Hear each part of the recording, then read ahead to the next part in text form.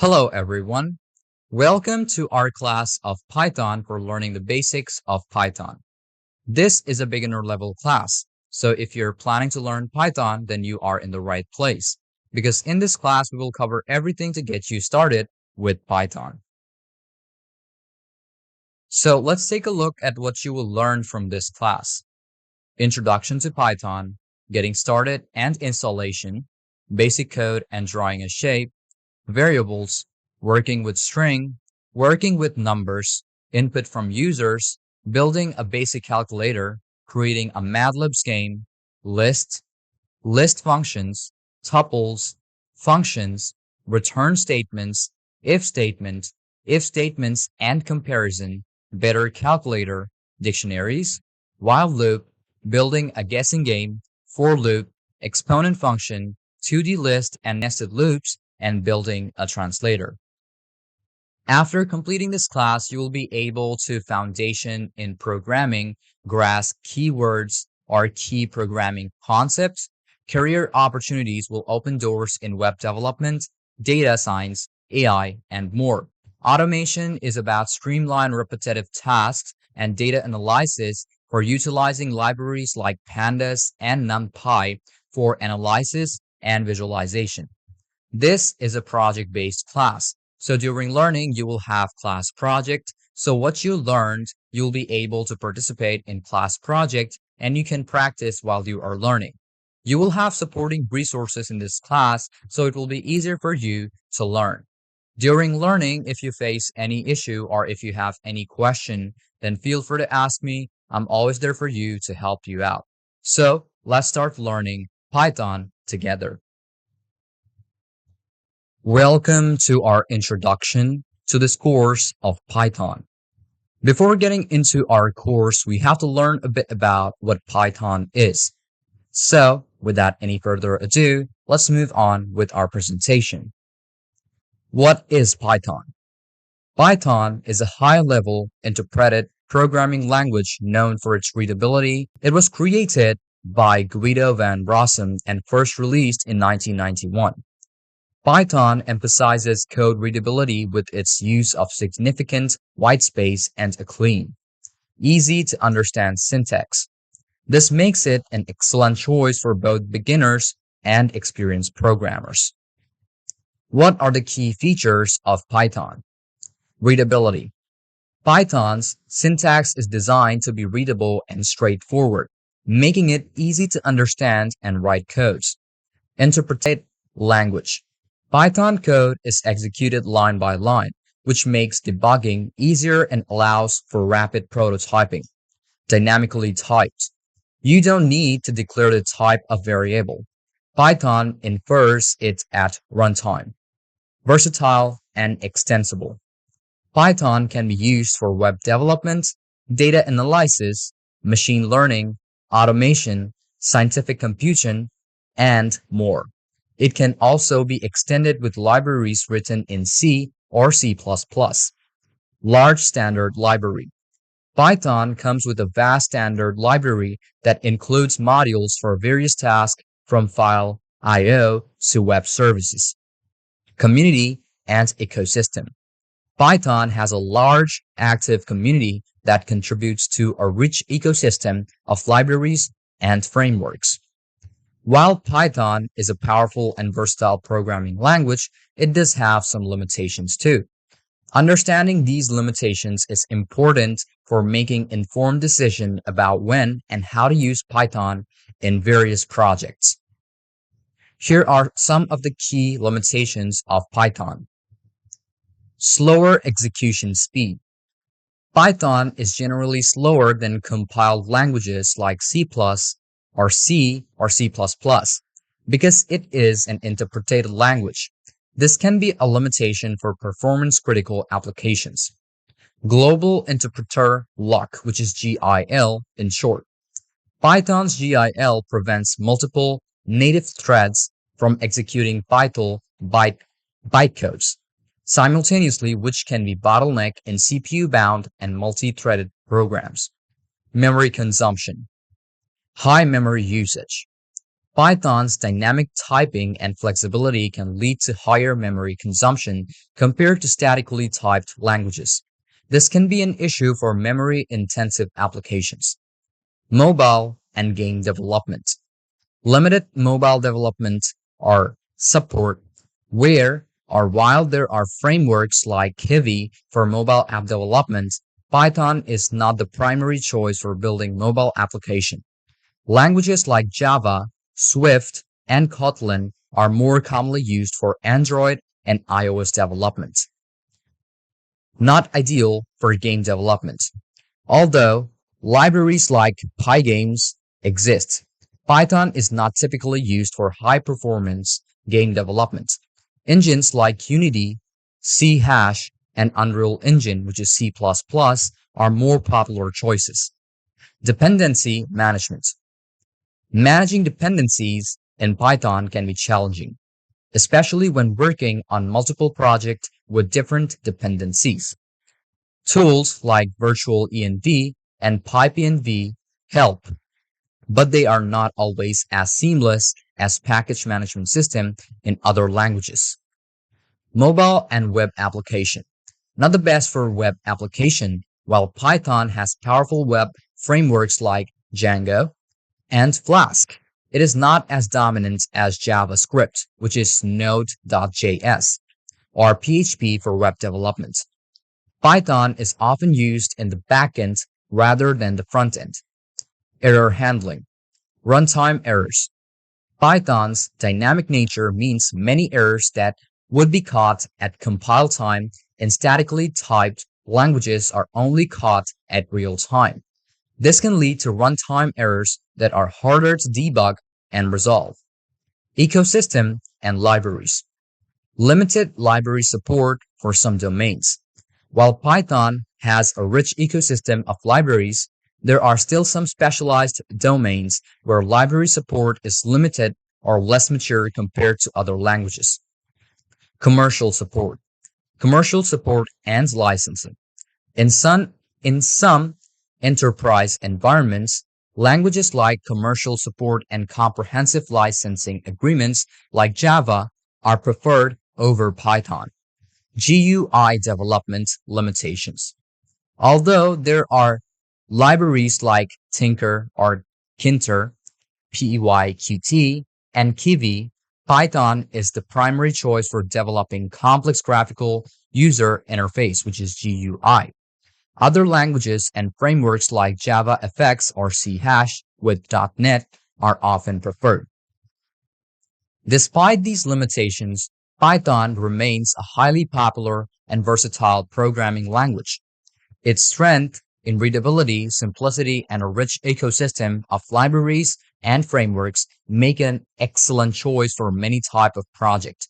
However, for performance-critical application, mobile development, or scenarios requiring extensive multi-threading over languages might be more suitable. Understanding these limitations help in choosing the right tool for the job and effectively utilizing Python's strength while being aware of its constraints. Python's simplicity and readability make it an ideal language for beginners, while its powerful libraries and frameworks make it suitable for advanced application. Whether you're interested in web development, data science, machine learning, or automation, Python has the tool and libraries to support your project. So hope you understood everything you need to know about the basics, the idea, and the functions and limitations, and also the advantages of Python. We can move on with our classes and how you're going to get started with Python. Make sure not to skip any part of this course because this is going to be very important and most of them are going to be on codes and commands. So even if you miss a specific part, even if you mistake or do a mistake on anything, it will not run perfectly or it will not run properly. So thank you for watching this video and hope to see you guys in my first class of Python where we're going to get started with fixing up the software and also where we are going to run it. Welcome to our first class of Python. So in this class, I'm going to be showing you how you can get started with Python and about the installation. Now, about the installation too, and about the preferences, which I'm going to be showing you, make sure not to skip any part because if you do, you might miss out on something very important and you might face some hassle on running up the codes and also working with Python. So, without any further ado, just make sure you are connected to the internet most of the time and follow up the steps which I'm showing you. So the first thing which we are going to do is open up any web browser which you have on your device. It could either be Chrome, it could be Mozilla Firefox, and you can also use Microsoft Edge. So I'm going to open up Google Chrome on my device. As you can see on my screen that I have Google Chrome opened up. Now in Google Chrome, what we're going to do is going to be searching for python.org, which is going to be the official site of Python. So search for Python. Or just search for Python. And the first link which opens up is python.org.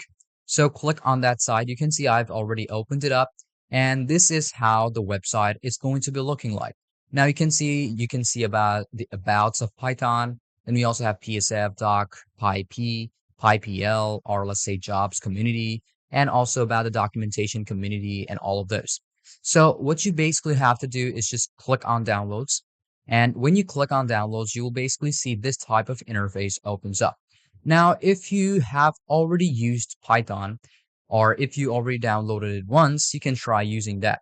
But one thing which I would say that if you already have Python downloaded on your device, make sure that it is on 3, okay, which is the version 3. Now, on an older version of Python, it could also run on point 2. Now, one thing about point 2 is that it is very basic. Now, one thing which you will face over there is that it's going to be very basic and it's going to be running quite good. But there's going to be a lot of bugs. There's going to be no updates and all because Python 3.12 or 3.6, those are the one which are being updated and upgraded like gradually. Okay, so try to use the latest version. As you can see, we have Python 3.12.4. Now, in some cases or in some of the websites or in some time, you'll basically see there's going to be 2 versions. It could either be 2.4 or it could be 3.12. So always make sure that if you're new to Python, make sure to download the latest one because obviously it's going to have a lot more newer features and a lot more bug fixes, okay? And a lot more stability and functionality added with it.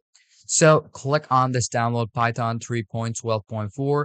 And another thing is that make sure to download it for Windows or whichever device you have or whichever OS you have. If you have it for Mac, you can click on Mac. If you want it for Linux, make sure to click on that. And if you have other OSs, just click on others and it's going to just take you or redirect you to the site or the page where you will be able to download it up. Okay, so I'm going to click on this download Python 3.12.4 and always make sure that you are connected to the internet and you can see this is being downloaded. And after this is going to be downloaded, we're going to install it up. But before that, we have to also download an IDE, which is basically a code runner. Now, there are a lot of code runners on the website and right now, which is running live. Okay. So from that, or among all of them in this course, we are going to be using PyCharm. Now, one thing I would say is that why are we going to use PyCharm? Now, the PyCharm runs Python very well and it is very good for both professionals and also amateurs at the same time. So make sure to try use PyCharm, or if you are also like familiar with the other ones such as Visual Studio Code and C++, you can try using that. It's also totally fine. So I'm going to click on this at another tab and I'm going to search for PyCharm. Click on PyCharm and you can see PyCharm, the Python IDE for data science. Just click on this download button or you can click on the first link and it will basically take you to this first site. Now, this is how the site will look like. And from here, you have this option called download. Now click on this download button and it might take you off to another page where it's going to tell you to either download PyCharm for professional or is it going to be for the community. So you can try this PyCharm professional, but I don't want that. So what you're basically going to do is click on this and click on download over here. And you have this option over here, but you can also just go back on the pycharm.com. And over here, you will basically find another option, which is going to be for the community, which is basically free. So try using the free version of PyCharm. And even if you cannot find it, then just try using another one. It's also totally fine. But if you still want to use PyCharm, what you're going to basically do is PyCharm community download. Click on that, and you have this option over here. How can I download an old version? So click on this other versions or click on download PyCharm. Other versions, just click on that and wait for a bit until like another like part of it opens up, and you can see this is how it's going to look. Okay, so there we go. We have for Linux, Windows, and all of them. And make sure to select up this one 2024 1.3 windows.exe, which is for me. But if you have a Mac OS or a Linux, you can try using them too, but always make sure that it is the newest version available. So I'm going to click on this button over here, Windows EXE, and then just wait for a bit until this starts downloading. And you can see that this has already started downloading. And then after all of it is downloaded, just make sure to install it up on your device. So I'm going to wait for a bit until this is downloaded, and I'm going to show you how you'll be able to install them on your device. So as you can see that both of my commands or both of these applications have been downloaded. So what I'm going to be doing is going to go in off to that file. I'm going to open them up. There we go. We have two of these files over here. We're going to install them one by one, which is one of the most important thing. So you can see when you click on this Python option or this software or this application, you'll basically see this is the type of interface which opens up on my device. Now from here, what you're going to do is do not do anything. Just click on install now. Click on that and it will take just a bit of time to install it on your device. And it's also going to analyze your device if it is a 64-bit device or is it a 32-bit. So as you can see that as I have a 64-bit device and this is how it is installing. And we can also see the version, which is 3.12.4. So make sure to install it just the way just the way I did it. If you have a Mac OS, it's going to be a lot more easier. You're just going to install it. It's just going to show you this type of interface and you're going to install it anyways. And after this will be installed, now you can see this is going to be launched on my device. So after this is done, we're also going to install PyCharm on our device, and we're going to show you about the preferences and how you are going to open up Python and work with it. So I'm going to close this off, and the next one is double click on. And I'm also going to be waiting for just a bit until another platform like this opens up. So I'm going to click on this next and make sure to select up where you want to save it, like save it on your device. Click on next again. And I'm also going to be opening up or creating myself a desktop shortcut so that I can see it.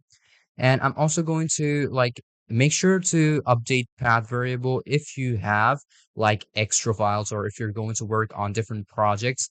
So I'm not going to be using that. I'm going to just click on this one, and you can also add open file or open folder as project too. You can also turn that on, and I'm going to click on this one too, .py create association. If you want to do that, it's basically up to you. But if you don't want that, it's also totally fine. You have to basically just do it individually. So I'm going to click on both of them, make sure both of them are checked, and press on next, and then just click on install. Now it's going to take a bit of time to install these up to. You can see this is extracting. It's going to extract a lot of these files and a lot of the data. Just make sure that you are connected to the internet most of the time whenever you are working or whenever you are installing any of these IDEs and also Python, okay? Because it also takes a bit of that internet data or the data online and installs it up on your device, because not all of the data is going to be on your extraction file. You can see now this is extracting very fast. You can also click on show details to check up what is being extracted. You can see that this is going on very fast. So after this will be downloaded, we're also going to open up PyCharm on our device and show you about the preferences. And now you can see this is almost at the ends of the modules. So after this is done, let's just open up PyCharm on our device. So I'm going to just press on Run PyCharm Community Edition. So click on Finish, and then you can see screen reader detected. You want to enable screen reader support in PyCharm. Just click on Enable, and it will take just a bit of time, and you can see this, agreement which you have to click on and continue. You can see it's anonymous. I'm going to click on Don't Share, and then wait for a bit until this type of interface opens up on my device. I'm just going to close off Google Chrome for this one. And I can see this is basically how it looks like. It looks totally different from a Mac OS, but make sure to keep this thing in mind. First thing you're going to do is click on this customize option, and you're going to be able to fix the theme, the color over here. You can see we have dark. If you are on an older version of Python, you'll basically see it's called Darkula. Make sure to select that for a dark theme. Well, I just like dark theme because it's just looks a lot more comfortable to my eye. But if you want to use the white one, it's also totally up to you. Then we have is the IDE font. I'm going to keep it 13, which is also totally perfect. And then you can also adjust color for red, green vision deficiency. This is going to be for the people who have like color blindness issues. You can turn them on and off whenever you want to, but I'm going to keep it turned off. And you're going to do is going to be syncing with the OS. Make sure to sync it. Okay, you can turn it off and on anytime you want. So I'm going to turn this on. And then we have the key mapping, which is going to be for our Windows. You can also turn on Emac if you want to, if you want like a simulator for your Mac, but I'm going to keep it on Windows. And we have all settings over here. You can click on that. So first thing, we have the appearance, and then we have new UI. Turn on enable new UI, requires restart, but you're going to just turn it on or keep it turned on because it is already applied to it. Then we also have the show tool Windows names. You can turn it off and on. And if you have a low end device or a medium end device, it's not basically a medium end. It's basically for a low end device. It's just turn on compact mode. The UI elements is going to take less screen space, and it's also going to take less pressure on your CPU. And also it's going to keep less processes on your threads. And we have menus and toolbar. You can fix them up.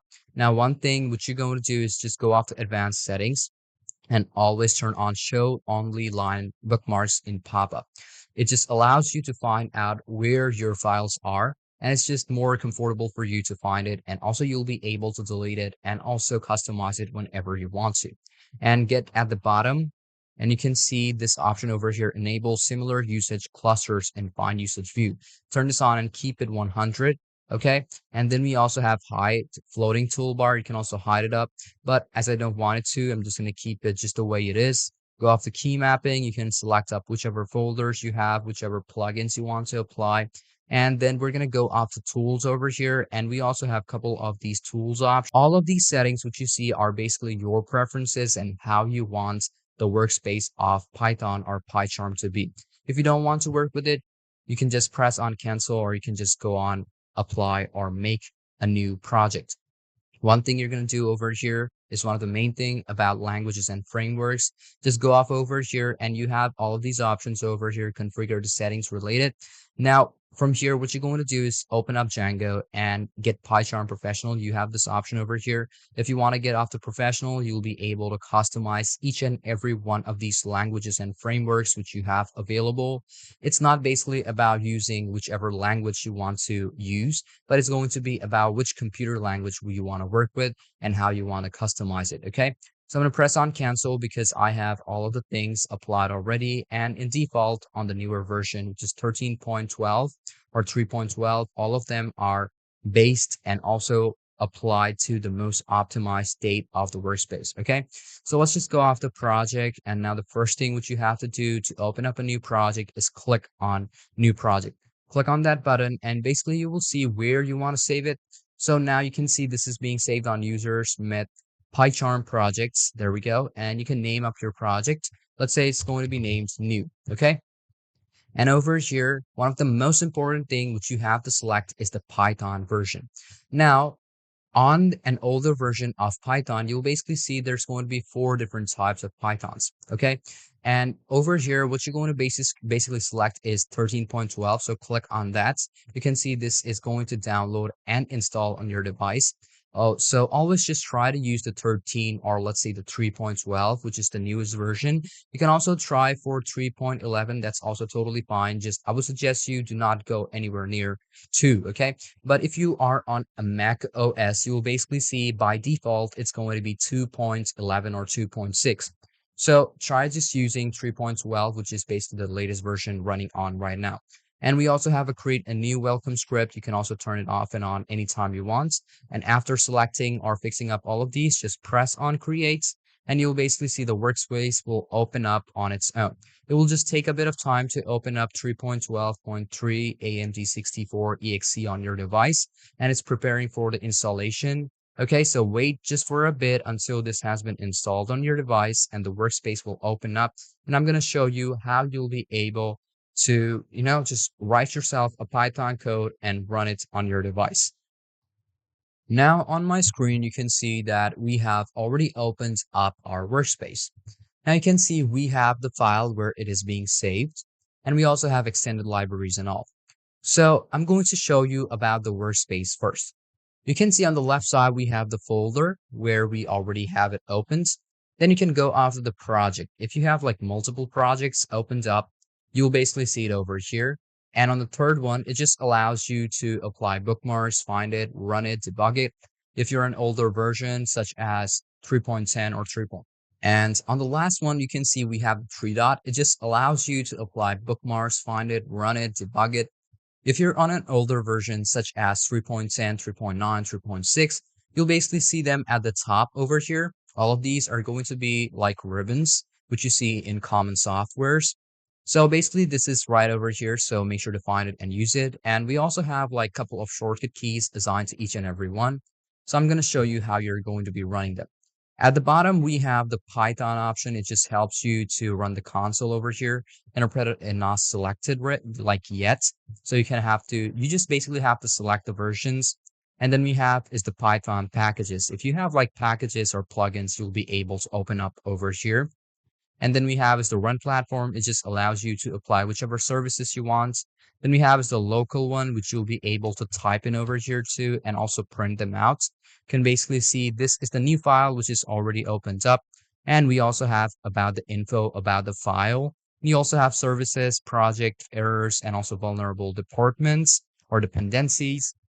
And the last one we have is the version control. So just make sure to use the 3.12 or whichever new ones you have. And now when you want to open up or write yourself up a new file, first thing you have to do is basically go off over here, click on this one or this option over here, or click on this, and you're going to basically just open up a new one. You can also open up a new one just by clicking on this button over here. And then we have this run option. You're going to run it, but basically you have to open yourself up a new one. Okay. So first off, we have this new over here. And you can also click on these options over here. You have these options over here, current file, edit configuration. You can apply whichever like projects or whichever codes you want to run to. Okay. But first thing you have to do is click on this new option over here on file. Click on new project or new. It's basically up to you. Press on this new option. Click on the version over here. You can also open them up. But if you want to open up, let's say new, I'm going to click on that and select up the Python file. So when you click on Python file, it's just going to say or where you want the file to be. So the name is going to be, let's say new, that's it. And click on Python file. There we go. Now we have opened ourselves up the IDE for running our Python, which is .py file. Now over here, you can put in whatever commands you want, but it's going to require specific keywords for running them. So I'm just going to show you something. Let's say I'm going to put it print over here, open the parentheses. I'm going to put in double quotation. I'm going to put in hello world. Okay. And if you just go off over here on the three dots and press on run, you'll basically see over here, you can see running the application, launch, run configuration. Okay. To run the code, you have to follow all of these options over here. Select run in the editor and launch a run configuration. So you have to apply new. Let's say I'm going to put in Python over here, unnamed. I'm going to put in new over here. The interpreter, this is still not selected. And on the script, click on module. And you have to put in the code competition or completion available. And you can see valid Python interpreter is still not applied. So you're going to turn that on and you're going to run the application again, and it will like just print up all of the things which you require. So now I've just basically shown you just what kind of commands it could be, and this is one of the most basic one. In our next lesson, I'm going to show you how you're going to fix out the run configuration files and how you're going to run them on this specific panel or the workspace. So thank you for watching this video up till the very end, and hope you understood about everything in this class. If you still have any confusion about how the workspace functions and how you'll be able to work on with it, just make sure to not skip any part, and I'm going to show you each and every one of these steps step by step in each and every class. So without any further ado, let's move on to our next class of Python. Welcome back to our second class of Python. In this class, I'm going to be showing you about basic code and drawing a shape. Well, in our last class, I've shown you about how you can install it, how you can get into the workspace, and about its preferences. In this class, I'm going to show you about the basic code, which I've already shown in class. And in this class, in addition, I'm going to show you how you can draw a shape just by using Python. So make sure not to skip any part of this class, because every bit of it is going to be very important. And always make sure that you are connected to the internet. So without any further ado, let's open up PyCharm on our device. As you can see on my screen that I have already opened up PyCharm on my device. Now you can see in my last class, I've already created a new folder where I have been, writing my commands. So the first thing we're going to do is follow up the same thing. Just click on this button over here, click on File, and click on New. And then click on Python File so that we have our IDE opened up for running our Python code. So I'm going to click on that again, and I'm going to click on this. There we go. And we already have our PyCharm or our Py command running already. So over here, we have a couple of these options to select from, libraries and all of those. So you'll be able to work with any of these if you want to. But if you want to open up directly a new project, just click on this. There we go. We have another one, PyCharm project, and then click on the interpreter project menu and select Python 3, which is going to be important, and press on create.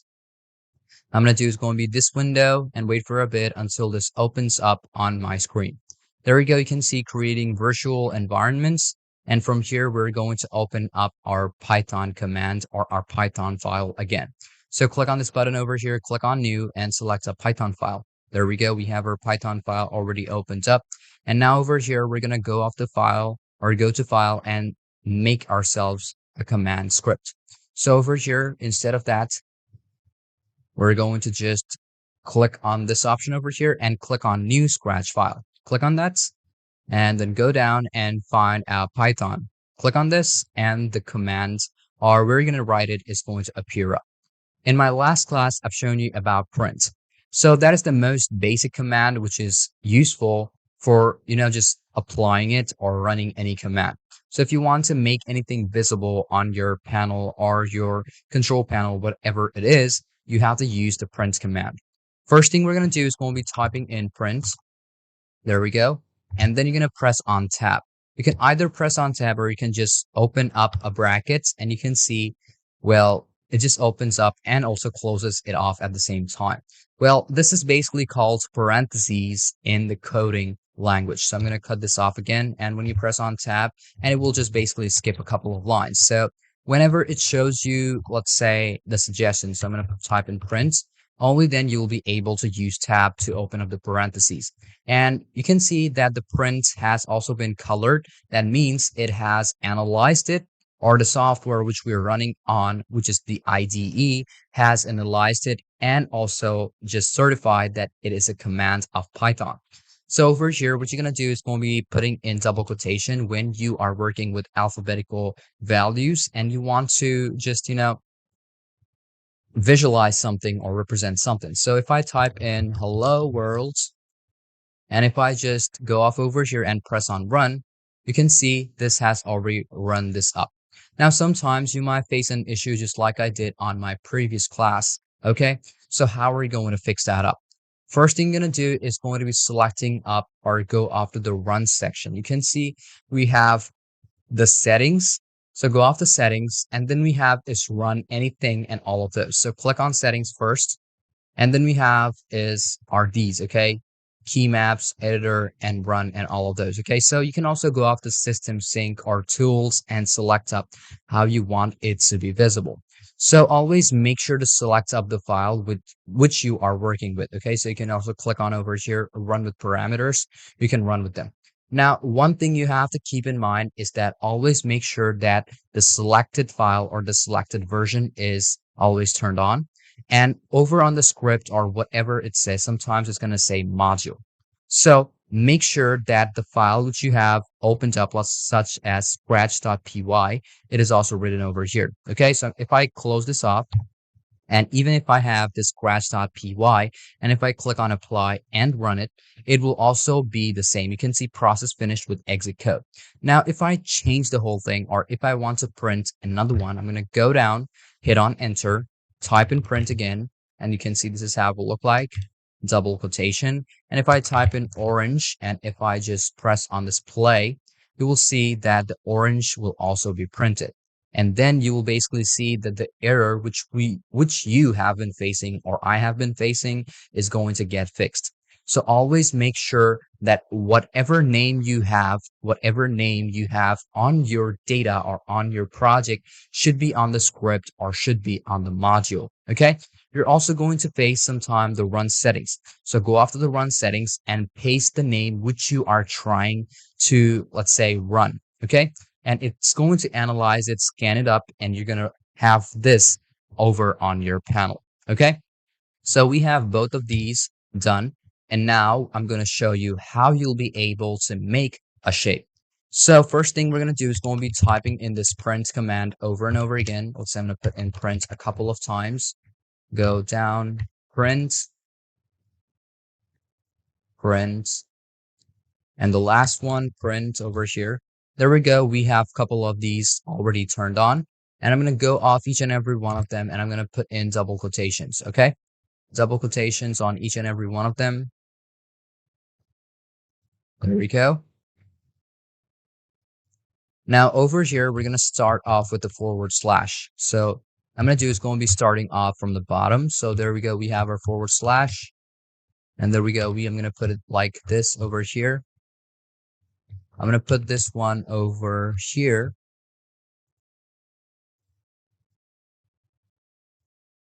There we go. And then over here, I'm going to put in a space again and put in a closing slash, which is going to be important. So I'm going to type in this one. There we go. I'm just going to close this off. And if I just put one over here, there we go. I'm going to put in these slashes.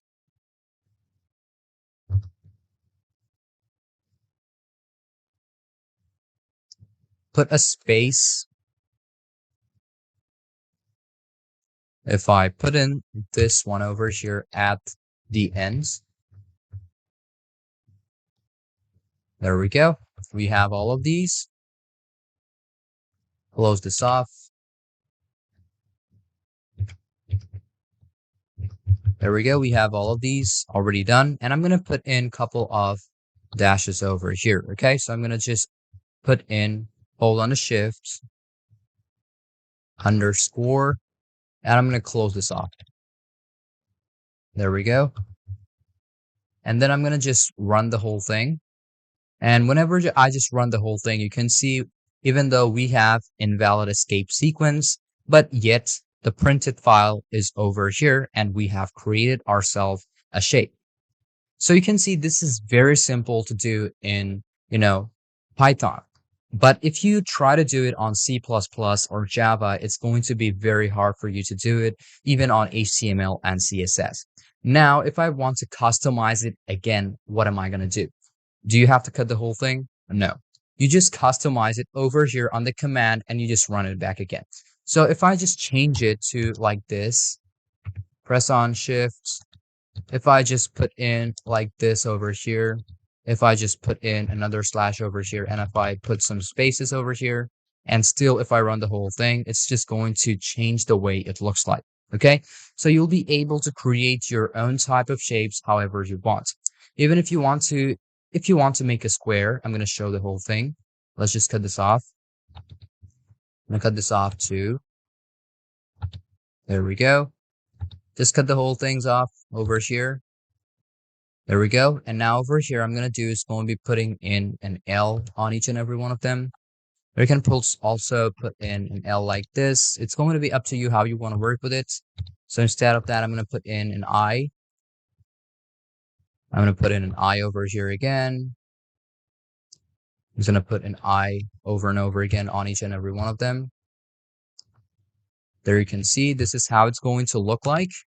I'm going to keep just putting in eyes, and then I'm going to put in like a couple of these faces. Put in an eye. Close all of these off. Put in an eye over here. There we go. So you can see this is how it's going to be looking like. And after you're done, you just hit on run. And you can see we have our square too, even though it is not like perfect, but this is how you're going to be making yourself shapes in Python.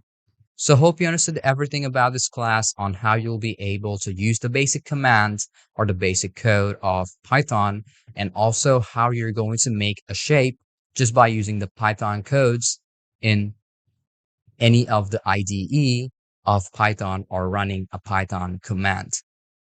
So thank you for watching this video up till the very end. If you still have any confusion or any question about any part of the lesson, feel free to ask me anytime. I'm always there to help you out. So without any further ado, let's move on to our next class of Python. Hello everyone, welcome back to our class of Python. In this class, I'm going to be showing you how you're going to use variables in Python. So make sure not to skip any part, because every part of it is going to be very important for you in later use. So without any further ado, let's just move on to our class. Skip any part and always stay connected to the internet. As you can see on my screen that I have opened up PyCharm. So over here, we're going to go off the file, open up scratch.py, which is already opened, and I'm going to just work on with the same one, which I've used in my previous class. So just cut off all the commands, and now the first thing we're going to do is going to be putting up a couple of things, maybe like a paragraph. So I'm going to put in print, open up the parentheses, double quotation, and then let's say the fox has run out of food. Hit on enter. I'm going to put in print, put in double quotation, and then here I'm going to put in again. So he went to the forest, enter, print again, double quotation. He was almost 7 years old. I'm going to cut off this part, close the parentheses, put in another one, let's say print again, double quotation, and then I'm going to put in something like he then found a piece of meat. There we go. We have the whole thing. I'm going to close this off too with the parentheses. And then if I just run the whole thing, you'll basically see on the panel, all of this has appeared up. Now, one thing over here we have to think about is how the variables work. Now, variables are kind of like, let's say, it just fills up the criteria with only one word, or maybe anything what you put it up as the criteria. So to put up your different data into your program and also run the variable, you have to also put in a specific code for that. Now, the specific code for that is going to be just what you put it. So I'm going to show it to you. You don't have to worry about it. So I'm going to take the this over here and I'm going to put in my variable. So let's say this is the name of the animal. So I'm going to put in, let's say, animal.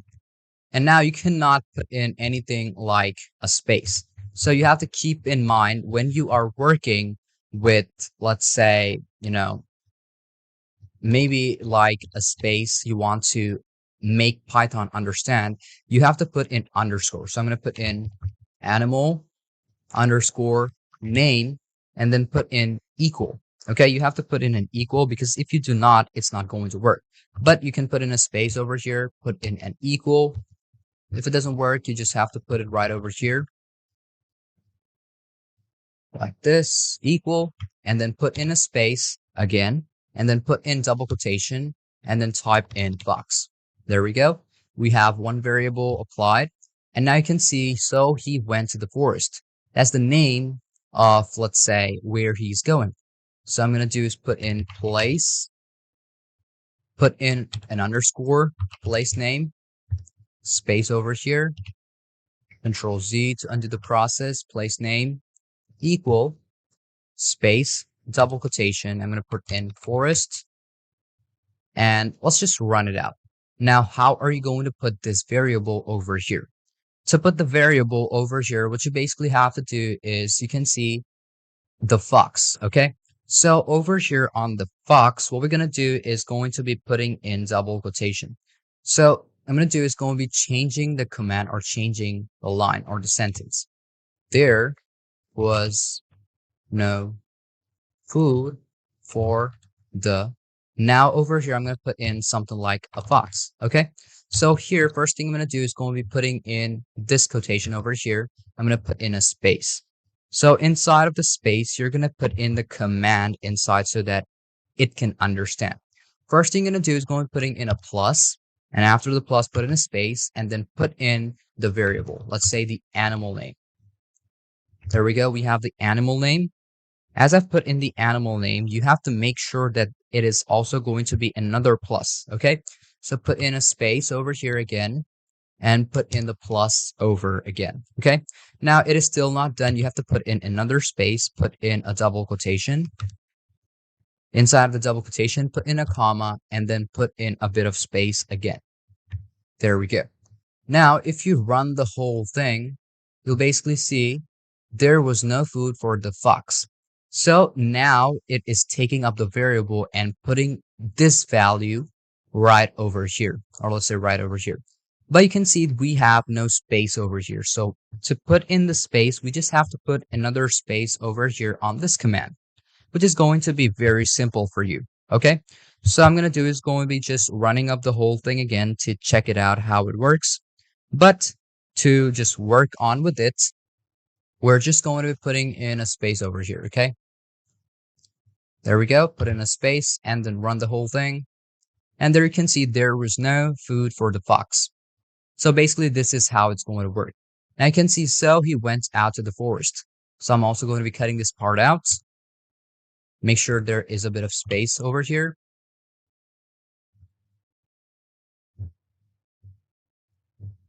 I'm going to put in another space. And over here on the quotation, I'm going to put in a plus. We have the plus over here, and you're going to put in the variable, let's say the place name.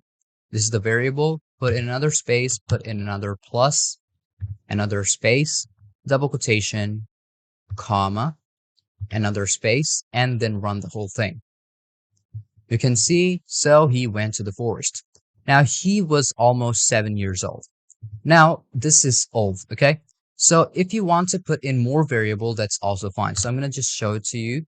Let's say word, and put in space, equal, and put in double quotation. It doesn't matter, or it is not going to require a code for you to put in a command for your variable. So word is going to be old. This is the variable. Hit on enter, and the last one is meat. So I'm going to put in food type equal, put in double quotation, and put in meat. Okay, that's totally fine. And now I'm going to put the same thing over here. Let's say I'm going to put in a space, and you can copy up the commands for each and every one. Control C. There we go. I'm going to put in this over here and put in this over here. I'm going to cut out these parts. And not all of them are going to be the same. So I'm going to do is going putting in different ones. So this is not going to be the same variable. Instead over here, I'm going to put in the word. So I'm going to put in word. This is the variable. I'm going to cut off this one. And I'm going to put in, let's say, the food type. So we have all the variables ready. I'm going to press on this. And you can see one of the syntaxes has not been closed. So this one has not been closed. So I'm going to put in this close of the parentheses, run the whole thing again, and now you can see this is totally perfect. Now, if you want to put in a full stop, just put in a full stop at the last one and run the whole thing, and you can see the full stop has also been added. So this is basically how simple it is. Now I'm going to show you how you will be able to work with, let's say, multiple of them at the same time. How are you going to do that? Let's say I'm going to do is going putting in a space over here. Now, if I put he or change the he into something different, you will able to work with it too. How are you going to do it? So instead of the fox, now if I want to put another variable, so I'm going to put in, let's say, animal type, or else I'm going to put in animal name over here. Now the animal name should be equal. I'm going to put in equal, double quotation, and then if I put in, let's say, a rat, or instead I'm going to put in a lion. That's also fine. And now I'm going to put in, let's say, the food name, food type, equal, to be, let's say, it's going to be a chicken. There we go. That is the food type. And now I'm going to put in this one over here. We have, let's say I'm going to put in the word. Instead of that, I'm going to just change this off. Word is going to be lion. There we go. He was almost 7 years old. I'm going to do is going to be changing the words, or even if you want to run it just like this, just press on run. And instead of that, you can basically see now up till this part, it is taking up this criteria or this variable. But if I put in a space and put in new variables, it's going to detect up and use these type of variables instead of these. Okay. So you can see that instead of the word old, it is using lion. Instead of the word food type, which is going to be meat, it is using chicken. So it found a piece of chicken. Okay. So this is how it's going to work and how you'll be able to work with multiple variables at the same time. You can also put it inside. So let's say I'm going to do is going to be putting this one over here. Let's say I'm going to do is going to be putting in a plus. And if I put in, let's say, animal name, put in a space, and I put in plus, hit on space again. And if I run the whole thing, you can see it takes a bit of time, and you can see bad operand type for any. You can see the string is not working. Why? Because I have to put in another one over here. Double quotation.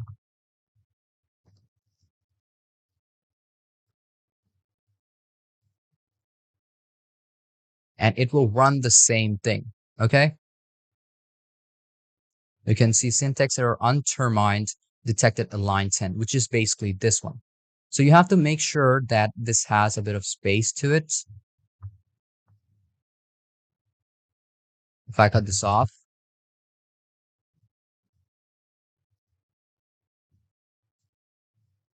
and you can run the whole thing again. I'm going to cut this off. And if you run this back again, it will still not play. I'm going to show it to you. And you can see this is still on an error. Now, how are you going to fix it? Now you can see on each and every one of these commands, we have double of these quotations. So just make sure to take it at the beginning and put in double quotations and put in a bit of space over here. And if you run the whole thing, and then you can see it will be applied. Now, if you want to put a bit of space, then you just take this, put a bit of space, hit on enter, and then you can see the name has also been added at the front. So this is basically how you are going to put any variable, or you're going to work with variables by putting in double quotations at the beginning too. And even if you're not working with variables, or if you're working with variables like two of them in the same line, just make sure to put in double quotations on the beginning and also the end. If you want to put one inside of this, make sure to just keep it like nothing. Just put a space in between them, but make sure to put in double quotations on each and every one of these commands when you are working with variables. So thank you for watching this video up till the very end and hope you understood about everything in this class. If you still have any confusion or any question about any part of the lesson, feel free to ask me anytime. And one thing which you have to do while learning Python or any code when you're learning is that you just have to keep on the practice, because if you do not, you will just, be unwary of it and you're just going to lose how it's going to work or how you will know or about the knowledge of it. So without any further ado, let's move on to our next class of Python. Welcome back to another class of Python. In this class, I'm going to be showing you about working with strings. Now, Python has specific type of databases and specific type of commands, but within the commands, there are specific type of values, such as variables, strings, numbers, and all. So I'm going to show you, describe each and every one of them step by step. So make sure not to skip any part of this class because every part of it is going to be very important. And just like I've been saying the whole class, is that always make sure that you are connected to the internet, because whenever you want to troubleshoot or whenever you face any error and you want to get suggestions, obviously if you stay connected to the internet, it's also going to give you a resolve to it. So just make sure to follow it up. And let's just hop on into our class by opening up PyCharm on our device. As you can see on my screen that I already have PyCharm opened up, and this is the data, or this is the command or code which I've done in my previous class. Now you can see most of the command or code which I've used over here are just variables, right? Variables and also specific type of strings, but I'm going to be showing you what type of data are there. Now you can see most of them are alphabets, but if I try to use a number, I will also be able to use it. Now, let's say instead of the forest over here, we can also put in a number. Let's say I'm going to put in 50. Hit on enter, or I'm going to do is just going to just keep it together. And if I play it up, it will also just paste out the number. Now you can see, even though we have 50 inside of it, the place name over here is not being used. Or let's say if I put in place, I'm gonna hit on enter or press on Control Z. And if I just put in place age over here, and if I just try like pressing out or pasting the whole thing, I'm gonna do is just open this up, and then I'm gonna do is going to be opening of the parentheses. And if I just hit on enter, just make sure that you have all of them closed up parentheses. If it's not going to be like that, it will show you syntax error or something like that. I'm gonna play the whole thing, and there you can see we have the specific value 50 being used. So you'll also be able to put in those numbers, even if you want to put in like decimals. So I can also put in decimals. If I put in 4, 5, 6, and if I just press on play, it will also put it up. Now you can see, even though we have the place age, now there are certain things that are mistakes over here. So what is going to happen is that I'm going to put in a double quotation over here. It will just allow me to just paste it up. And if I play this, then it's going to be totally perfect. You can see this is basically how it works.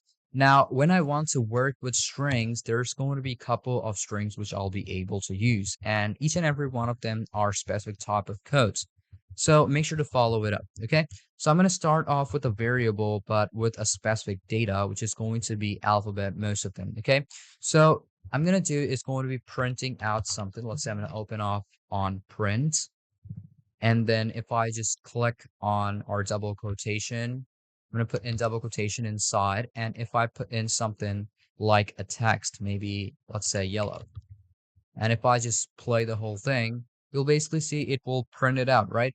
Now, if I put in yellow, white, If I play the whole thing, it's going to be yellow and white, and it's also going to adjust up the space in between them. Now, there is also a specific value which works with true and false. So it's going to also depend up to you what type of commands or data you put in to meet up the criteria and fill it up to true and false. Now, one thing what I can do is that I can use the forward slash over any time, but there's going to be certain types of stuff too. So if I put in forward slash, instead of that, let's just use backward slash. And if I just play the whole thing, you'll basically see now this is not working. Why is it not working? Because this is basically a command. Now, what type of commands can be used with it? So if you want to like make a space or make two lines with the same thing, what you can do is just put in this backward slash and then put in an N. If I put in an N, you'll basically see now this part is being colored up. Why is it being colored up? It's because it is now terming it as a command. Now, even though it is as a command, what is it going to do? It's going to make the same printout, but it's going to be on separate lines, yellow on another line and white on another line. So if I play it, this is how it looks like. Now, if I put in another one, if I put in backslash, put in N, and if I put in black, if I just play it, and you'll basically see it's going to be three of them. So no matter how many things you put, wherever this command has been put, it's going to be pasting it on another page after that command. Okay, so make sure to keep that thing in mind. Now, if I want to use like specific, like, let's say I want to put this double quotation inside the text. Now, what will happen if I put one inside of the text? What is it going to do? So you can see that the double quotation mostly prefers or mostly is used when you want to print something out or when you want to put any specific values inside of it. So if I put in white and instead inside of it, if I put something like a forward slash, or maybe let's say I'm going to put in this double quotation. Now you can see this is white. If I play it, it's only going to just show you this command. It's because there is a double quotation inside of it. Now, what if you want to use this double quotation inside of your command? To do that, just put in a backward slash in between it or just before it, play it up, and then you'll be able to work with it. So if I just put in something like this, and if I put in backward slash and double quotation, if I play it up, now you'll basically see that white is going to be like pasted in something like this. If I just put in a bit of space in between them and play it up, you'll basically see there's going to be a bit of space and also double quotations being used. So this is basically how simple it is to work with double quotation and how you'll be able to customize your own commands inside of a specific string.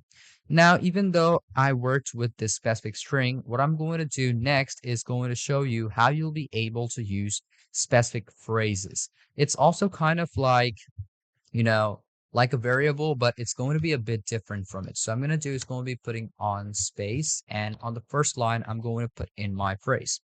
So here I'm going to type in phrase, put in the space, and then I'm going to do is going to be putting in, let's say, space and equal. And then inside of it, I want to put in the specific name. So I'm going to do is going to be cut this off. Let's cut this off. And if I want to do is just take the whole thing, Control X. And if I just put this inside of it, just like this, okay? Now, if I just use this as a variable, I will also get the specific data. Now, how will I be able to use it? Now, if I just press on play, nothing will basically happen. You can see it is still empty because this is now terming it as a variable. So if I want to use it as a variable and I want to print it, what I'm going to do is going to be putting this phrase inside of this print. If I play now, you'll basically see it will be printed. Now, one thing you might question is that I did not put any double quotation inside of it, but it is still printed. Now, if I just put in any specific command, let's say if I put in cox, if I just play it, it will not print out anything. You can see now it's because there is no variable and there is no double quotation. Why, when I put something like a variable and I just paste it, it will still be printed? It's because I've used double quotation on this specific variable. So it takes out the phrase, it just prints it out inside of the commands, and it shows you that, okay, I can print it out just the way it is. Okay, so make sure to keep this thing in mind, and this is going to be very helpful for you in later phrases and also later phases of working with Python. Now, if I want to like concatenate, what I'm going to do is going to be using the same variable. Now, how am I going to do it? So I already have my variable where the keyword is phrase. And for the keyword, the value is yellow white. So if I put in something like phrase inside of it, and if I put in space and plus and then space again, and then put in double quotation to put in what you want to concatenate. Yellow white is my favorite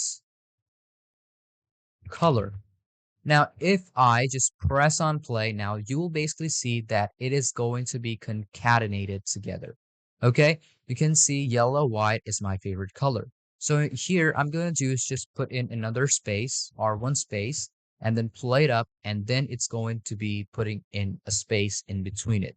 So you can see how simple it is to work with Python. Okay, so as I have my variable and also I've shown you how you can concatenate data. And the next thing what I'm going to show you is that how you are going to put in, let's say, a command, which is going to help you to understand if the value is true or false. So if I just, put in a command, it's going to show me that. But before that, let me also show you how you can also change up the values and how you'll be able to change up the capitalization. Now here, what I'm going to do is going to be changing all of them into, let's say, capitals. So if I put in yellow, white, there we go, yellow, white. So I'm going to do is going to be cutting all of these off, or let's say I'm going to just keep in phrase. Okay. So as I have phrase, and now I'm going to put in a couple of function. And inside of the string, you will also be able to put in functions. So what are the type of functions? There are a lot of functions. Now to use functions, you have to use a dot. Now when you use a dot, there's going to be a lot of these strings which you'll be able to work with. Now from here, what I'm going to do is going to be changing my words into, let's say, lower cases. So for that, what you're going to do is put in LOWER. Okay, so that is it. Now when you put in a lower, now when you play it, it will be an error. Why? It's because it is still not selecting up what to print. So here, what you basically have to do is also put in another parentheses inside of it and make sure that there is nothing inside. And when you play the whole thing, you'll basically see all of them will turn into lower cases.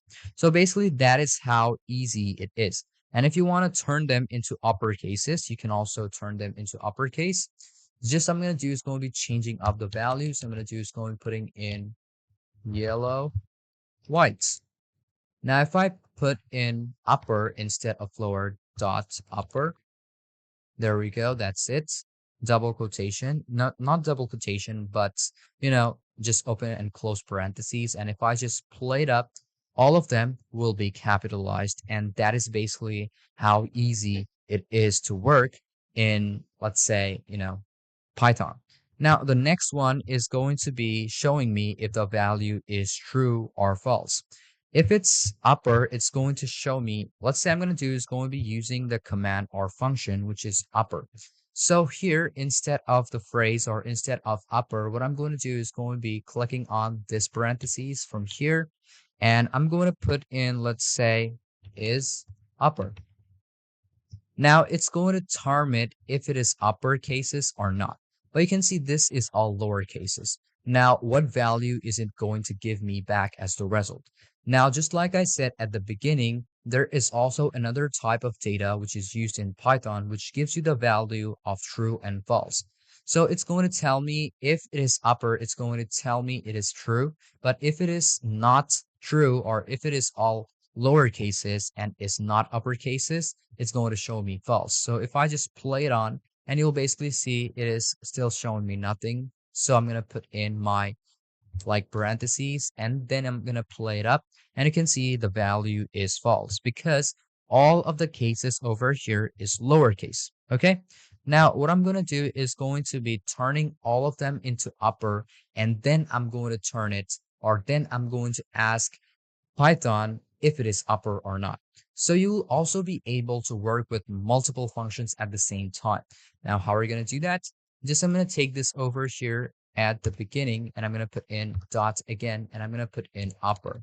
Okay, I'm going to open up the parentheses, and then I'm also going to be keeping this as upper. Now, basically, you will see it is going to show me true. Why? It's because before determining if it is true or false, we have also put in the command which turns all of these texts into uppercases. Okay, so first command or first function is uppercase, which already turns it uppercase, and then it allows this command or this function to check it out if it is upper or if it is lower, and then show me the value of true or if it is false. Okay, so now you know how easy it is. Now, the next command or the next function which I'm going to show you is going to be the length function. Now, the length function basically shows you how many alphabets or how many data is inside of any command or any variable or any word. So for that, what I'm going to do is going to be just putting in len before it. So I'm going to cut all of these off. There we go. We have print. I'm going to open up the parentheses and I'm going to type in len. So I'm going to open that up and I'm going to put in phrase inside of this parentheses only on this one. Now, if I just press on play, you'll basically see there's 12. So let's just count it. 1, 2, 3, 4, 5, 6. You can see 6, 7, 8, 9. Let's say I'm going to count again. 1, 2, 3, 4, 5, 6, 7 here, 8, 9, 10, 11, 12. Okay, so there we go. We have 12 of them inside of this specific word. Okay, so that is basically how easy it is just by using len. Now, if I want to just, let's say I want to use a specific number, or if I want to use a specific keyword or specific, let's say, one of these alphabets or even a number inside of a variable or inside of an alphabetical data or a numerical data. So what am I going to do? So I'm going to do is just close off all of those prints, open up the parentheses, and inside I'm going to put in phrase. There we go. We have the phrase. And now this is not a command or this is just a function. So here what you're going to do is open up the square brackets and then put in the number of where it is. Let's say this is 0, 1, 2, 3, 4. So what you're going to do is going to putting in 4, okay? Or maybe let's say 0, 1, 2, 3, and 4. It might show me as O, okay? So I'm going to put in 4. And if I just play it, it might show me O. And if I just put in 0, it's going to show me Y. So I'm going to play it up.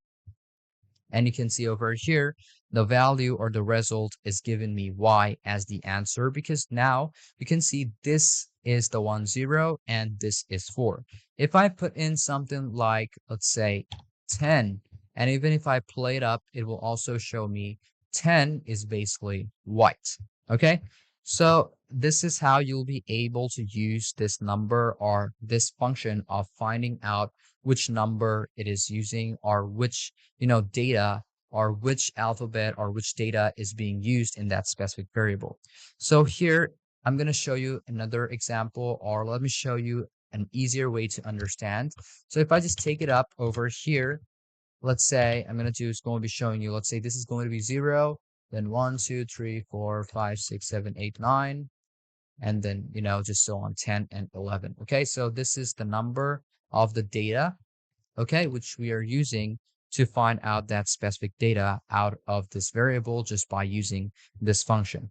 Okay, now the next command which I'm going to be showing you is going to be the index function. Okay, so let's just show it to you. I'm going to close off this. I'm going to close this off, and if I put in, let's say, dot index, it's going to show me the index of where it is or where that specific data is. Okay, so I'm going to do is going to be just typing on over here to find out the number. So if I put in L, it's going to show me 0, 1, 2. It could also show me 3. But if I put in Y, it's going to show me 0. So I'm going to put in Y. That's it. If I play it up, it's going to show me 0. Okay, so you have to keep that thing in mind when you open this up. Okay. So I'm gonna show it to you phrase again, which we already have, phrase dot index, which you can see over here. This is going to be dot index. You can see yellow and white. There we go. And then inside of it, you just have to use double quotation. There we go. If I play it up, and then you can see this is 0. If I put in, let's say, 0, 1, 2, 3, 4, 5, 6, 7. So which is W, it's going to show me 7 as the answer, or 5 as the answer. You can see W is 5, 2. So if I put in, let's say, T, it's going to show me 10. There we go. So this is how you'll be able to get out or find the position of where your data is. And if you want to also find it out just by using numbers, you can also use that just by using that, box number, okay? Or let's say the boxed bracket. Now, instead of using just one, you can also use in a whole word. So if I put in yellow, and if I just play it up, you can basically see it is still starting from 0. Okay? So that is how simple it is just by using these functions.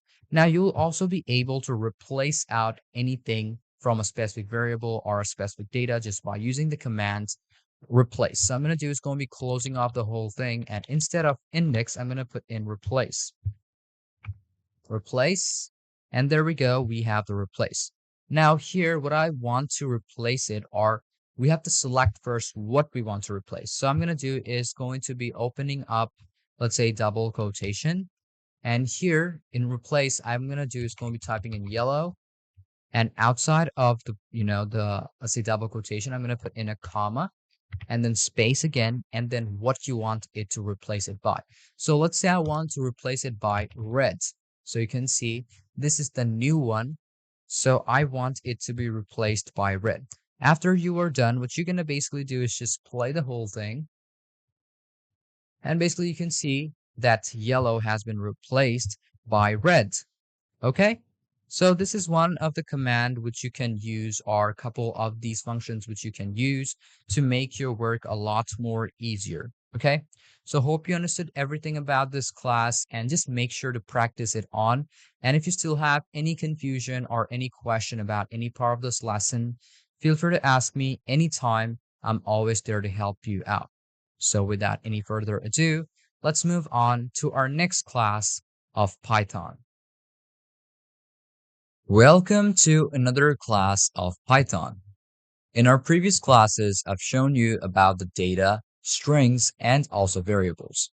So in this class, I'm going to show you individually how you're going to work with numbers and how many steps you can follow and what basic functions you can follow up to meet up your criteria and work on to make your project. So every part of this class is going to be very important. So make sure not to skip any part, because if you do, you might miss out on something very important, and later on you might face a bit of hassle. So without any further ado, let's hop onto our class by opening up PyCharm on our device, and always make sure that you are connected to the internet and try using a project or a new project from scratch every time you are working with numbers or even any project. As you can see on my screen, I have already opened up PyCharm. What we need to do is that how we are going to print out number. Now, most of the time, what we do is just type in print over here like this. Print, open up the parentheses, and we put double quotation and then put in whatever we want. And when we run it, it's going to run it up in the console. But when we are working with numbers, you will see that we do not need to put double quotations.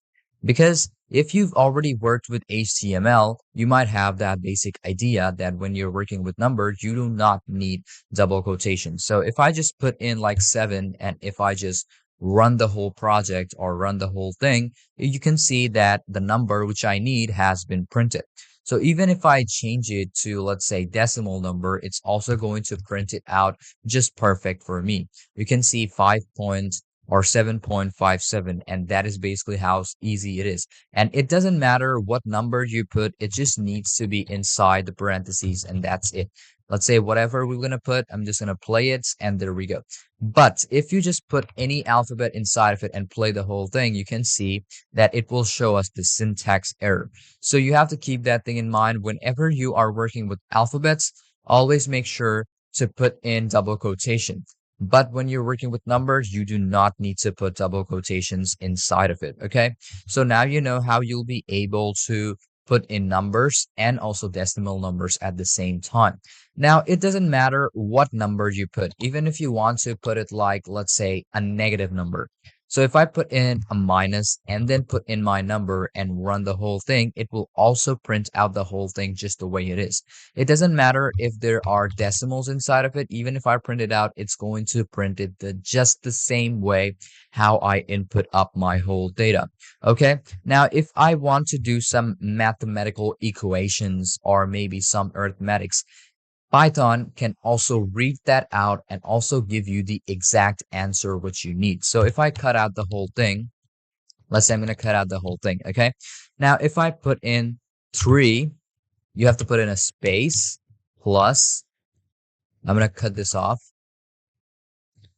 If I just put in a plus, and if I put in 7, it might give me, or it will give me the answer to be 10. So if I like play it out, and you can see that it can also read basic arithmetics.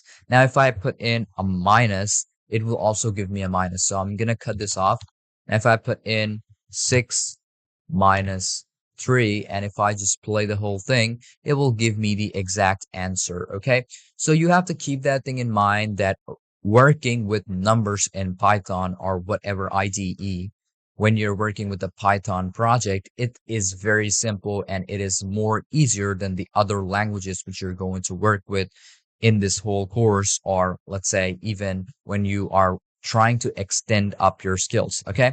Now, let's say if you want to multiply it or divide it, that is also doable. So if I just cut this off, and if I want to like divide it, if I put in 9, and then if I put in a slash like this, and if I put in 3, if I just play the whole thing, you will basically see 3 is the answers, because 9 divided by 3 is answer 3.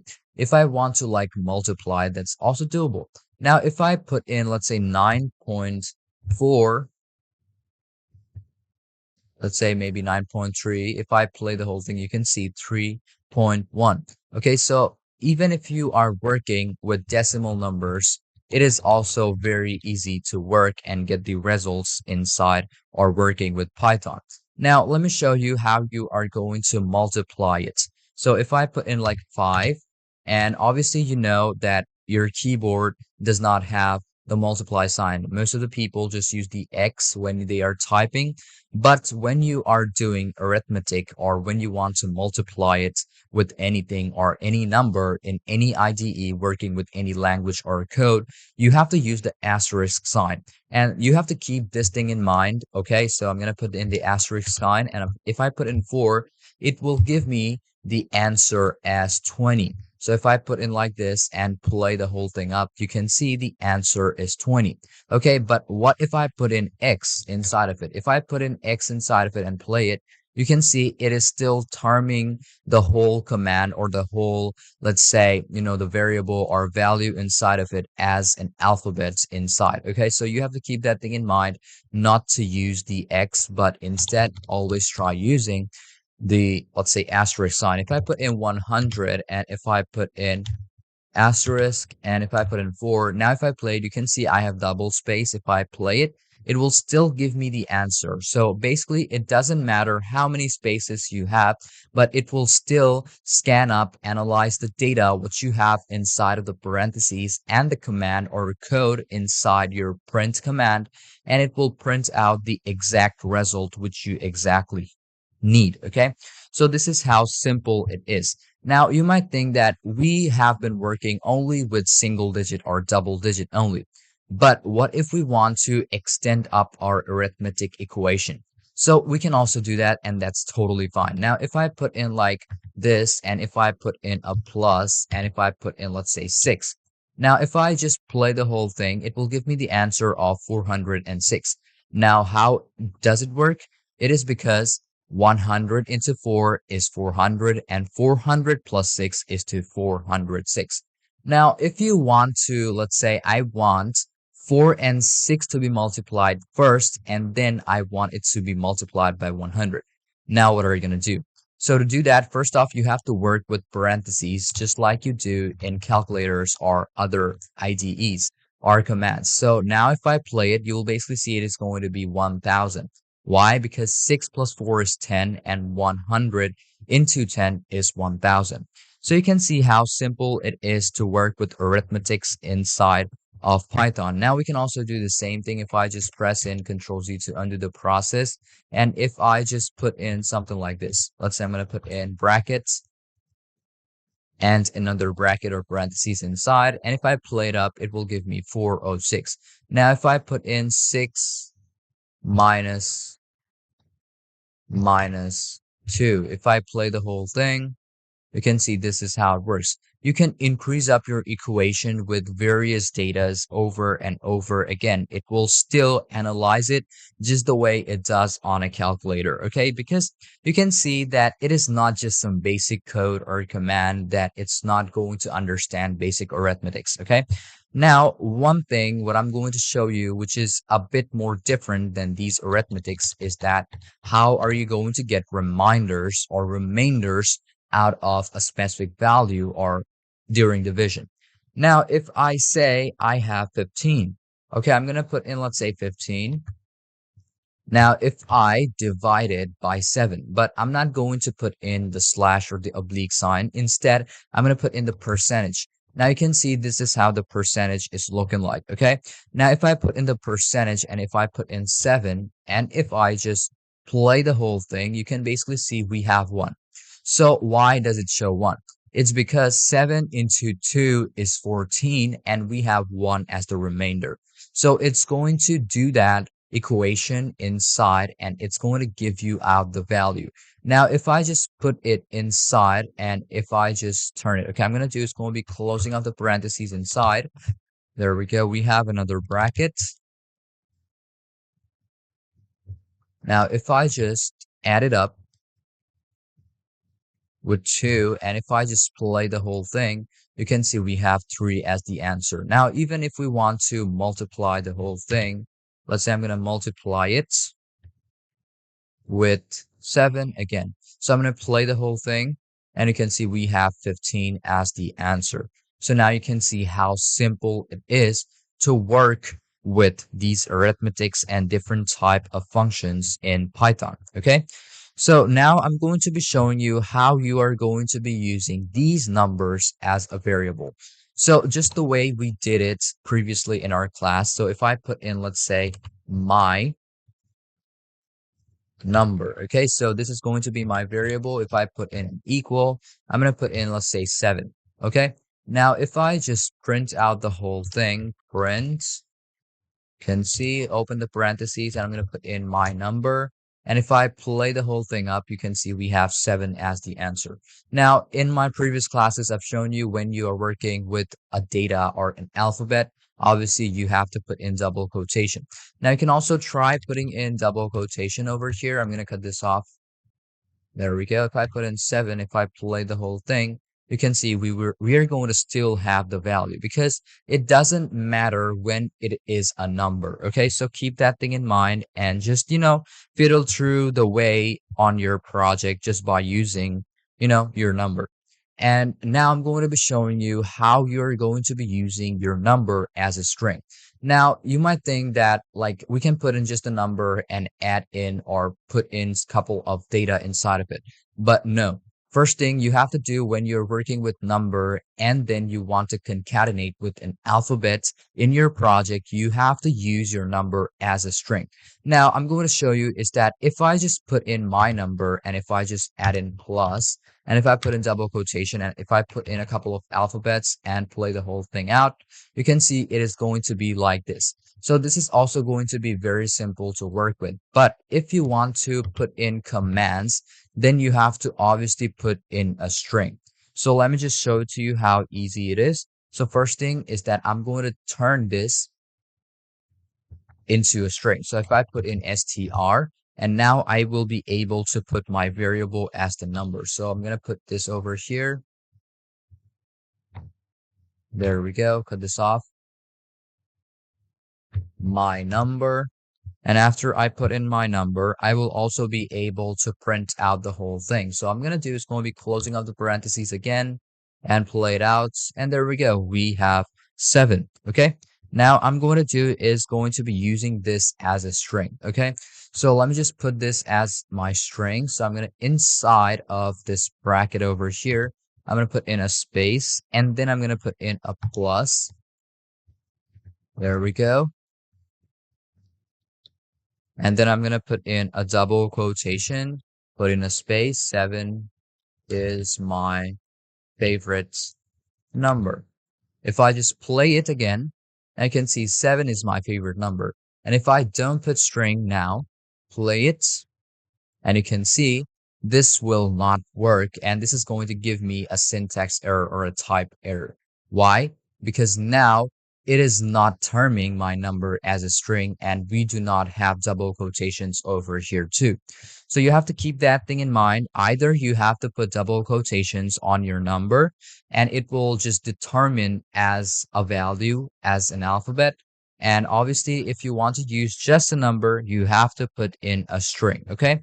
So make sure to keep that thing in mind, because obviously if you face errors, this is how you're going to fix it. So what you're going to do is going to be just put in a double quotations over here, or what you can do is put in str over here. Okay. So that is basically how simple it is to work with numbers and also concatenate it with data. Now I'm going to do is going to be showing you a couple of functions which you'll be able to use, and these are going to be very basics. Okay. Now I'm going to do is going to be turning my negative number into a positive number. Okay. So how are you going to do that? So I'm going to cut this all off. There we go. Now if I put it, my number is going to be -6. Now if I just print out the value, let's say print my number, close the parentheses and hit on enter, you can see we still have -6 over here. But we want to turn our negative value into a positive value. So to do that, I'm going to do is going to use one of the functions over here, which is going to be called ABS. You can see ABS is the number, and you're going to do is going to putting in your value, which is going to be my variable over here. Now, if I play the whole thing out, you can see now we have 6. Now, if I also put in, let's say, I'm going to do is going to be opening up the parentheses, and here I'm going to do is going to putting in -9. Now, it's also going to turn out my value into a positive one, and that is how simple it is, okay? So the next command, which I'm going to do, is going to be my pow function. Now, the pow function can also work up with multiple values over here. But one thing which you need to know over here is that what it's going to do is that it's going to add up more numbers over and over again. Now, what I'm going to do is going to be showing you how you're going to work with it. So I'm going to cut this off. I'm going to keep my variable to be -6 all the time. Now, if I just use pow, okay, I'm going to do is going to be typing in pow. Now you can see we have the base. Now the base and then the internal, okay? So the base is going to be like, let's say I'm going to put in 3. Now, if I put in a comma, now it's going to be the exponent. So I'm going to put in a space, and if I put in 2, and I'm going to do is going to be close with the parentheses again. And if I play the whole thing up, you can see we have our answer to be 9. Okay, so there we go, 3, 2. So that means it is powered up by 2. Now, if I just change it to 3 is to 3, or 3 cubed 3 is going to be 3 into 3 is 9.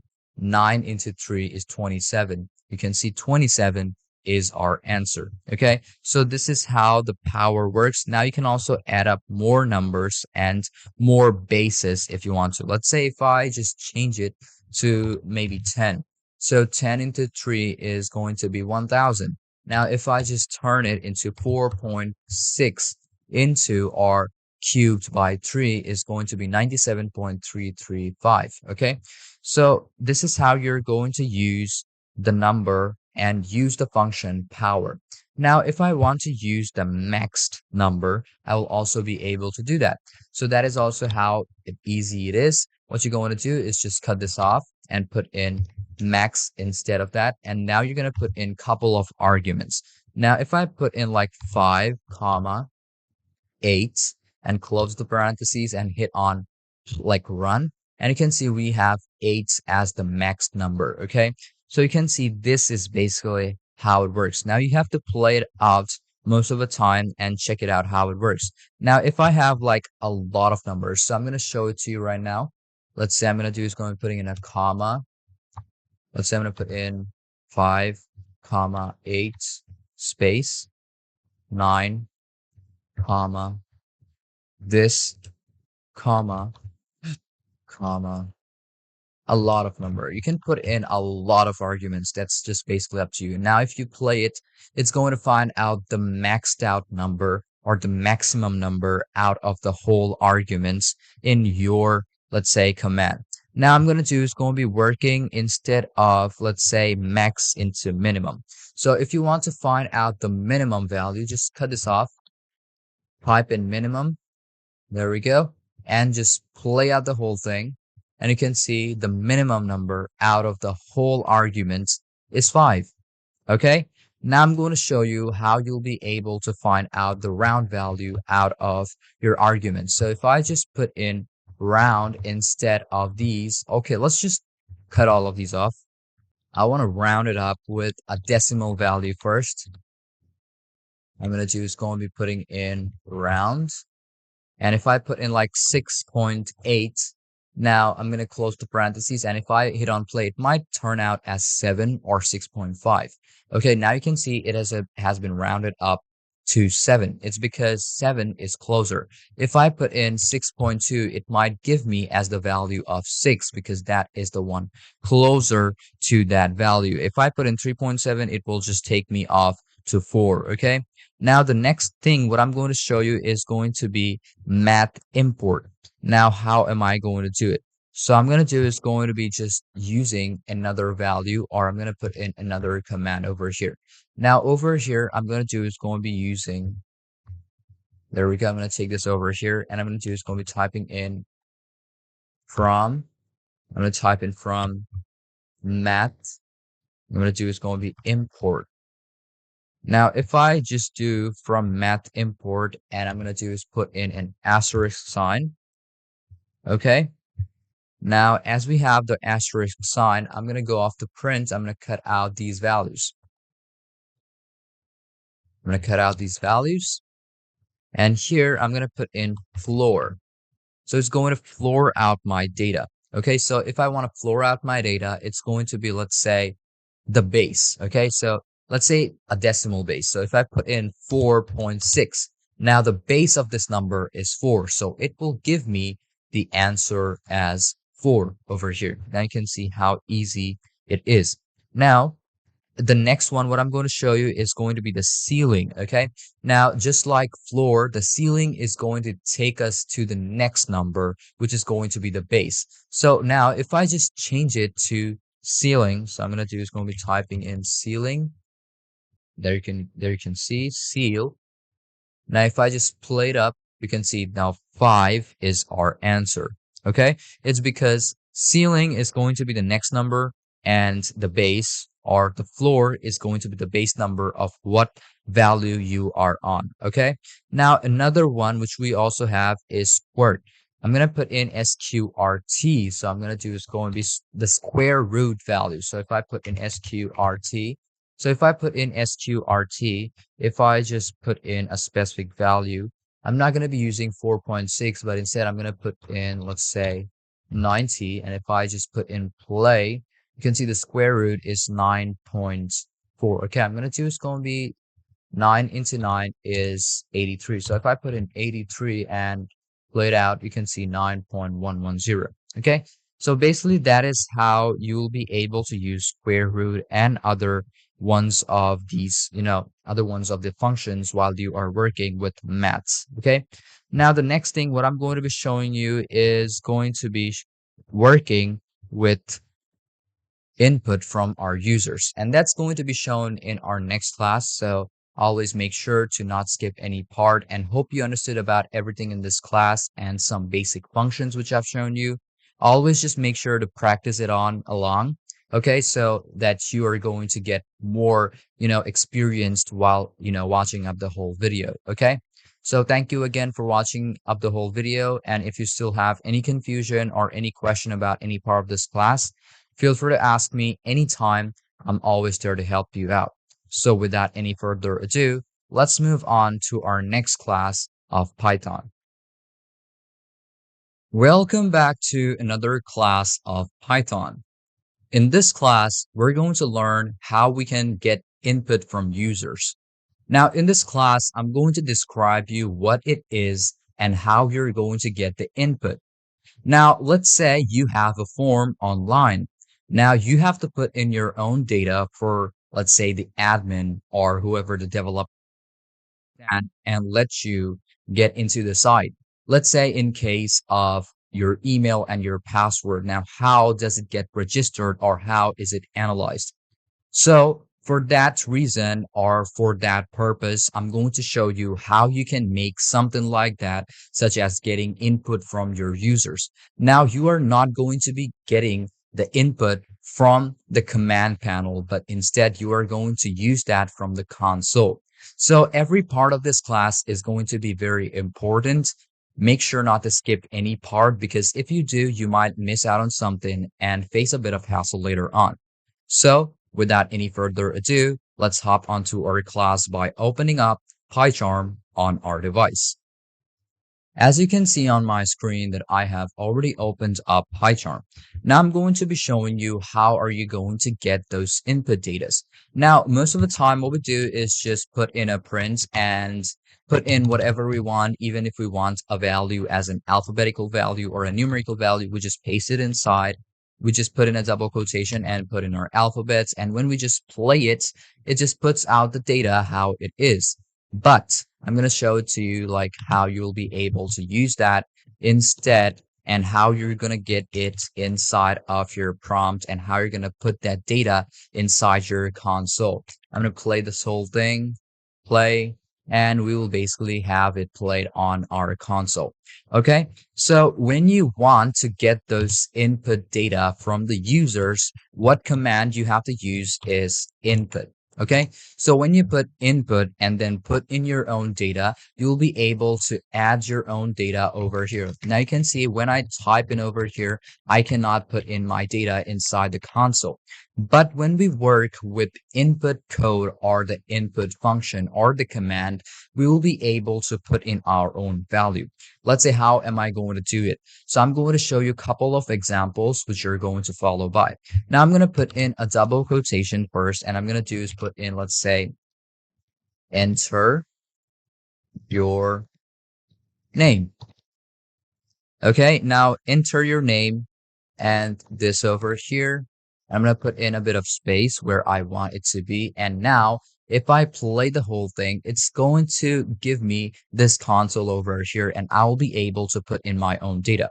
Now, let's say if I put in a couple of names over here, if I just put in, let's say my name is Sergio. If I hit on enter, now you can see the process has been finished with an exit code. Now, not only just name, enter your, let's say if I put in age and if I play the whole thing up, it will say enter your age, and you'll be able to enter whatever value you want. It could be a numerical value. It could be also an alphabetical value. It's just basically up to you, because Python has still not analyzed it what type of data you exactly need. But the user needs to understand it themselves. So the next thing, what I want to show you is that whatever data you put in, I want an exit code. Let's say your name is this after you put in your data. So how are you going to get that value? So for that reason, we are going to be using print as the value. So if I just get on over here and if I type in print, open the parentheses, and inside, I'm going to use in the input value as my, let's say, as my variable. Okay. So I'm going to do is going to be just using this input and I'm going to turn it into a variable. But I'm going to do is going to be double quotation inside. I'm going to finish this one first. Let's say welcome. There we go. We have welcome. And now after that, I want, let's say, a plus, and I want my variable, which I'm going to type in name. Okay. So I'm going to take this one over here at the beginning. And if I put in name equal, and now this you can see we have turned it into a variable. So what I'm going to do is going to be just play out the whole thing, stop and rerun, and there you can see enter your age. Now, if I put in a specific age, let's say 56, and I play it back again, stop and rerun, now you can see still it is not working. Now, why? Because I have to put in a specific command which is going to help me out. Okay, so I'm going to do is going to be printing this out just the way it is. You can see we have the age. Instead of age, let me just put in name. Okay, I'm going to do is going to be putting in this over here. Perfect. The name is entered, and then print. Now, if I put in welcome plus the name, which is this value, and now I want it to also add in a quote, like, a mark. So I'm going to do is going to be putting in that exclamation mark. There we go. We have our exclamation mark right now. So now we're going to do is going to be playing this whole thing up. But one thing, what you're going to see over here is that we have enter my name as the variable. Okay. So enter my name. So I'm going to do is going to be just playing out the whole thing. Let's play it out. If I play it, you can see enter my name. This is how it looks like. Now, if I put in, let's say, Sergio, and if I just hit on enter, now you can see we have welcome Sergio. Now, if I put in a bit of space over here, welcome, and if I just play the whole thing, and now I'm going to put in my name, let's say I'm going to put in Mel. Hit on enter, and you can see welcome Mel. Now, not only just one, you'll be able to work with multiple of them at the same time. Now, to do that, I'm going to do is going to be copying this whole thing, Control C. There we go, copied. I'm going to hit on enter, Control V. Now, I'm going to do is going to be closing off the parentheses at the end, because obviously I don't want my first one to be discarded. Now, instead of the name, I want an age. So instead of the name over here, I'm also going to be cut this out, and I'm going to put in age as my variable. Now, to do that, what I'm going to do is going to be adding this up. So I'm going to do is going to be after this value, I'm going to add this up just by using plus. So after this, I'm going to do is going to be keeping the double, or let's say the punctuation, just the same. But I'm going to do is going to be after that, I'm going to put in a space. And here I'm going to put in UR. Okay, so I can also cut this off. UR. And then you're going to put in the value. So I'm going to put in the double quotation to close up the parentheses.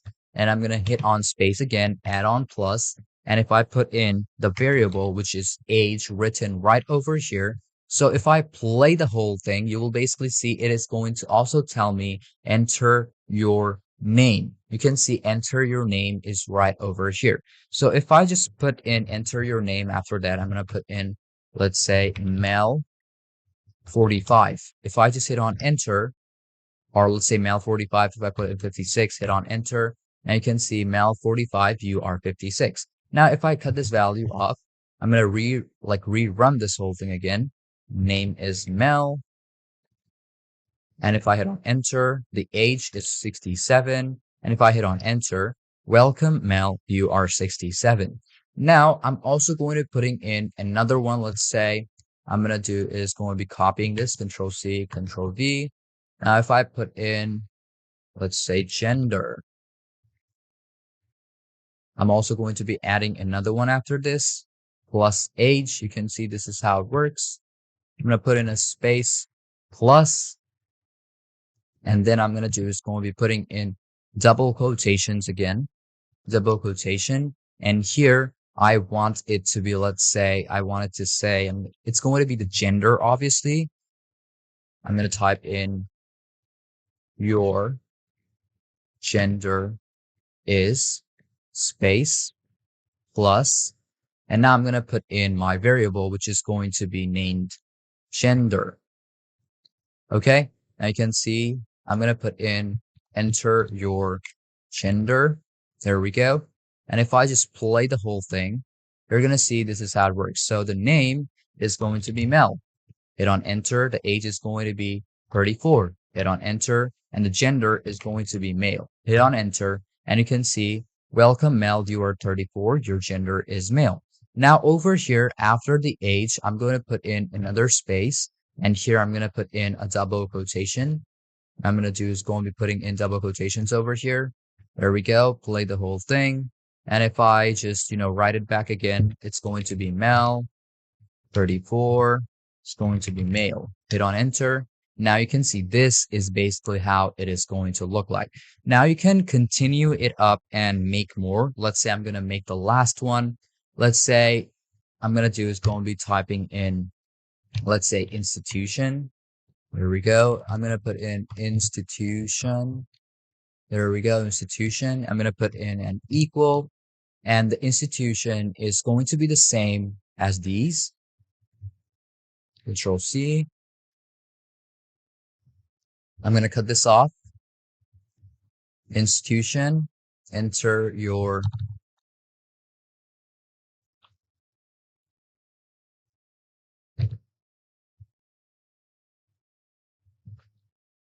There we go. We have our institution name.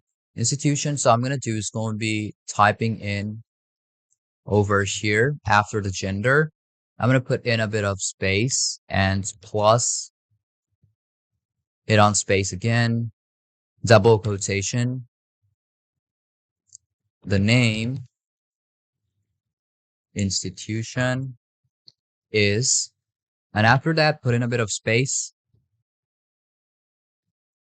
plus, there we go, institution as our variable.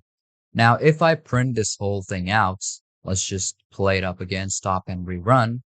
You'll basically see this is how it looks like. So if I put in male, age is going to be 23, gender is going to be male, hit on enter, institution name is USC. Hit on enter, and there we go. Your institution is USC. So I'm going to do is going to be cutting this part off. Play this again so that it is perfect. I'm going to put this back again. Male, enter your age, 52 or 54. Male, and the institution is USC. There we go. This is how it is going to look like. And this is basically how you're going to get your data or the values or variables from any users. And you'll be able to check it out, and the user will also be able to check it out on their own. So hope you understood everything about this class, but if you still have any confusion or any question about any part of this lesson, feel free to ask me anytime. I'm always there to help you out. So without any further ado, let's move on to our next class of Python. Just make sure not to skip any part. In our next class, I'm going to be showing you how you can make a basic calculator and how you can make it work too at the same time. So also make sure not to skip anything in those classes too. Welcome to another class of Python. In this class, I'm going to be showing you how you can build a basic calculator just by using Python codes and function.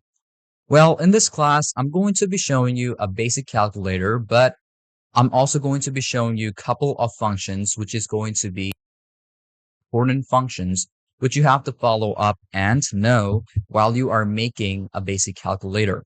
So make sure to follow it up or follow me through the class, not to skip any part, because if you do, you might miss out on something very important and it will not work properly at the end. So without any further ado, let's hop onto our class by opening up PyCharm on our device. As you can see on my screen that I have already opened up PyCharm and I'll be working with Python codes.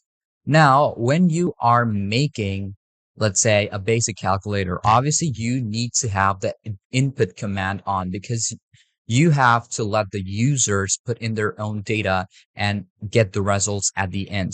So first thing what you need to do is, obviously, if you've seen my previous classes, you already know about it. But if you still haven't watched my previous classes about working with user data, then I would suggest you go check that video out and you will get the basic idea about it.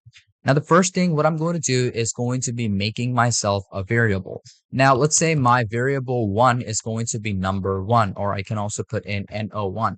So that is going to be my variable, and I'm going to put in equal, and then I want it to be printed. So this is going to be where I put in my input command, and then I'm going to put in what criteria it should present me. So if I put in, let's say, enter your first, I'm going to do is going to be first number. So this is what I want it to say. I'm going to put in this quotation or this colon over here. I'm going to put in a space, and now I'm going to go after the next one. So I'm going to put in number 2, which is my variable, and I'm going to put in input commands, and inside I'm going to put in double quotation and enter your seconds. I'm going to put in SE seconds number. Okay, put in a colon, put in a bit of space, and there we go. Now we have created ourselves the input range, and also we have put in our variable. Now, if I hit on enter, the next thing what I want to add up is going to be our result, where we're going to get our result from. So the result is going to be like this: results equal, and I want it to be number 1, which is my variable, and number 1 plus number 2. There we go. Now we have number 1 and number 2 as our variable. Now if I hit on enter, and I'm going to do is going to be printing it out. Obviously, we need to print out these values. So I want the results as my value of 2 of these numbers. Now I'm going to play it up. Now, if I play it up and I'm going to put in my first number, let's say the first number is going to be 3 and the second number is going to be 4. Now, one thing you will see over here right now is that if I play it, it might show me as the value of 34 as the answer, because now we have only these numbers and they are acting as a string, or like not as a string. Okay. So because they are not as a string, it is not helping Python to analyze these values and turn it into an arithmetical value. So how will you know that, and how will you be able to turn it into an arithmetical value? So there are basically 2 functions which I'm going to be showing you. One is going to be integer. So I'm going to start off with that, and then I'm going to move on to my next number.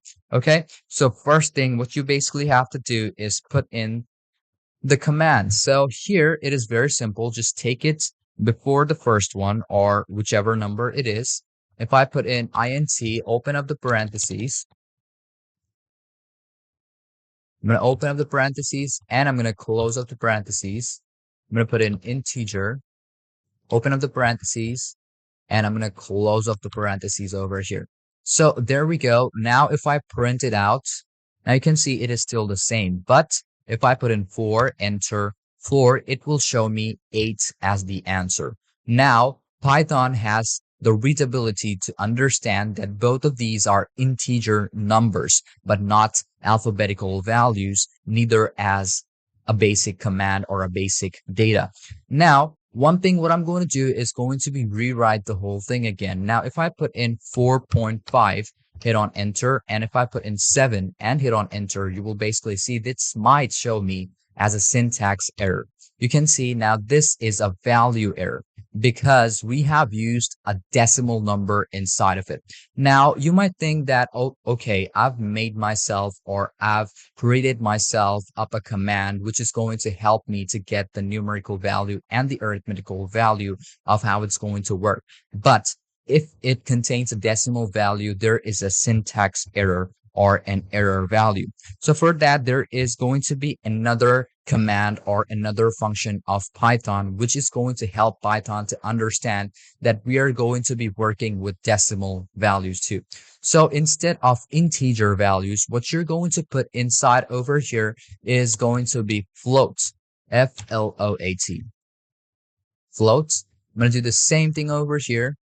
If I put in FLOAT over here and play the whole thing again, now I'm going to put in, let's say 6.7, hit on enter, and the next one is going to be 8. If I hit on enter now, it will give me the value of 14.7 as the answer. And now Python can understand that we are working with decimal values too. Now, I've only shown you about how you can get the summation, but what if you want to get a minus value? So for that, I'm going to rewrite the whole thing again. And now the first one, which I want to work with, is going to be 10.2 and hit on enter. And the next number, what I want to do is going to be only 0.2. So hit on enter and you can see we have our answer to be 10. Now, not only that, if I want to work with integer numbers, so I can also do that. If I put in int over here, I'm going to put in int over here too. I'm going to play up the whole thing. And now if I want to do is put in 10 and I want to minus it by value 5. So hit on enter and there we go. We have our answer 5. Now, not only these, I'm also going to be showing you how you'll be able to divide it. So play the whole thing again. And now the first number, which I want, is going to be 9 and hit on enter. And if I put the value 3, hit on enter, I will get my result as 3 because 3 into 3 is 9 or 9 divided by 3 is answer 3. So if you want decimal values, then you have to change it up and put in floats again. And I'm going to put in float over here, F-L-O-A-T, float. And if I play it again, and now this is going to be the decimal value. So I'm going to put in 9.9 divided by 3.3. Okay, I'm going to hit on enter. And you can see 3.00 and 4 at the end. So now you know about the integer and also the float values, how it differs. Now we have done our division too. Now let's move on to multiplication. So if I want to use multiplication, I'm going to play it up and put in an asterisk sign. And what I'm going to do is going to be putting in my value. Let's say I want 7 into, let's say 2.2, hit on enter. And there we go. We have 15.4.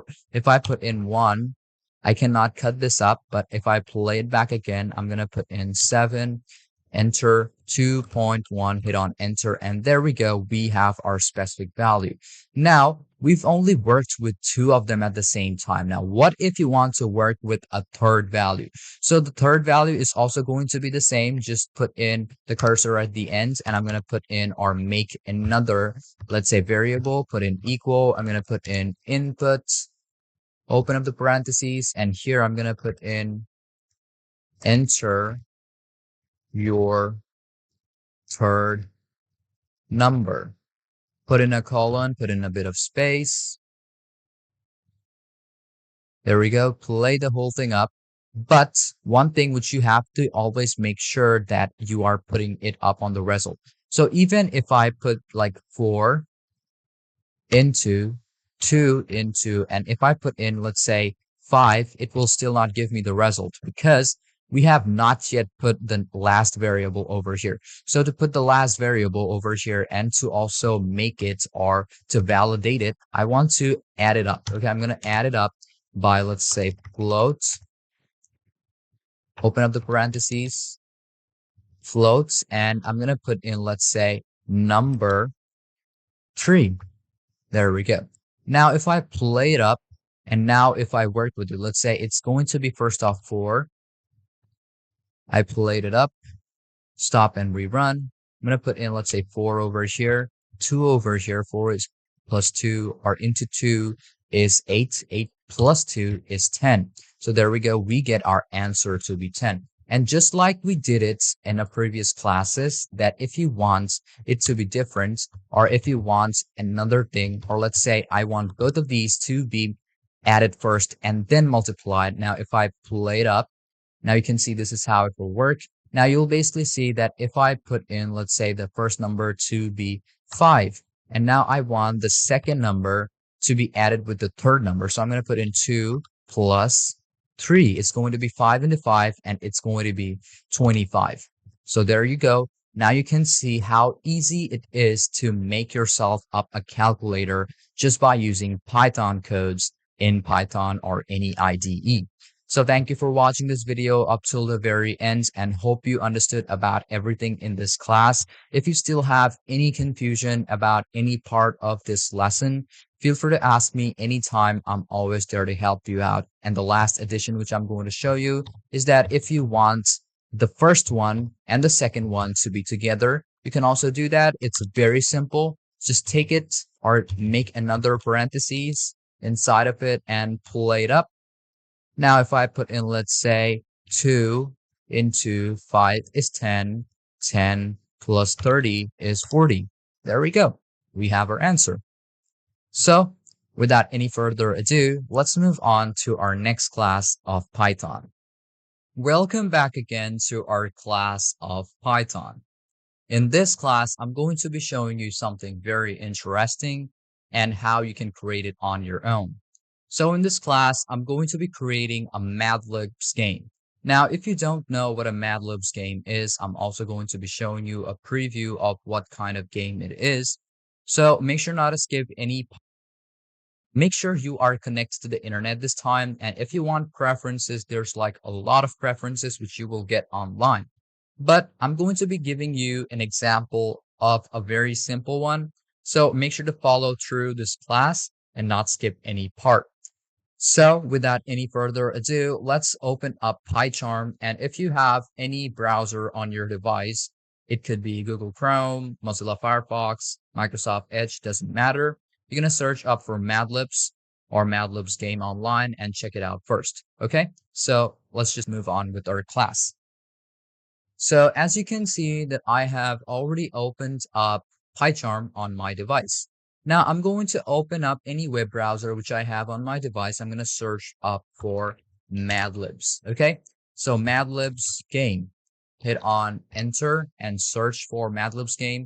And if you go off the images, you will basically find out a lot of these Madlibs games over here. You can open up any one of them and check it out how it exactly is. So if you zoom in or zoom out, you will basically get the idea of how these Madlibs game work. Let's say, there we go, we have normal and a specific type of value, whichever one you prefer. Okay, so there's like a lot of Madlibs game online. You can also try them out, print them out, and also spend a bit of time on them. But what I'm going to do is going to be showing you how you can make it on Python. So I'm going to be showing you a couple of examples, so follow through it, and it's going to be very simple. So we're going to start off with our most basic command or most basic code in Python, which is print. So I'm going to start off with our print value. So I'm going to put in double quotation, and here I'm going to put in, let's say, the sky is blue. Print, open up the parentheses, the sky is blue, double quotation again, and then here I'm going to put in sugar is sweet. Now on the last one, print, it could be more, it's basically up to you. I love you. Okay, so there we go. I love you, and all of them are over here. Now if we basically print them out, it's going to show me just the way it is, right? But what if I want all of these to be turned into values and also variables? So first thing, what I'm going to do, instead of saying blue, maybe I want it to say, let's say this is going to be a color, and I'm going to determine as a color. Now, sweet, instead of sweet, I want, let's say, an adjective. So adjective, this is what I want, adjective, and on the last one, I want it as a person. So it could be a person's name or it could be something else according to your need. So even though we have these specific values, I'm going to turn them into variables this time. So I'm going to take this at the beginning And now here I'm going to put in specific one of these values. So I'm going to put in color equal. Now I'm going to put in input, the specific value. I'm going to put in, let's say, double quotation, enter your color name. This is what I want. And now I'm going to put in the same one over here at the end. Let's say I'm going to put in plural noun, or not plural noun. I'm going to put in adjective. There we go. Put in an equal. And now input, double quotation, or just put in that input, double quotation. Inside that, you're going to put in enter on, let's say, enter an adjective. There we go. We have also put in an adjective, and obviously I'm going to put in, let's say, the variable where I'm going to be putting it. Let's say this one. I'm going to also do the same thing over here, space. Now in the last one, what I'm going to do is going to be a person equal.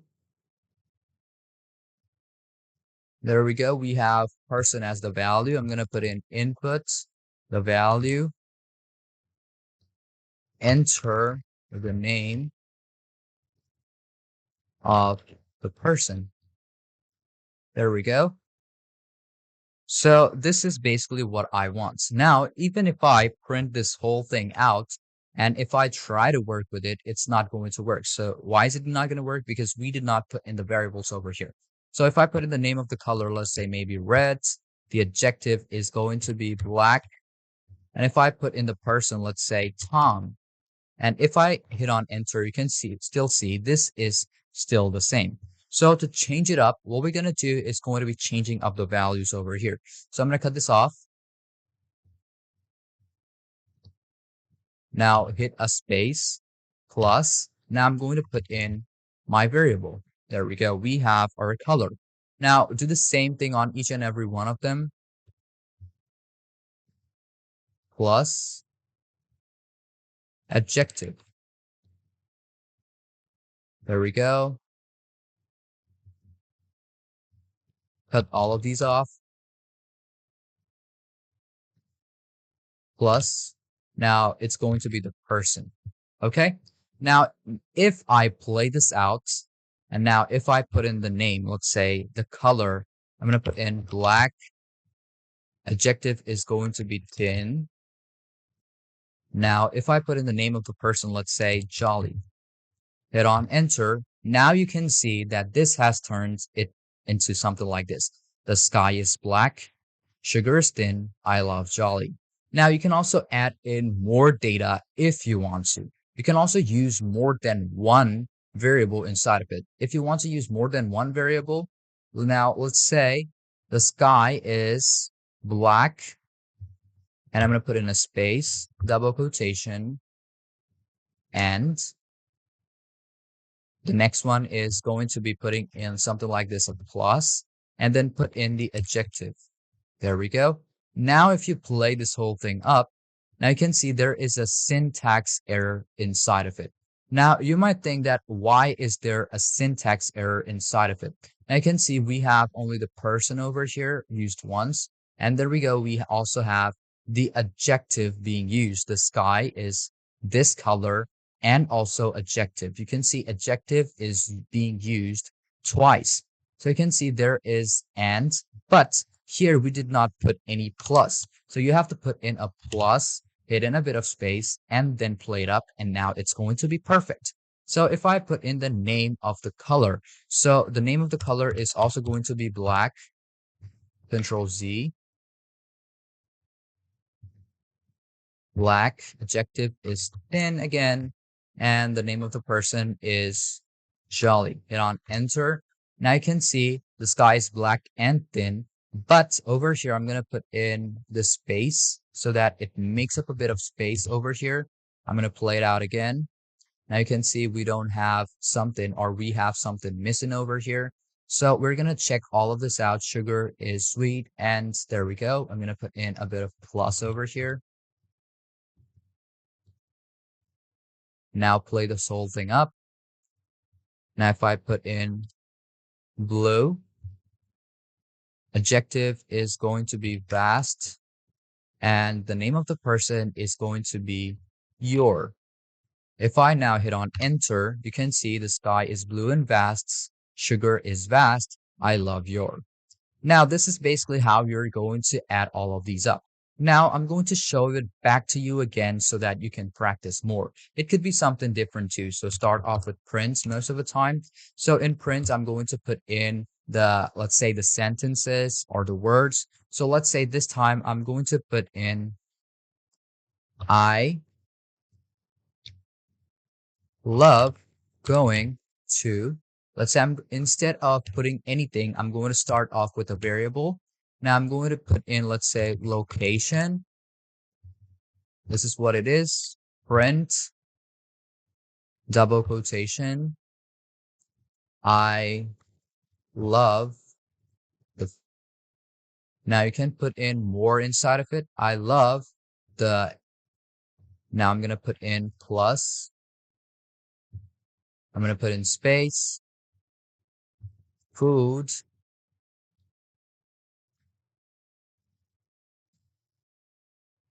plus, there. Last one, I'm going to put in print, double quotation. I love spending my time with my, now I'm going to put in a space, let's say, people. You can keep it just like this. And now what I'm going to do is going to be taking this at the beginning, and I'm going to hit on spaces, and I'm going to start putting in my variables. So the location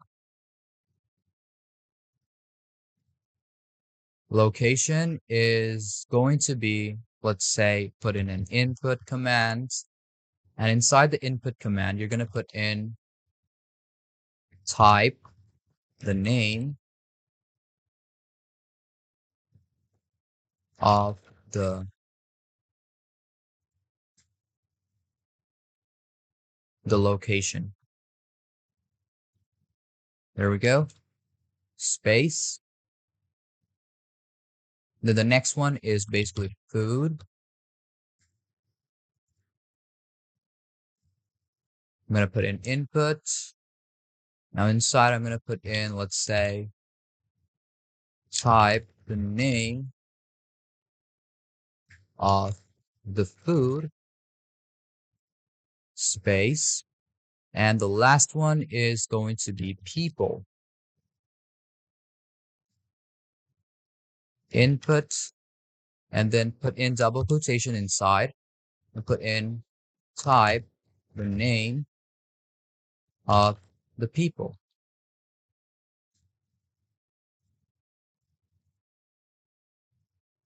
There we go. We're basically done with all of these now. You can see just you have to make sure that all of them are basically the same variable and the same keyword. So play the whole thing. And when you play it, let's say I love going to school, okay?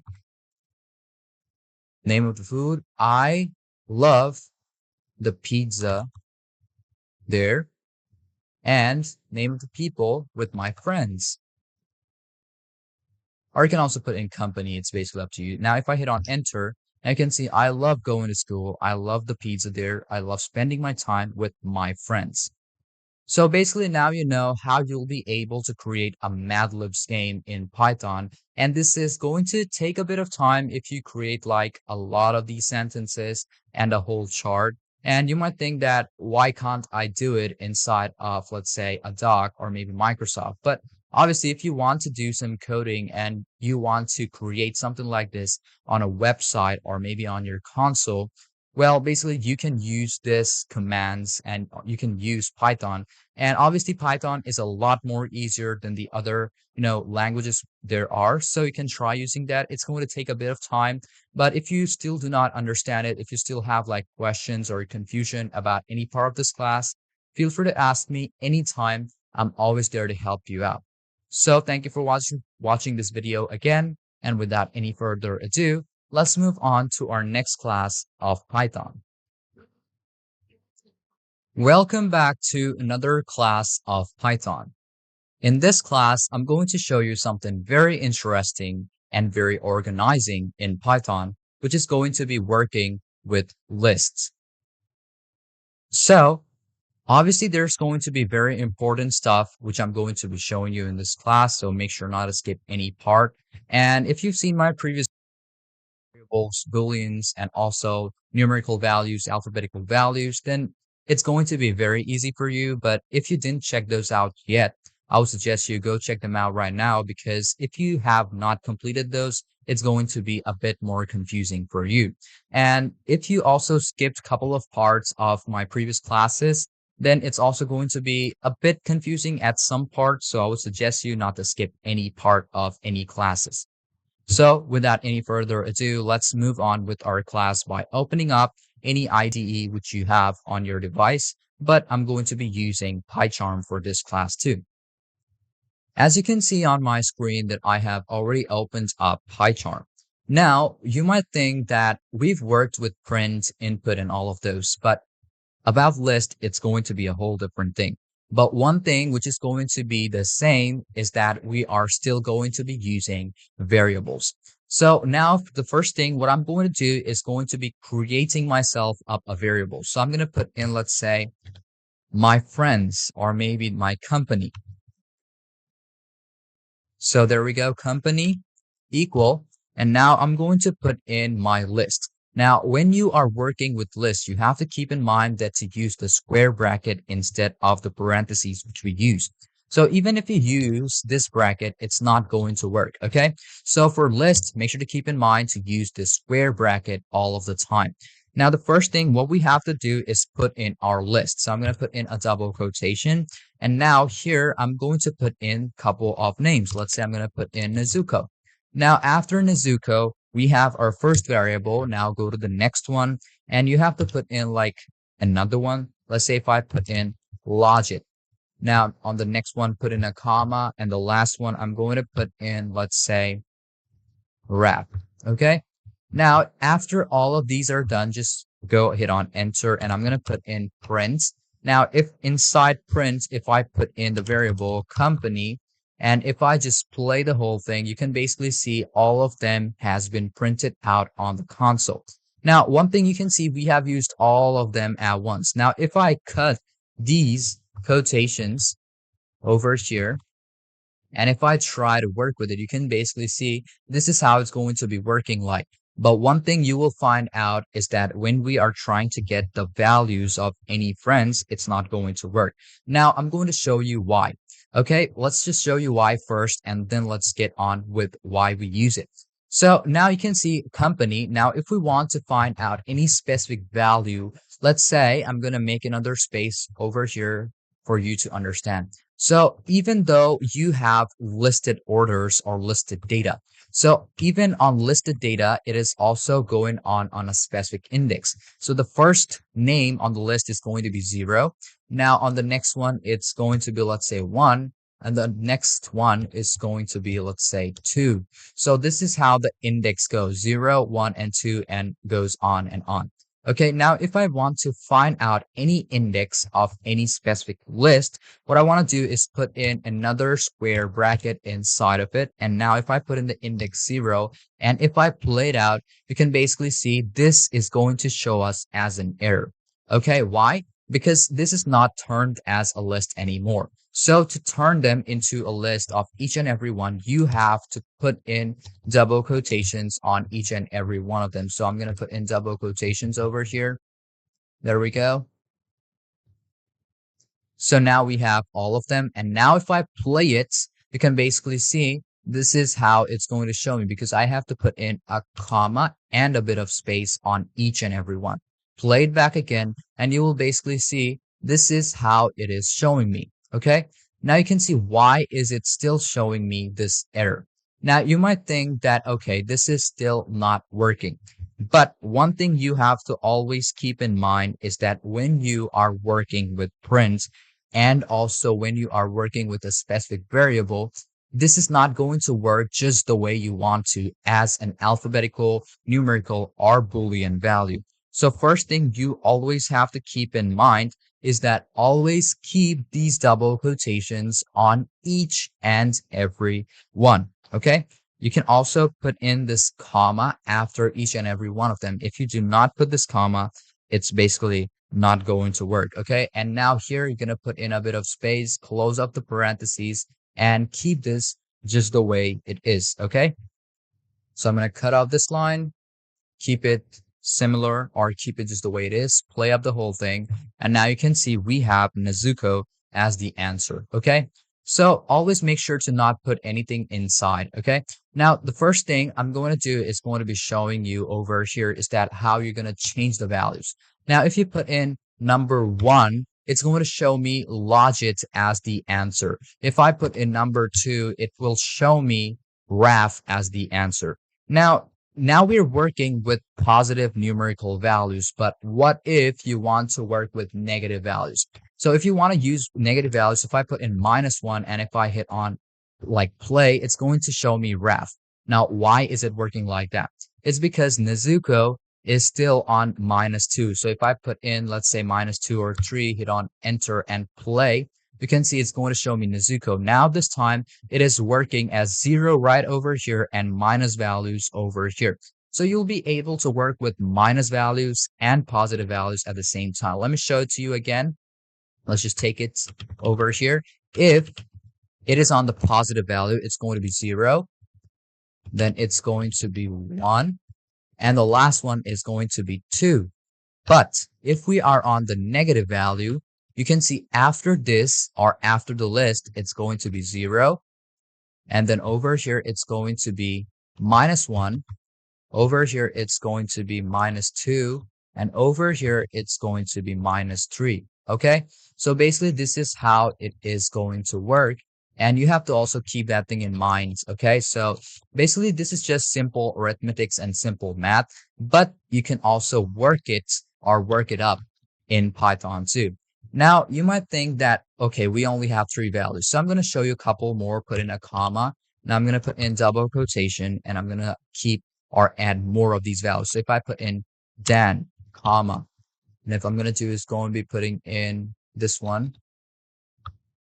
There we go, comma, space, then double quotation again. And if I put in your, okay, there we go. We have 5. Now I'm going to put in, let's say, a last one over here. If I put in red, okay, so there we go. We have 1, 2, 3, 4, 5, 6 of these values.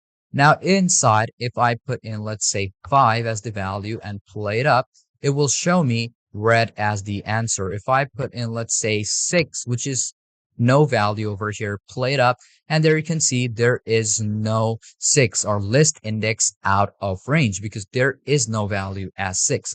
But over here, if we start off with a negative value, which is -5, it will show me Nezuko as the answer. But the same way, we cannot go anywhere after 5. If I put in like this, and if I play it up, it will show me an error again. But you can see still this is 6. So I'm going to put in, let's say, 7, hit on enter, and you can see there is no value as 7. Okay, because 0, there is no value. So if we try putting in 0 anytime, it will also show me Nezuko as the answer. Okay, so now you know how you'll be able to work up with list.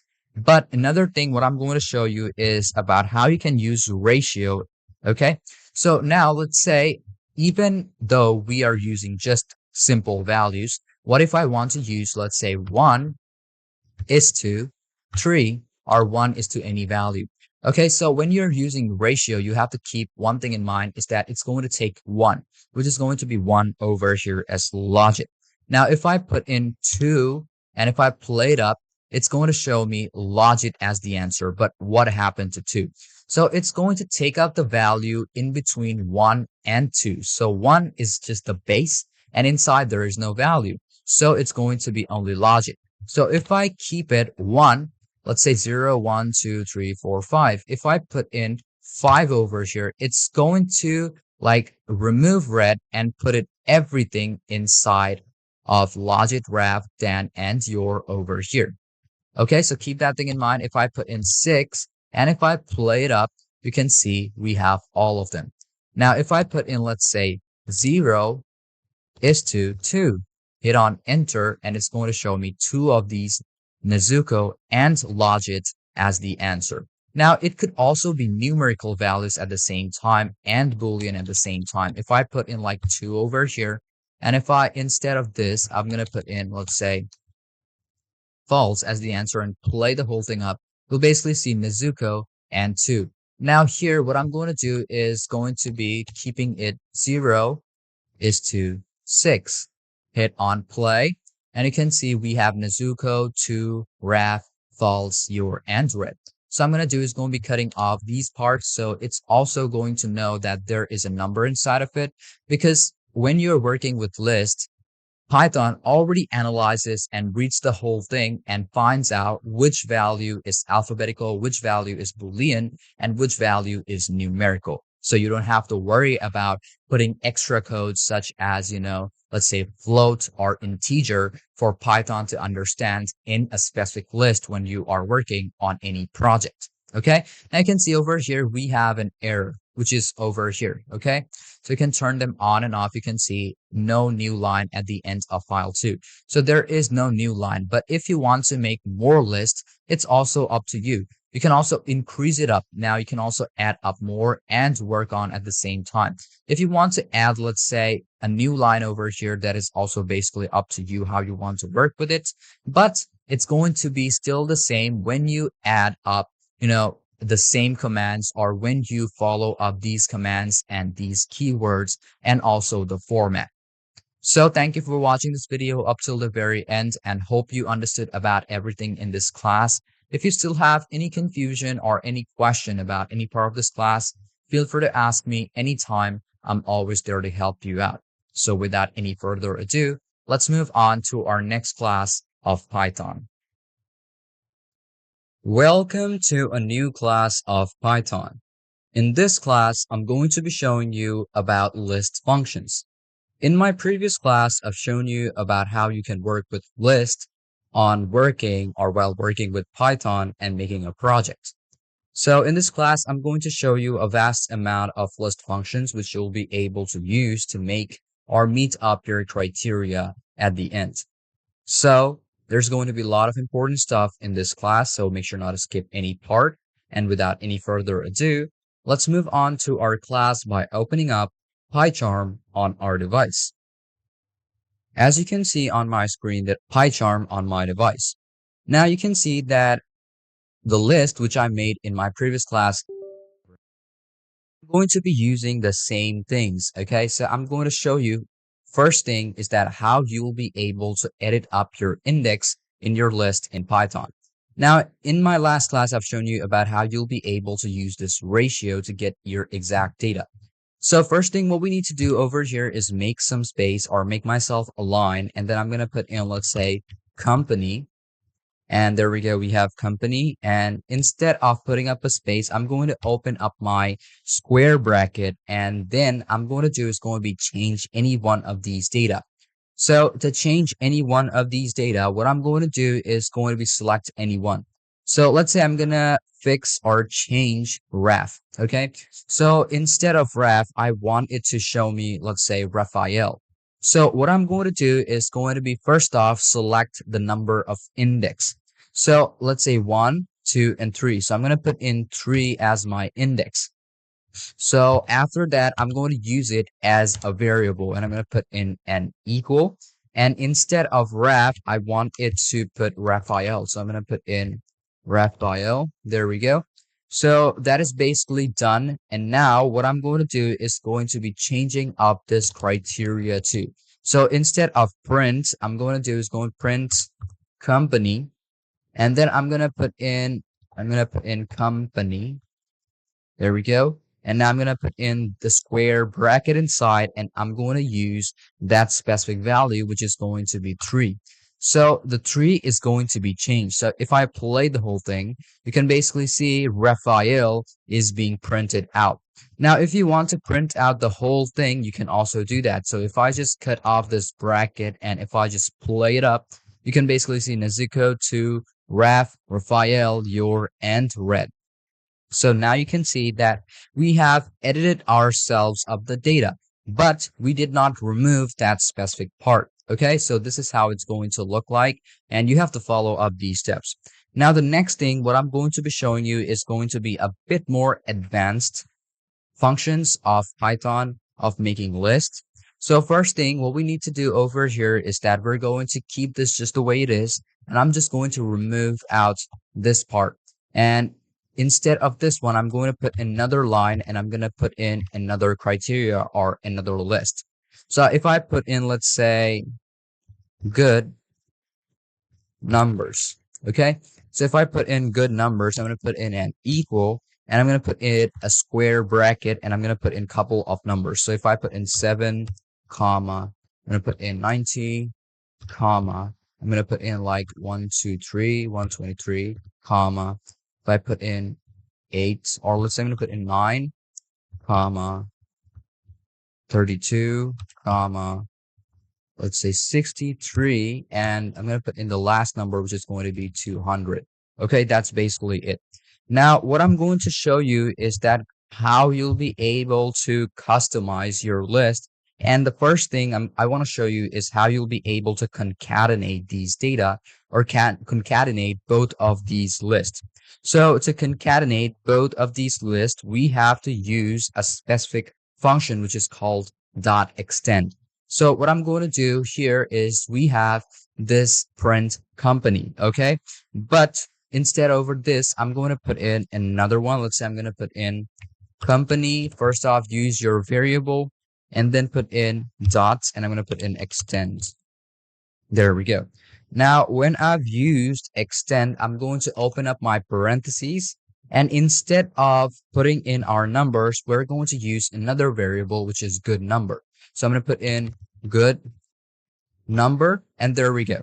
So we have good numbers as the variable, and now I want to print out the whole thing. So if I play it now, you can see all of them are now concatenated. So this is how simple and easy it is to concatenate multiple lists together, okay? Now, if you want to use like multiple of them, you just have to type it right beside it, okay? So that's how simple it is. Now, you might think that we have put it in a concatenated value, like it ends from here and then adds up again from here, okay? So I'm going to use another command or another function, which is called append. So I'm going to append up certain data. So first things first, I'm going to remove out this one. Instead of extend, I'm going to put in append, okay? So here we have append, and now we also have that specific value.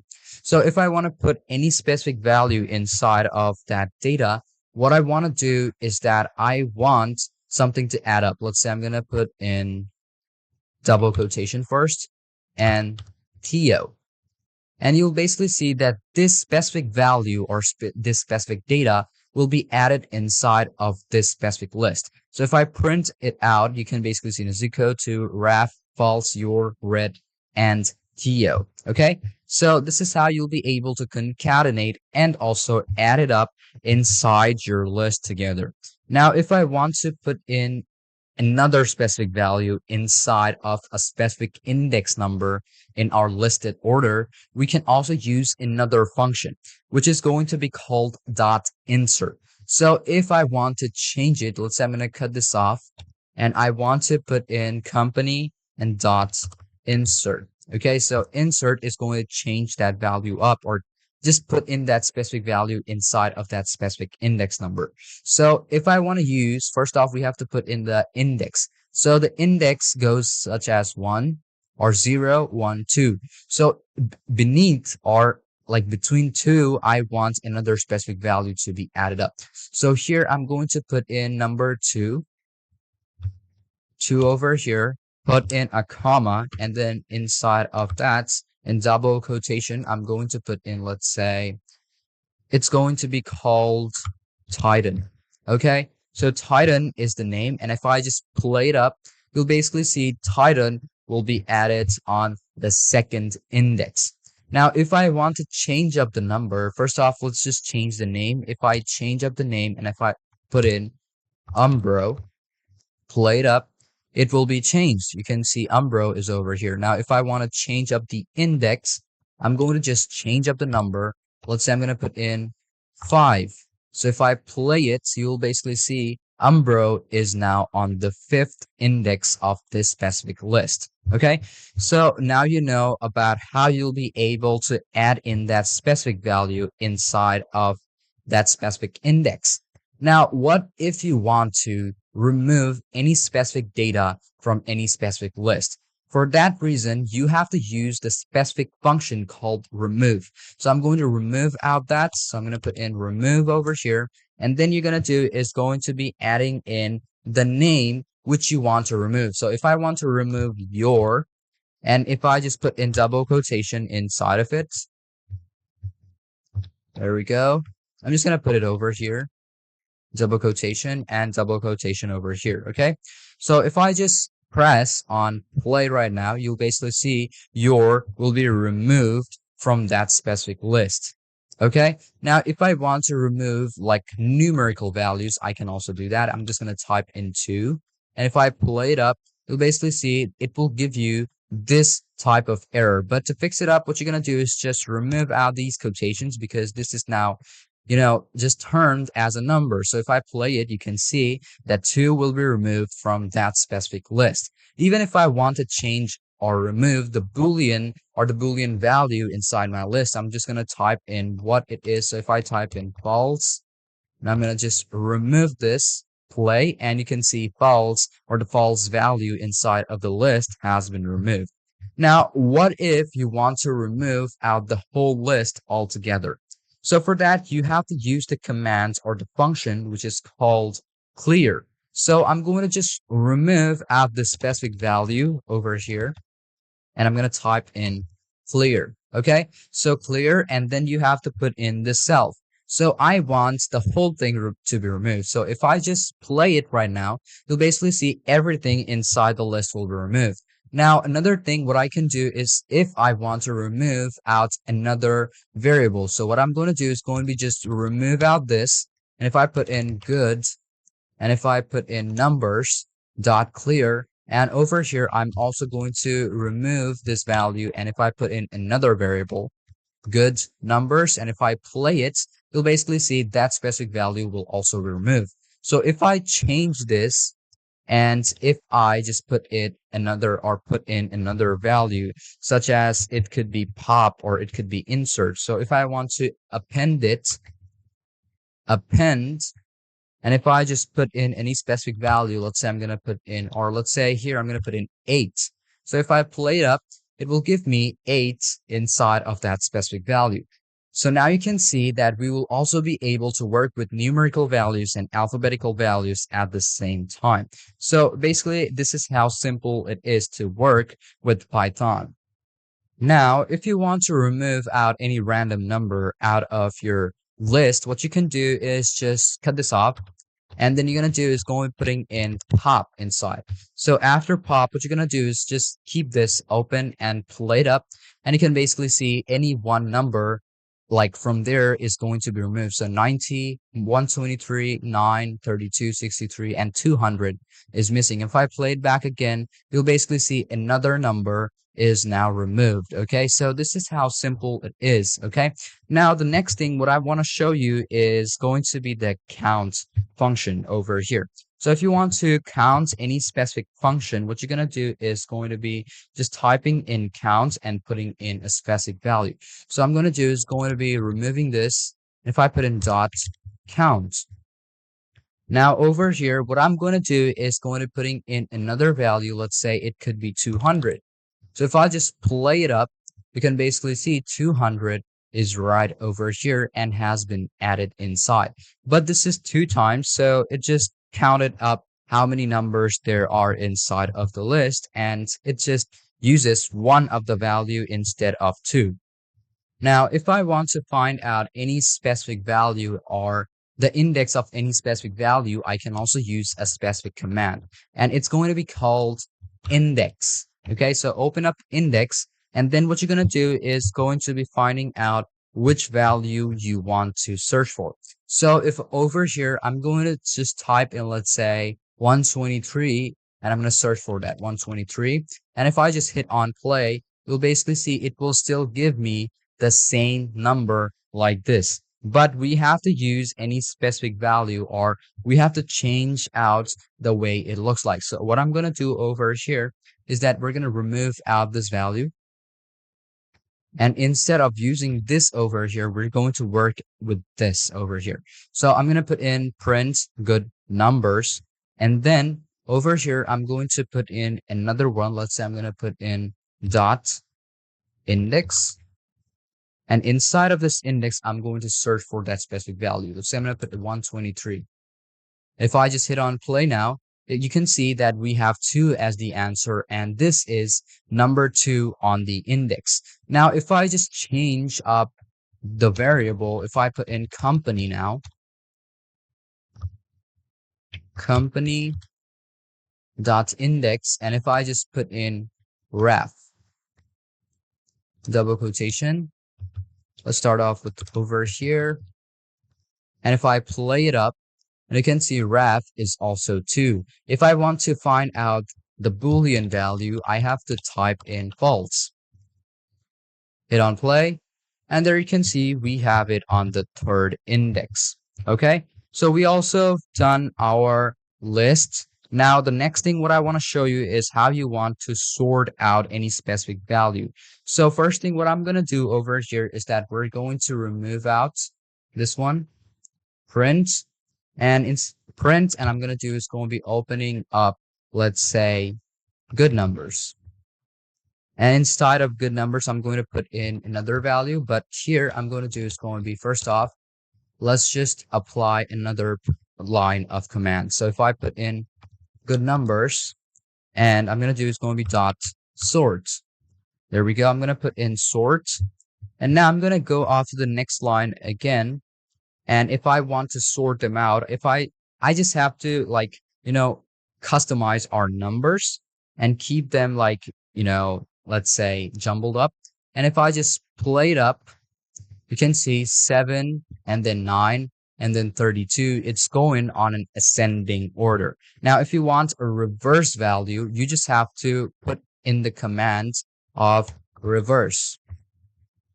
Now, if I just reverse the value, just play it up, and it will reverse it up on a descending order. Okay, now I'm going to do is going to be putting in another variable, and I'm going to copy out that specific variable just by using a command. So what I'm going to do over here is cut this off, and if I put in company 2, I'm going to put in equal, and I'm going to put in, let's say, company dot copy. So as I have company.copy, it's also going to have the same value over here. Now I'm going to do is going to be just change up company 2 and print it out. Company 2. Now if I just play it up, we basically see it will have the same value, but both of them are of the same variable. Let's say not the same variable, but the same data with the different variable. Okay, so thank you for watching this video up till the very end, and hope you understood about everything in this class. If you still have any confusion, feel free to ask me anytime. I'm always there to help you out. In addition, I'm just going to show you how you'll be able to change up different variables or work with different variables too. So if I just put in, instead of company, I'm going to put in, let's say, good numbers, or let's say I'm going to put in good numbers 2, and I'm also going to change up the value over here, good numbers. Okay, now the good numbers, I'm going to change it, this one too, good numbers 2, and if I play it, it will have the same value, and you'll be able to work with multiple functions at the same time too. So without any further ado, let's move on to our next class of Python. Welcome to another class of Python. In this class, I'm going to show you everything you need to know about tuples, and also how will you be able to work with it in Python while making yourself your own project. So make sure not to skip any part because every part of it is going to. So without any further ado, let's move on with our class by opening up PyCharm on our device. Now you can see over here that I have already opened up PyCharm. Now let's just get to know a bit about what a tuple is. So in Python, a tuple is an ordered collection of elements which can be of any type and is immutable. Tuples are created by placing items inside parentheses separated by commas. They can contain any number of items, and these items can be of different types such as integers, floats, strings, or even other tuples. Once a tuple is created, its elements cannot be changed, added, or removed, making tuples immutable. Elements in a tuple can be accessed using indexes similar to lists. Tuples support slicing to access a range of elements, and they can also be nested with other tuples. Common uses for tuples include storing heterogeneous data and data that should not be altered. Additionally, tuples can serve as keys in dictionaries because they are hashable, provided all their elements are hashable. So let me show you how you'll be able to create yourself up a tuple and how are you going to customize it and how are you going to work with it. So first thing over here, what I want to do is that we are going to make ourselves a variable, but this is going to be a tuple. So to make it a tuple, what we're going to do over here, we're going to start off with a variable just like I said. So it could be like a position. So I'm going to put in position,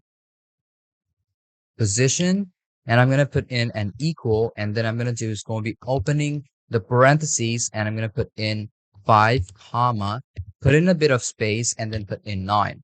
Now here we have put both of these values inside of our, let's say, our parentheses. Now if I want to print it out, print, and I want to put the value to the position. Now inside of the position, I'm going to put in a square bracket to find out that specific tuple out of it. So what I'm going to do over here is that I'm just going to put in any specific index. Now the index of this tuple is also going to be the same as you see in list. So 5 over here is going to be 0 and 9 over here is going to be 1. So if I put in 0 over here and play up the whole thing, it will give me 5 as the answer. Now, if I just change this value and if I put in 10 comma 5 and play it up, you'll basically see it's going to give me 10 as the value. Now, if I change this number over here and if I put in 2, it will give me 9 as the answer of my tuple. Okay, so that is how simple it is. And now you'll also be able to work with multiple other values of a tuple. And now, just like I said about tuple, is that it is going to be immutable, so you will not be able to customize it. And I'm also going to give you a proof and a show. So what you basically have to do is customize your own tuple. And I'm going to make myself another line in the second one, and I'm going to put in, let's say, position. I'm going to customize my list, or let's say it's my tuple. So if I put in a square bracket and if I put in the index number which I want to change, so 0, 1, 2. So here I want to change this value into 2, or this is going to be the second index, or let's say 1 is going to be this one over here. And I'm going to change it with another specific value. Let's say it's going to be equal. Now I'm going to put in 8.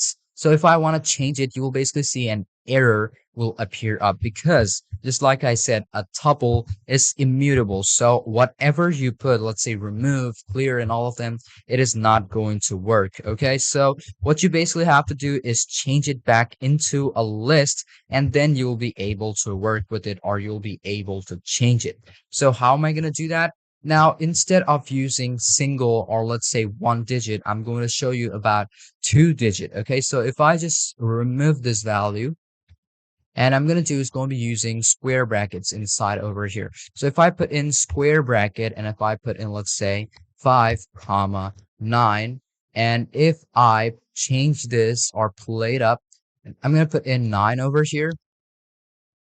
I'm going to change this play, and you can still see there is an error because we have position 2 over here. So I'm going to change it to 1. and play it up. And now you can see this has turned into 8. So now when you basically use the square bracket, it's going to be turned into a list. But when you use the parentheses, it will turn or term it as, let's say, a tuple. So let's just get on with what the difference of a tuple and a list is.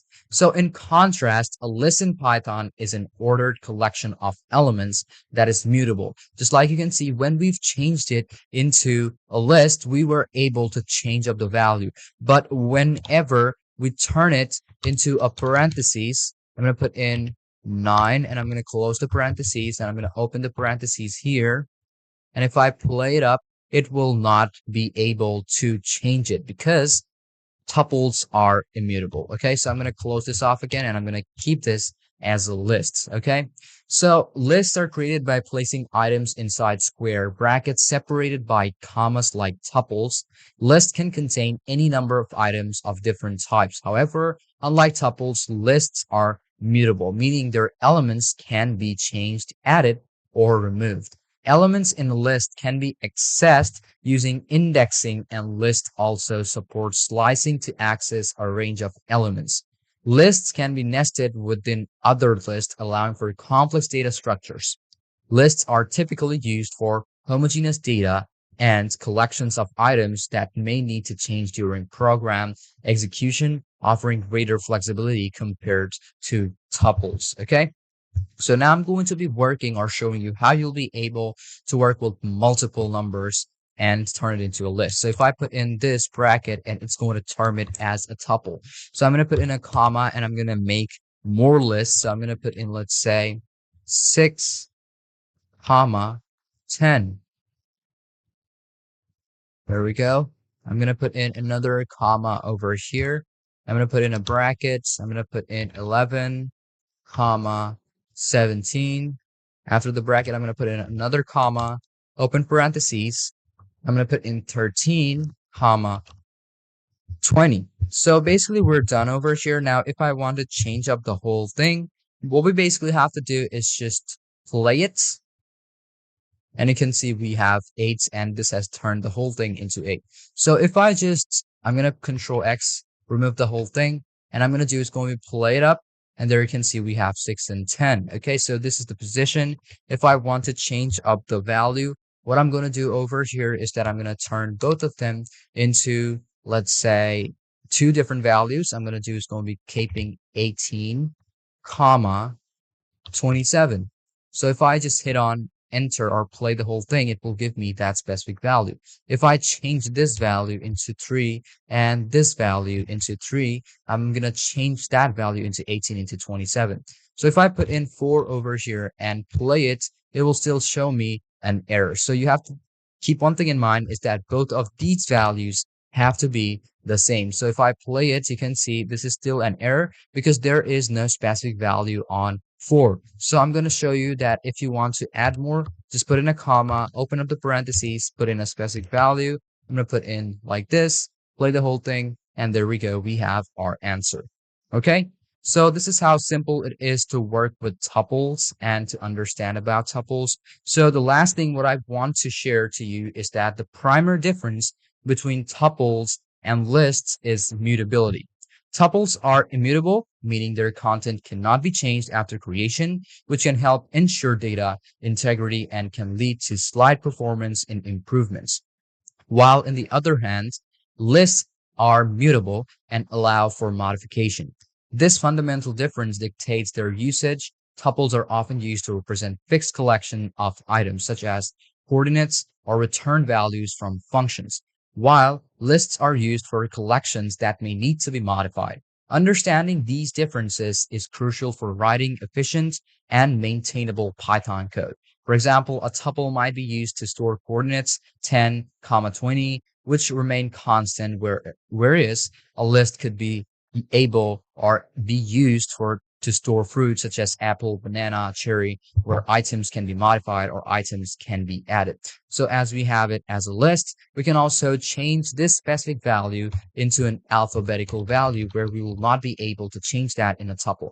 So if I put in this and if I put in apple, If I just play it, it will show me apple as the answer. But if I turn this value over here, and if I just turn this into a tuple, close this off, if I play it, it will not be able to give me the answer, okay? Because this is immutable. Okay, so thank you for watching this video up till the very end and hope you understood about everything in this class. If you still have any confusion or any question, feel free to ask me anytime. I'm always there to help you out. So in our next class, I'm going to be showing you how you'll be able to work with functions and a lot of functions, which I'm going to show in that class. So make sure not to skip any part because if you do, you might miss out on something very important. So let's move on to our next class and keep continuing our course. Welcome back to another class of Python. In this class, I'm going to be showing you about functions. So functions are very important while working on a project in Python, and it's going to help you a lot in the later process, okay? So in this class, do not miss any part because if you do, you might miss out on something very important. And also make sure that you are connected to the internet and try using the latest version of whichever IDE it is which you're using, okay? So without any further ado, let's hop onto our class by opening up PyCharm on our device. As you can see on my screen that I have already opened up PyCharm. Now over here, the first thing which we need to know about making our own function is about what the function is and how it actually works. So basically, a function is a block of reusable code that performs a specific task. Functions basically help in organizing code, making it more readable, reusable, and modular in Python. In Python, a function is defined using the def function and the keyword, okay, followed by the function name and parentheses inside that variable. So first thing, what we have to do over here is write in our def command. So first off, I'm going to put in a couple of space because if I want more variables or more data at the top, I can put it with ease. So I'm going to put in def. So I'm going to do is going to be turning off my caps lock and I'm going to put in def. So that is basically it, def. So that is how you'll be able to like start your function. Now, after def, I can put in greet. Like I can say like greet them with a welcome or maybe whatever it is. So in this case, I'm going to put in say hi. So I want this function to say hi to that specific person or to that specific user. Now, one thing or one difference you can see over here that as we have like only two words, I did not put any space in between them. But this is kind of like a good practice which you have to follow up in Python because when you see that there is like you have to put in a bit of space, right, to make it individual. But what we do in Python is put in an underscore to make them together. So this is kind of like a good practice which you should follow up, but you can also keep it blank when there's like a small word with it. You can keep it just like this, and then you can come up or follow up with a parentheses, and then after that you're gonna put in a colon. Now after the colon, your function will basically start off in this specific project, okay?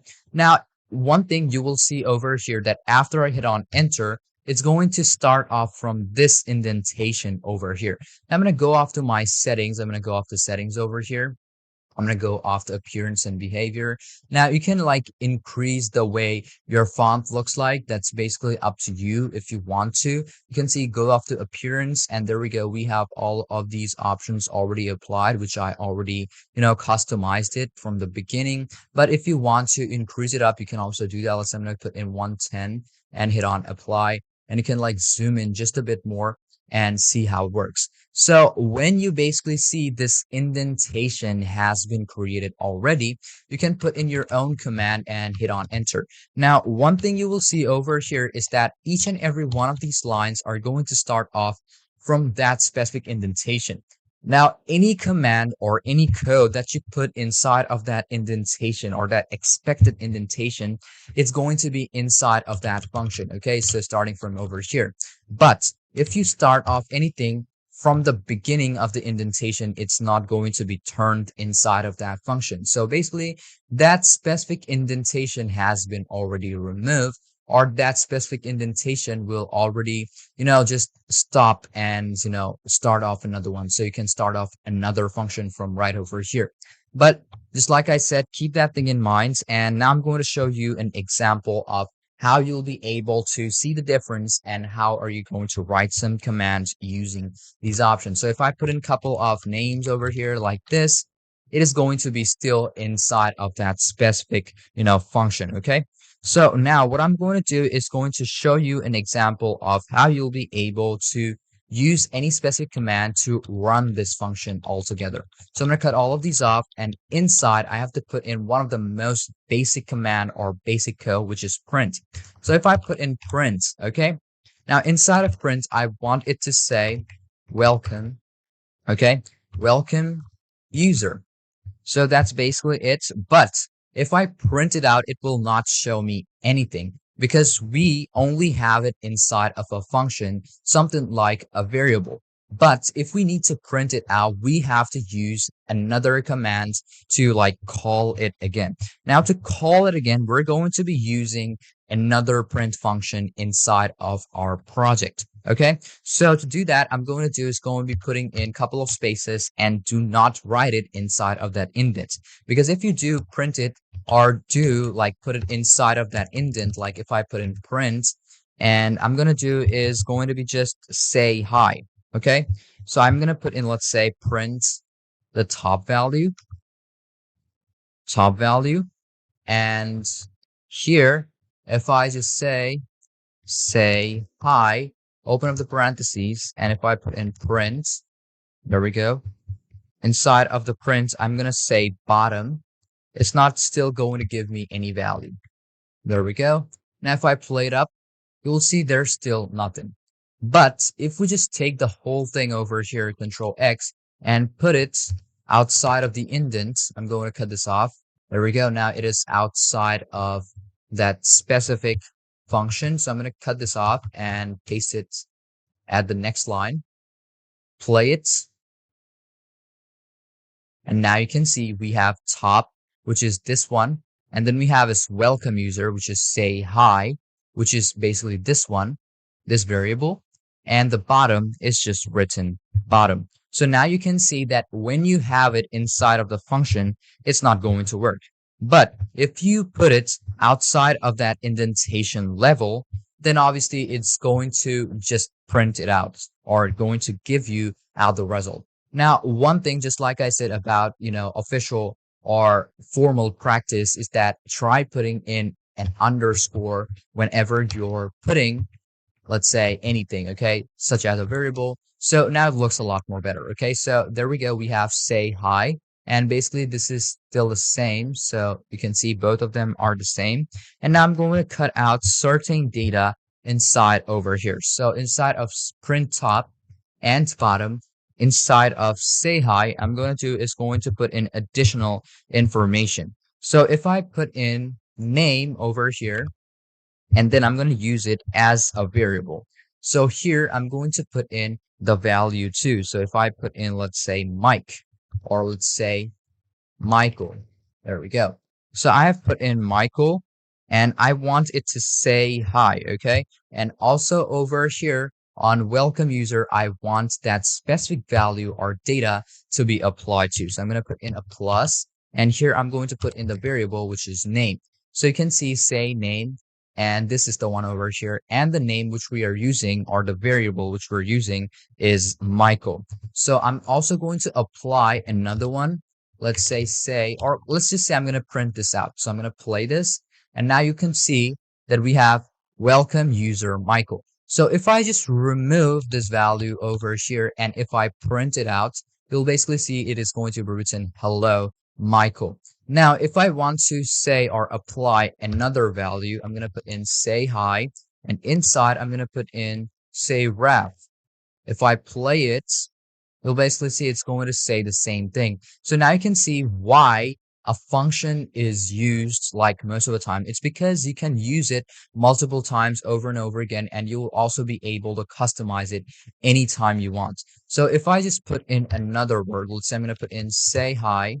Now, if I put in double quotation and if I put in just name and hit on play, it will also say welcome name. Now, you might think that what is it going to be if I put in a specific number? So if I put in say hi, and if I put in a specific number, let's say maybe an 8, and if I play it out, you'll basically see, I'm going to play it, and now you will basically see this has turned into an error, okay? So you can use it as a string. If I put in double quotation, sometimes when you're using Python 2.6 or 2.11, it will give you an error, but on Python 3.12, it's going to give you out that specific value even when you want to work with a specific number, okay?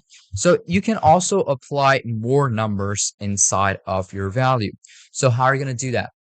So let's say I'm going to cut this last line off and I'm going to put numbers and concatenate it with the values. So if I want to put in numbers, I'm going to have to put in numbers after this. So if I put in a comma after that, and if I put in double quotation, and if I put in 32 and play it out, you'll basically see this one is still not working. Now, why? Because there is no specific place or the value to put it inside of, this specific word or the print, what we want to print, okay? So what we basically have to do is put in another value inside here. So what I'm going to do over here is that I'm going to put in another plus, and I'm going to add more. So I'm going to put in double quotation again, and inside of that double quotation, I'm going to put in a couple more values. So I'm going to put in double quotation and put in a comma and space it out. Now I'm going to put in your, I'm going to put in, let's say, so basically here, I'm going to put in your, I'm going to put in like, 1 colon over here. There we go.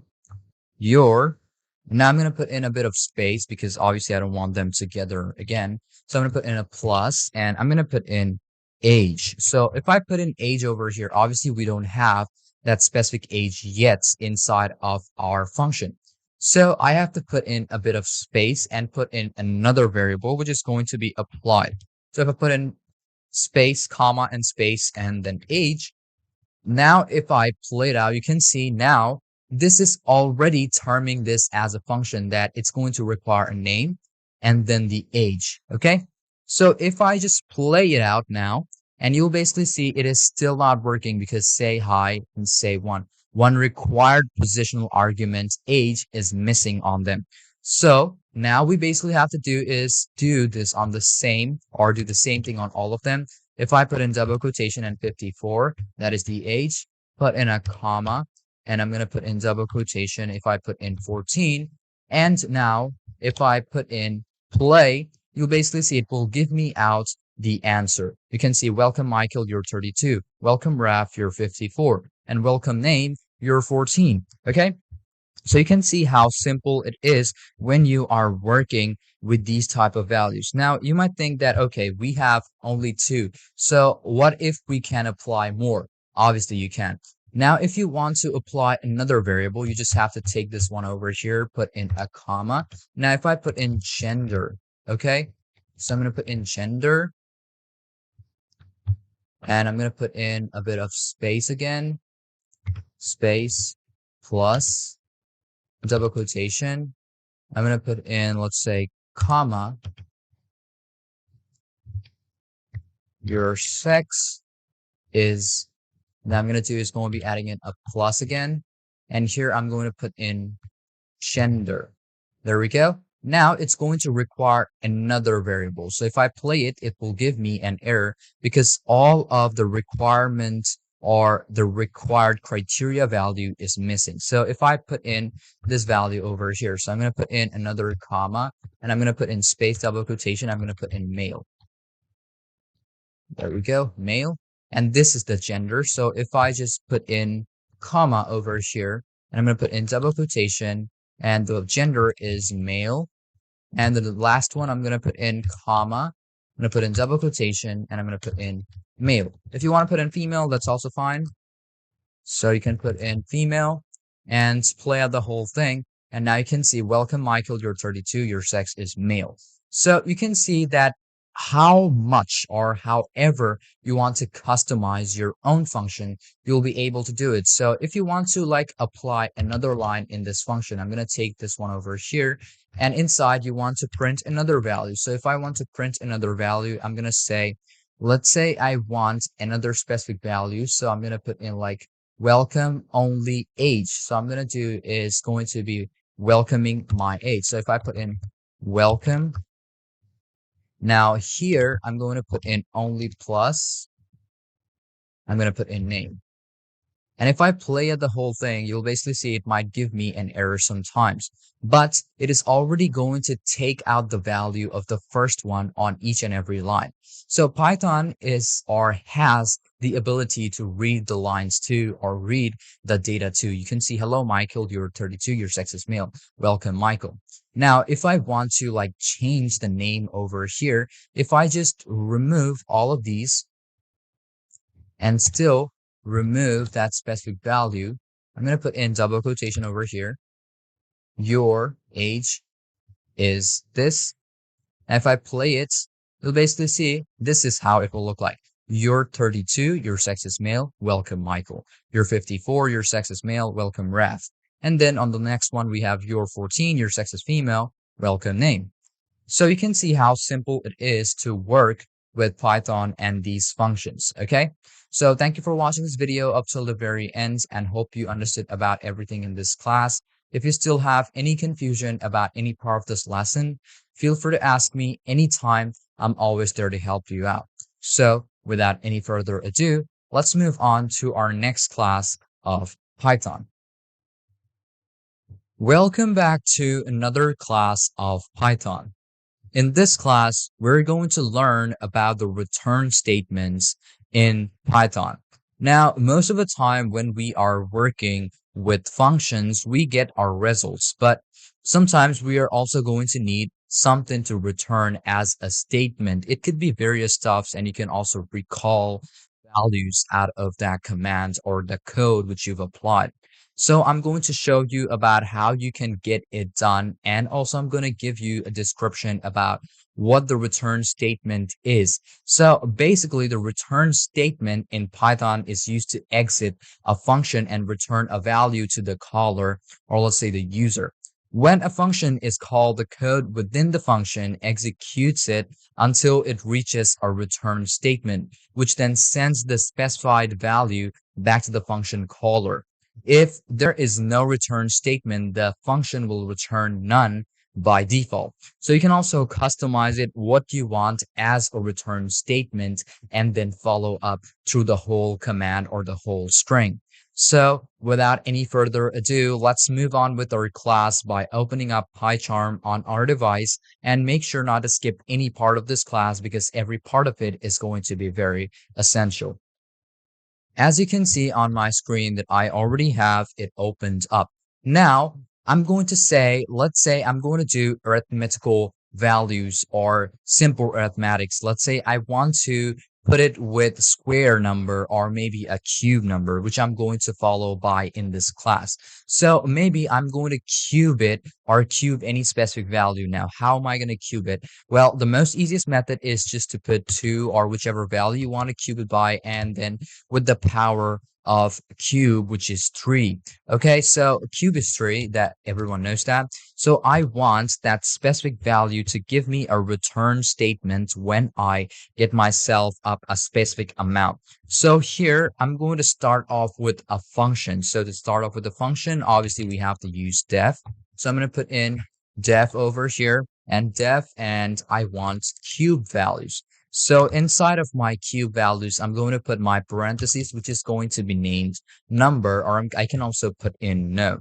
So inside of that, we have specified it, and I'm going to put in a colon. So after I put in a colon inside of my function, I'm going to put in the variable or whichever code you prefer. So it could be what you want. So as you can see, it is cube. So I'm going to have to multiply specific values times 3. So it would be no number, and then I have to put in asterisk and a number and then asterisk again and then again multiply it with that specific number. So here, what I want to do is now, as I have to print it, I will not put it inside of my function, because if I do it inside of my function, let's say maybe I want 3, if I print it out, it will not give me any answer. So what you basically have to do is start off within, or like, let's say outside of that indentation level. And if I put in Q, and then if I put in 3 and hit on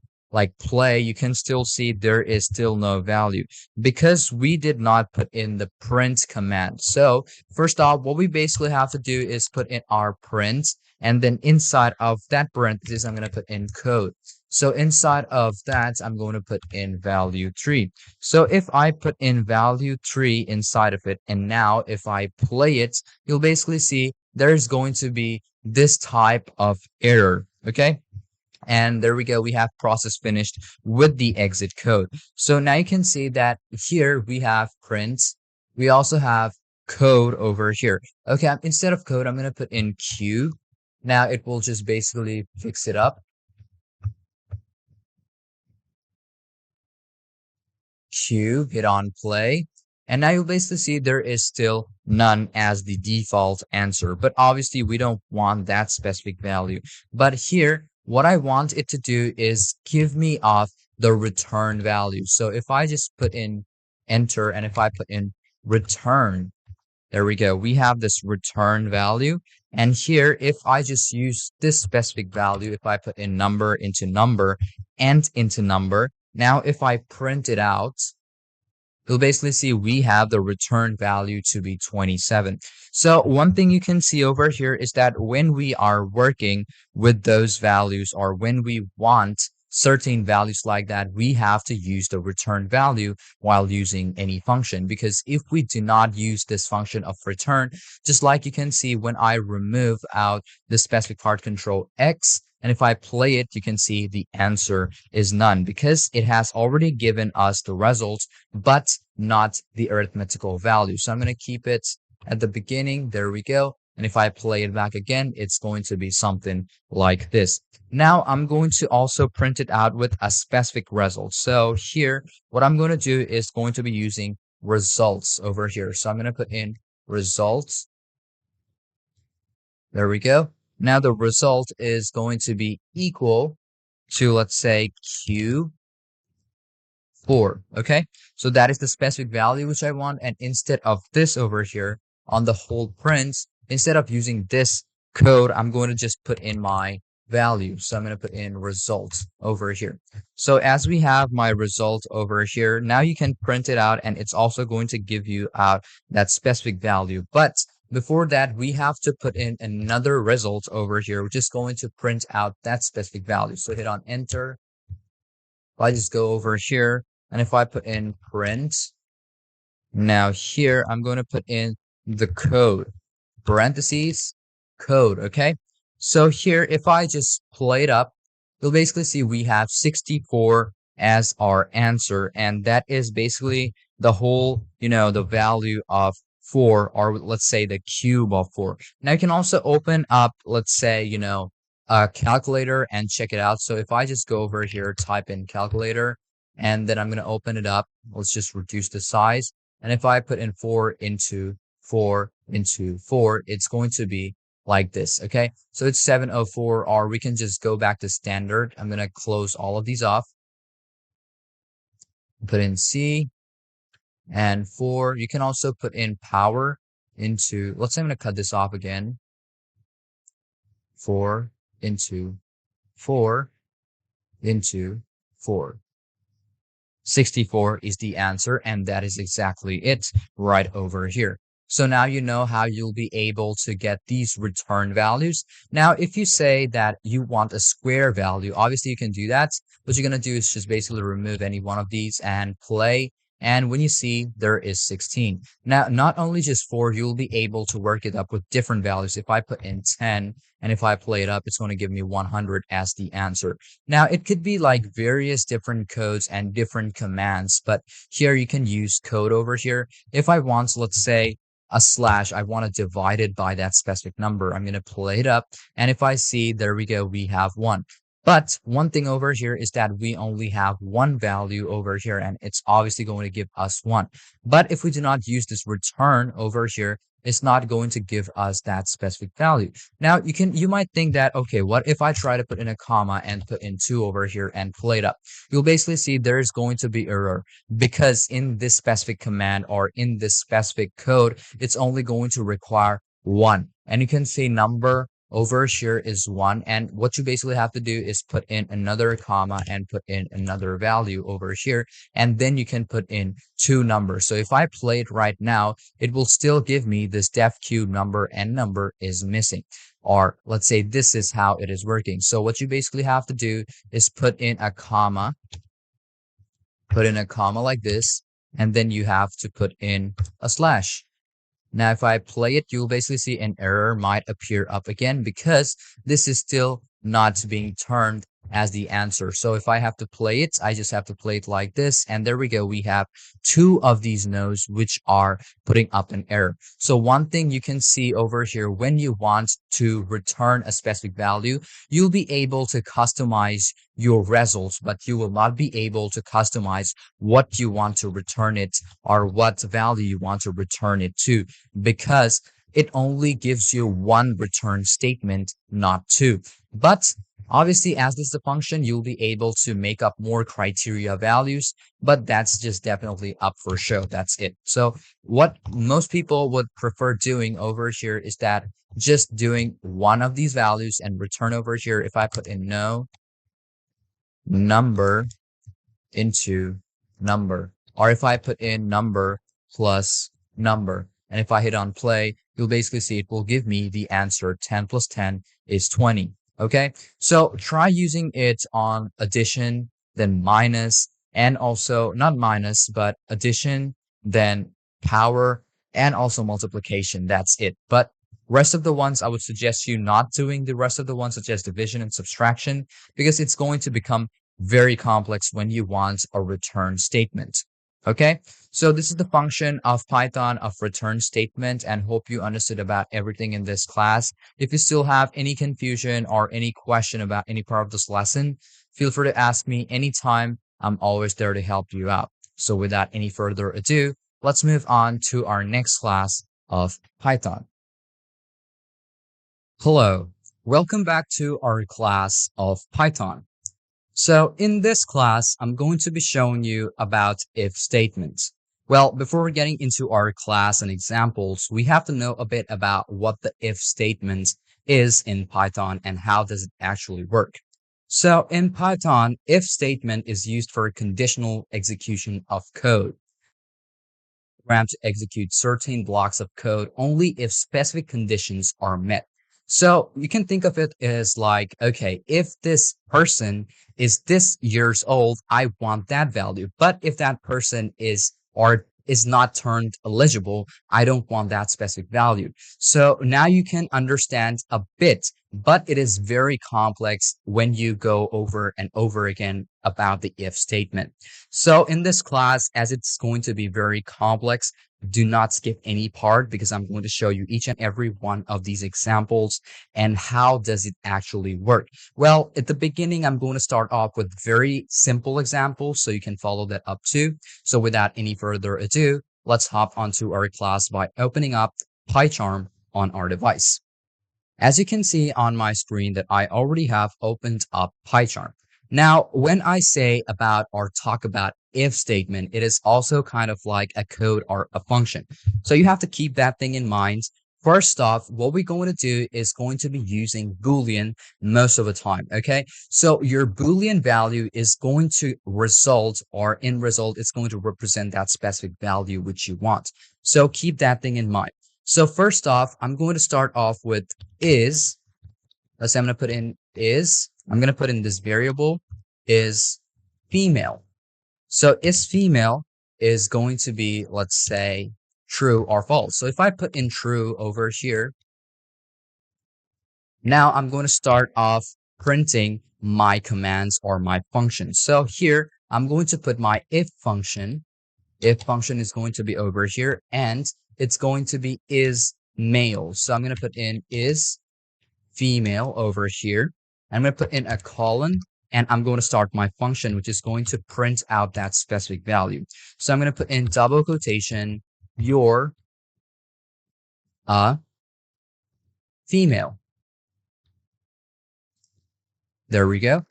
Now, if that statement is true, I want that thing to be like pasted. But if I put in another command, which is going to be else, so if it is not met up with the criteria or met up that specific requirement, it's going to print out another value. So for that, I'm going to put in else and nothing else inside over here, put in a colon.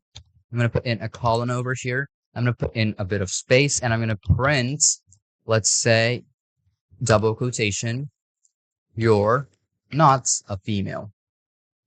Now, if I print this out, it is going to give me this line that you're a female.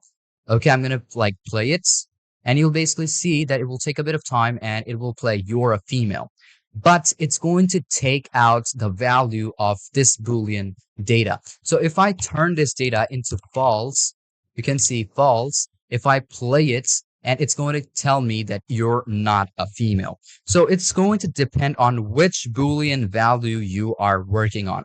So it's going to depend on that. And now I'm going to have two different variables, and I'm going to work with it. Well, just like I said, it's going to be a bit more complex, like according to our class and as time goes. So if I put in, this person is thin or fat, what I'm going to do is going to be I'm going to make another variable, thin equal, I'm going to type in false. Now, if I play this, now you'll basically see you're not a female, but we did not put any extra prints over here. You can see you're a female and you're not a female. So what we basically have to do is put in more, like, let's say variables over here. So here I'm going to do is going to be nothing over here. Just put in equal, like put in a space, type in or, and then I'm going to put in the variable, which is going to be is thin. So I'm going to put in is thin. Okay. Now you can see we have another variable applied. Now, if you want to type in what you want, then you can put it over here. Let's say you're a female or tall or both. Now, it's going to be depending on what you put. So here, I'm going to put in you're a female or thin or both. Now, the same way I'm going to do is going to be you're not a female nor thin. There we go. Now, as we have both of these requirements met, now if I just play it up, you can see you're not a female nor thin. But if I turn both of these values different, if I put in true, if I play it, it'll basically say you're a female or thin or both. Now, if I change this value into true, I play it, it will give me the same answer. Okay, so this is basically how you'll be able to work with multiple requirement data whenever you want to. Now, you'll also be able to work with, let's say, numbers if you want to. Now, I'm going to change out my value at the top. So I'm going to do is going to be adding in more. So here, instead of is thin, I'm going to put in, let's say, is underscore, and I'm going to put in is joyful. I'm going to put in equal. I'm going to put in true. Now here, I'm going to put in or. Now here, you're going to put in is joyful or both and joyful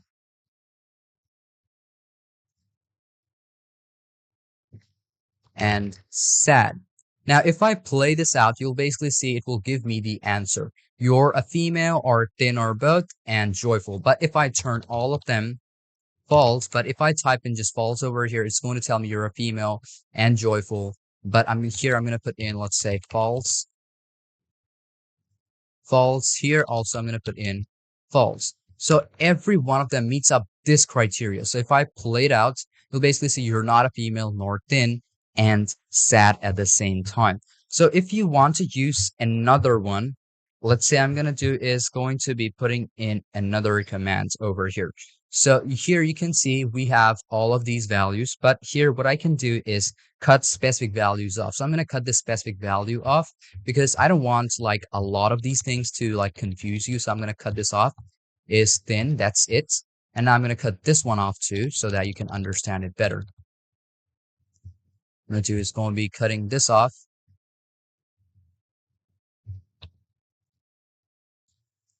There we go.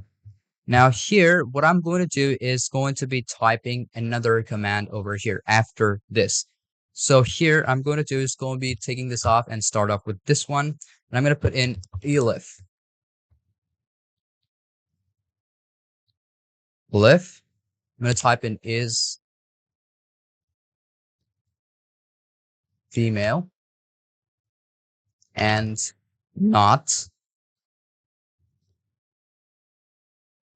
is thin. So now as I have it, and now I'm going to print out another value from here. Here I'm going to put in print. Now here I'm going to put in you are a fat. Let's say I'm going to put in double quotation first. You are a fat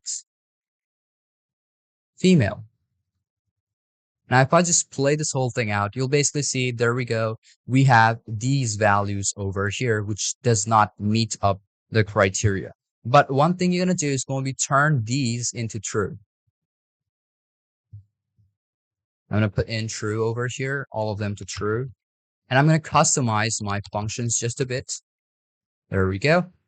And here I'm going to put in another space over here. You have to use 2 of those values. Okay, so you have to keep that thing in mind.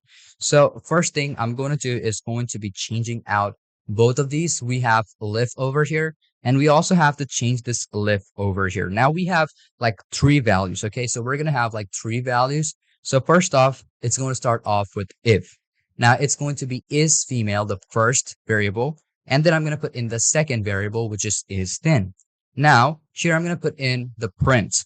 So there we go. In the print, we have you are a female or thin. Let's say I'm going to put in you are a thin female. Okay. Thin female. There we go. That is printed. And I'm going to put in elif again is female, the same value, and not is thin. Okay. So you have to keep that thing in mind, is thin. And after that, you're going to put in the colon, which is going to help you out over here to actually print out this specific function. Now you can see we have this you are a fat female. Now on the next one, I'm going to, instead of else, I'm going to also paste in another elif. Okay, so I'm going to put in another space. There we go. I'm going to put in another one. Let's say I'm going to put in elif again. Elif. I'm going to cut this off. And I'm going to put in elif not. Okay, you have to put in elif not because obviously we have already elif. So I'm going to put in elif is male, close of the parentheses. I'm going to put in and is thin. There we go. After is thin, put in the colon, which is going to help you. And I'm going to put in the else. Okay, so there we go. We have else. You are a fat female. So first off, we have you are a thin female, which is the first one, which is working out with if function. Now on the next elif function, we also have the same one, but this is for the positive value, which is true. So if I have this is female and is thin, or let's say you can also put it and not. You can see this over here, and not is thin, which is the variable over here. Now on the print, you are a fat female. Okay, now on the next one, we have elif not, and we have the same variable over here is female. I'm going to put in is female instead of male. There we go. Now we have the variable, and then we also have is thin as our variable. Okay, so I'm going to put in over here is going to be, let's say, you are a short or something like that. So I'm going to put in, let's say I'm going to put in double quotation, you are a fat female. You can also put in between, like, but. Okay, I'm going to put in you are not a female, but thin. Okay, but thin. Now, if I do the last one, which is going to be else, you, I'm going to do is going to be changing this value, are either not female or not thin or both. So basically we have done our commands. Now, if I like play it, you'll basically see you are a thin female. So you can see all of these values meet up to this specific value or to this specific function that you are a thin female. So there we go. It is the true value. You are a thin female. Now, if I just turn this false, you'll basically see it will give me another value. So if I play it, you can see you are a thin female. You can see you're still a thin female. So if I turn this into false, and if I play this value, you can still see we have the same thing going over and over again. So you basically have to turn all of these values into false to meet up to that specific criteria. So I'm going to cut this one off. Is joyful is not needed. I'm just going to play it. And there you can see we have all of the values which are giving me the same answer. So first off, start up with if, then put in an or in between, or you can also put in an and, which is also going to help you. So I'm going to put in and. If I just play it, you can see you are a fat female. Now this is changing of the values. So if I put in false over here, if I play it, you can see you are either not female or not thin or both. So it's going to be the else value which is being printed up. It's kind of like the if statement or the if function in Excel, but instead of finding out values, what it searches for is what meets up the criteria or what meets up the requirements of that specific statement. Okay, so it's going to depend on what you put inside of these elif and if functions. Okay, so you can see after these functions, we have put in a specific criteria data. All of them has them. Okay, so now you know how you'll be able to understand and also work with the if statements in Python. And it also can be turned into various different options, such as you can start off if as a statement or a syntax. Then you can also start off with the different output. Then you have to keep one thing in mind is that it's going to work with if, elif, and also else. You can also make or work on with nested if statements, but those are going to be very advanced, which I'm going to keep that aside because this is a beginner level class.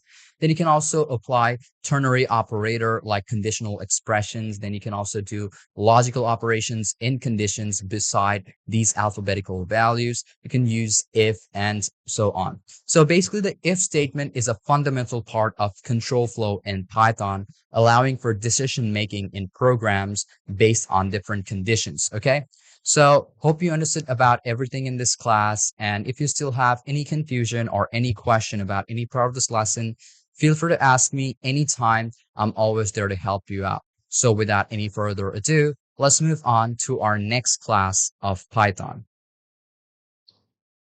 Hello everyone, welcome back to our class of Python.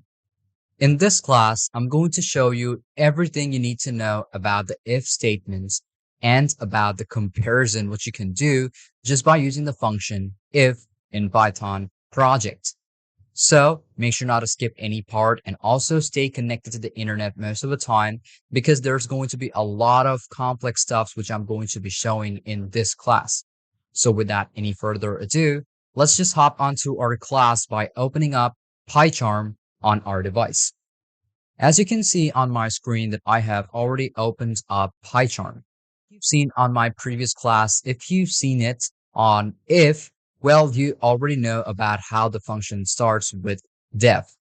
But I'm going to show you everything you need to know about it. So just make sure not to skip any part of this class. Okay, so I'm going to use the same type of functions which I did in my previous classes. So I'm going to start off putting up my value, which is going to start off with a function of def. So the depth of the maximum number, which I'm going to put over here, is going to be maximum number. I'm going to open up my parentheses, and here I'm going to do is going putting in number 1. The second number which I want to compare is number 2, and third number is going to be number 3. So each and every one of them is going to be inside of the parentheses, and I'm going to put in a colon. Now I'm going to write in my function. So what is it going to be? So if my number or number 1, which I have over here, is going to be compared, so I have to put in a greater than or a less than sign. So to do that, what I'm going to do is going to put in my greater than sign over here. Number 1, if it is greater or equal to number 2, which I see over here, and number 1 again, if it is greater or equal, I'm going to put in equal to number 3. Okay, I'm going to put in a colon. So I want the value to return. I'm going to put in return is it going to be number 1. Okay, so I want it to give me the value of number 1. Now, in my second statement, I'm going to start off with elif. Obviously, if I put in if first, obviously the next one is going to be elif, and then I'm going to put in elif not or else. So I'm going to put in elif now, the elif, and then I'm going to do is going to be starting off with number 2. So there we go, we have number 2, and if it's going to be equal or greater than number 1, which I see over here, and I'm going to put in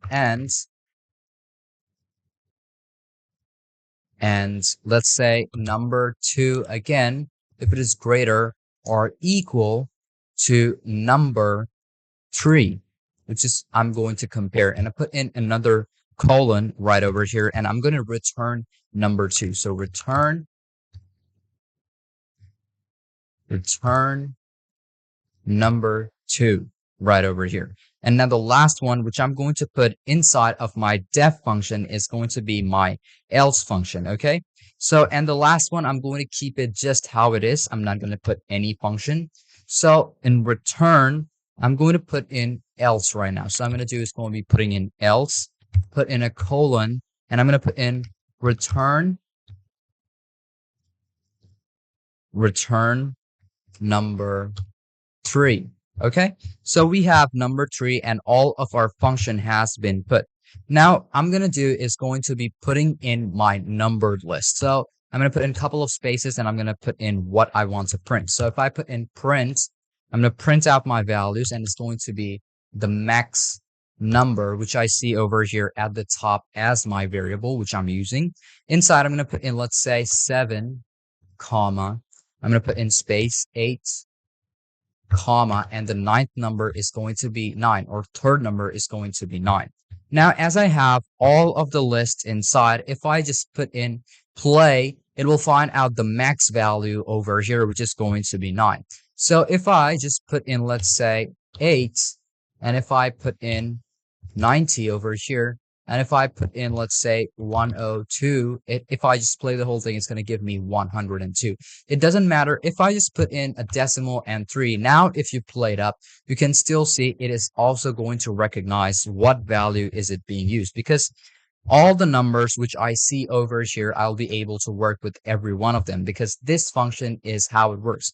You can see we have used number, okay? And when you use this def function, it's going to analyze itself, okay? So doesn't matter if it's a string, doesn't matter if it's a Boolean, doesn't matter if it's an alphabet or a numerical value. Everything is readable, so it's going to give you out all the values.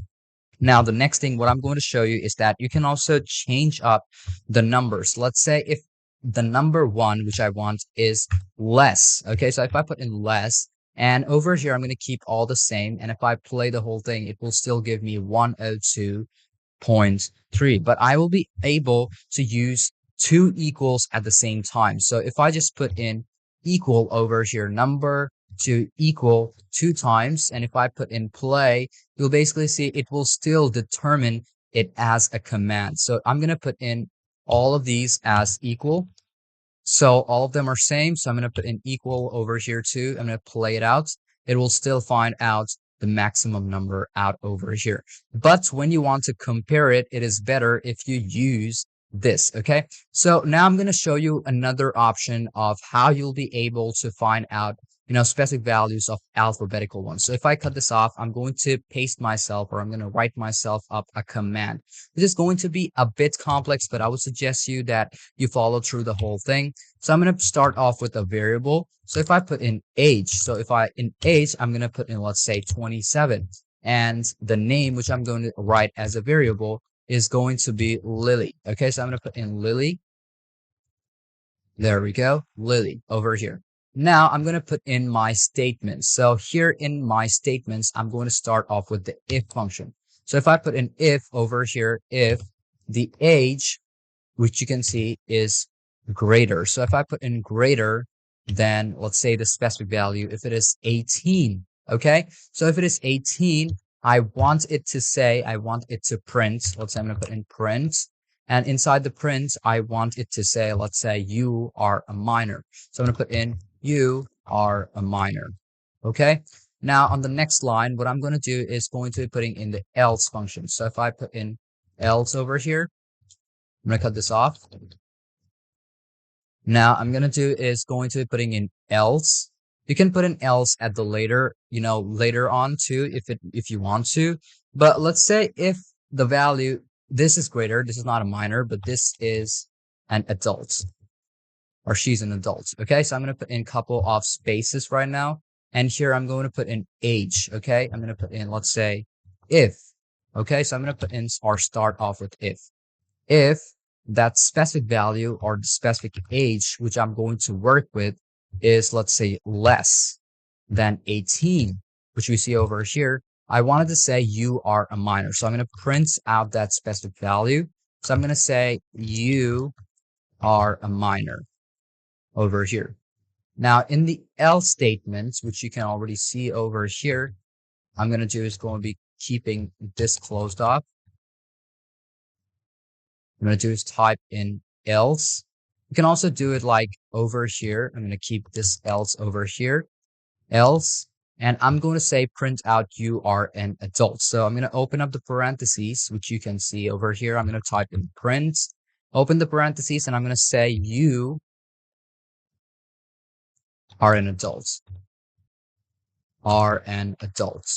Okay, so now if I print out the whole thing, you'll basically see it is going to find out that the name, which you can see over here, is not defined. So if I cut this off, you'll be able to work with it. Okay, so I'm going to do is going to be putting in double quotation inside it. There we go. Now I'm going to try playing it out, and you can see you are an adult. You are an adult. Okay, so I'm going to do is going putting in an adult. So it's going to find out that specific value that you are an adult. But if this specific value, which I find over here, is less than 18 according to what value I want, it will say you are a minor. Now, just like this, you'll be able to increase up these lines and your function just the way you want to. So I'm going to show you another line, which is also going to be very simple. Now here, I'm going to work with elif and else at the same time. So I'm going to cut this off, and I'm going to do is if the specific value, age over here, is less than 13. I'm going to put in 13, colon. Now here, I'm going to start off with print out the value that you are a child. There we go. You are a child. That is specifically done. Now here, I'm going to put in elif. And inside of elif, I'm going to put in, let's say the specific value is 13 according to what I want. Now I'm going to do is going putting in if it is less or equal to the age, but it's going to be less than 18, which is my specific value over here. Okay, so if I put in 18, which is my specific value, which I want to compare it to, so I'm going to put in a colon over here, and I'm going to print it that you are a teenager. So I'm going to put in print as that you are a teen. I'm going to just put in teen, okay? So there we go. We have put in a teen. And the last one, what I want to print is the else function. So in the else function, I'm just going to do is put in a colon, and I want to print that you are an adult. So I'm going to print out the value that you are an adult. So if I print out the whole thing, it will give me a couple of these values that you are a minor and you are a teen. Now you can also keep it lower, okay? It's going to depend up to you. So if I put in, let's say 13 and play it, now you can see that it is going to give me that you are a minor and you are a teen. But as I did not put any specific value like you are adolescent or you are a child, if I put it, it's going to be like that, okay? So you have to keep that thing in mind. So you can see elif is 13, and this is basically it, that you are a minor, okay? But if I put in, let's say 12, let's just put in 12 and play it out, and you will see that you are a minor and you are a child is now being presented. So now you know everything about the if statement, and obviously you'll be able to make your own functions just the way you want to. You just have to add in more and more functions so that it meets up your criteria and meets up your data set, which you want as a requirement, okay?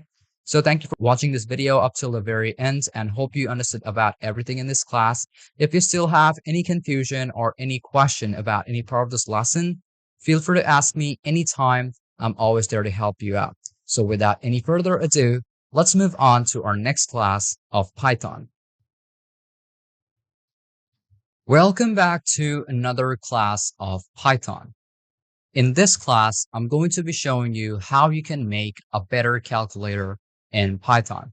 Well, in my previous class or in this course, I've also shown you how you can make a basic calculator, but I'm going to show you how you'll be able to make a better one where you can also select up your operator and also work with decimal values at the same time.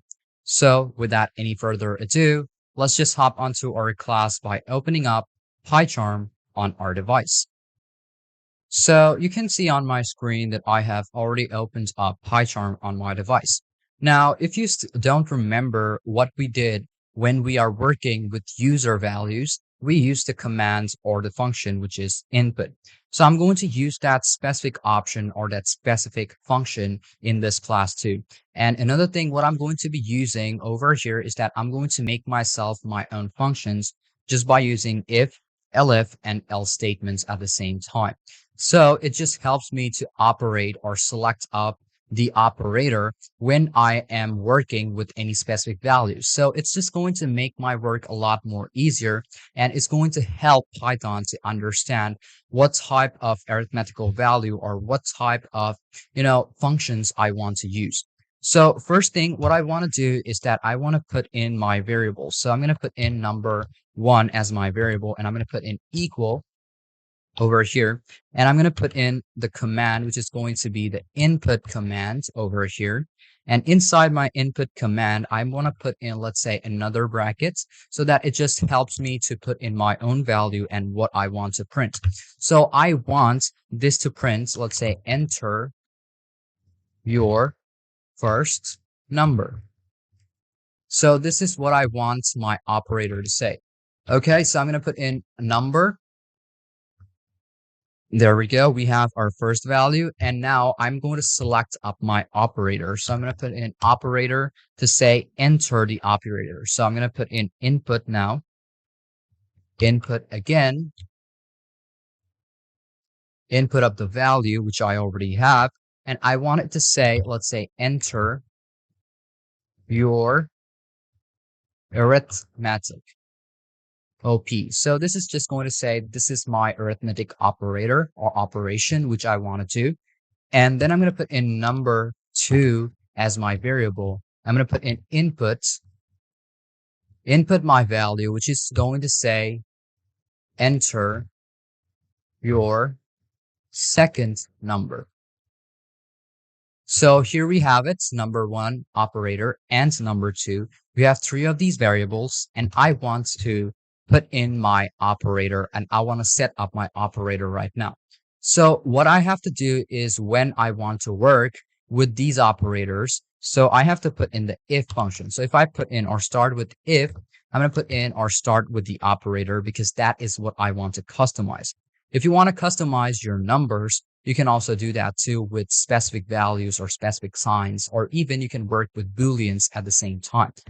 Because obviously you are customizing your own function when you're working with if or def. Okay, so operator is going to be equal or put in double equal. And now I want this person to work with a plus sign. So I want Python to understand that even if I work with a plus, it's going to validate it. So I'm going to put in the colon, and here I want to print number 1 and number 2, which is going to be plus. So if I put in, let's say I'm going to put in number 1 plus number 2. So there we go. We have number 1 and number 2, which is going to be added up when I use this plus value. So it just helps me to not add any additional, signs when I'm working with my calculator. So I'm going to put in an enter, and I'm going to change this by using elif. So on my elif, I'm going to put in operator again, and I'm going to put in double equal, which you can see over here. I'm going to copy this just in case. Control C. Okay. So equal, and I'm going to put in minus value. So if it is minus, I want Python to understand this is minus. So I'm going to put in print, and I want to say number 1 minus number 2. Okay, so that is what I want it to print. Now the third one, I'm going to also put in elif. I'm going to do is going to be putting in operator, and I want to say double equal, and it's going to validate my asterisk, or which is going to be multiplication. So if I put this over here on the print, I'm going to put in number 1 into number 2, or asterisk number 2. So I'm going to open up my parentheses, number 1 asterisk number 2. Okay, now I'm going to go off to the last one, and over here on the last one, I want to say the next is going to be elif again. Elif and operator equal or equal to, which is going to be the /, and I want it to term it as a division. So if I put in that, and on the print, I'm going to say number 1 divided by number 2. You can also put in number 2 divided by number 1. It's basically up to you. So if I put in, let's say number 1 divided by number 2. Okay, so there we go. We have all of the statements done. And the last one, what I want to say is that if anyone works with anything else instead of plus, minus, division, and multiplication, I wanted to say not, let's say error. Okay, so I would just want to say error or operator not available yet. So if I put in else, and I'm going to put in comma, and here, not comma, colon, I'm going to print out that specific value, which is going to say operator did not understand. So this is what I want Python to say to the user when they are using anything else beside this. So if I play it, it will give me the specific value, or it will obviously run. But you can see print number 1 and number 2. This one was not closed. So I'm going to find this out, and I'm going to close this off. So I'm going to close with parentheses and play it out. Now you can see we have this. So enter your first number. So I'm going to do is going to be putting in a colon over here, space, space, colon, and space again. I'm going to replay the whole thing. Now you can see this is how it looks like. So I'm going to put in 7, and your operator should ask you what you want. So if I want to add it up, I'm going to put in plus, and the third number or the second number is going to be 3. So if I play it, hit on enter, it will give me 73. Now you can see that this is obviously not working, because the arithmetic operator should obviously add it up instead of, additioning 2 of these. So one thing, what I'm going to do over here is that I'm going to put in input over here. I want to close this off again. And if I play it, it will still work the same way. So if I put in 3 minus, if I put in 2 and hit on play, you can see this is still not working because this is an unsupported string. So to fix it up, we have to put in a specific command or a specific let's say, function, which is going to work to put in our values. So if I put in float over here, I'm going to put in float. There we go. I'm going to put the same thing over here, float. So now if I play out the whole thing, it's going to run the whole thing first. And if I put in, let's say, 7 minus, let's say, 2, if I play it out or hit on enter, now we can see we have our decimal value and also our answer. Now, if I want to like put in or work with different ones, let's say I want to work with decimal values. So I'm going to do is going to be rerun the whole thing. Okay. So I'm going to run it out. And if I put in 10.89 minus, if I put in, let's say, 88. So I'm going to put in 0.88 or, okay, I'm going to put in 89. And if I hit on enter, it's going to give me 10 as the answer. So if I cut this off again, well, let's say I'm going to put in and enter again, or let's say play it. Now I'm going to do is going to be, let's say, divided. So if I put in 10, I'm going to put in this oblique or the slash // and I want to divide it by 5. So hit on enter, and there we go. We have 2 as the answer. So I'm going to play it back again and show you how you'll be able to work with multiplication. So I'm going to do is put in 8, and the arithmetic operator should also want this. And now 8 into 2 is going to be 16. I'm not going to run it, but instead I'm going to hit on enter, and there we go. We have 16. But what if I want to work with both decimals? So if I put in 10, and I want to do is, okay, let's say I'm going to do is going to be replay over again in 10.34.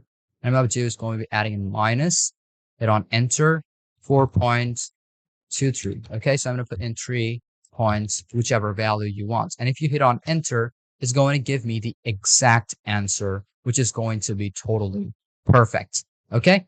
So now you can see how easy it is to make yourself up a better calculator than, just working up with the float command or input commands, your own arithmetic operator on your own. Okay, so this is how simple it is. Well, it might take a bit more time than making a basic calculator, but one thing which you will see is that when you're making this type of calculators, you will be able to use it in the long run. But when you are working with the basic calculator, when you have to put in more command, more functions, it will not work properly. Okay. So hope you understood everything about this lesson and hope you understood about how I did it. But if you still have any confusion or any question about any part of this lesson, feel free to ask me anytime. I'm always there to help you out. So without any further ado, let's move on to our next class of Python. Welcome to another class of Python. In this class, I'm going to show you everything you need to know about dictionaries in Python. Now, you might think about what is it going to be related to Python and about dictionary. Well, before getting into our explanation, or let's say before getting into our examples of how you're going to write the code, learn a bit about what dictionaries are. So a dictionary in Python is a mutable, unordered collection of items. Each item in a dictionary is a key value pair where each key is unique within the dictionary. So dictionaries are often used to store data in a way that allows for quick retrieval based on keys. So when you're creating a dictionary, you can use like the third bracket or the dict, and then what you can do is open up the parentheses function. So I'm going to show you each and every step, so make sure not to skip any part, because if you do, you might miss out on something very important. So let's open up PyCharm on our device. As you can see on my screen that I have already opened up PyCharm. Now I've said that you have to use the brackets or you can use the dict function. So it could either be like this, you can use this, or you can use this function, dict, and then open up the parentheses like this. So it's going to be based on however you prefer working on it. But first thing I'm going to show you is going to be something very simple, just by showing you about the month conversion. Now, when you talk about month conversion, what is it kind of like? So I'm going to type in month conversion, over here are month conversions. Now I'm going to put it as a variable, and inside my variable, I'm going to keep using the third bracket, which is going to be like this. Now, one thing you will see that when you're using the third bracket, it's going to be something like this.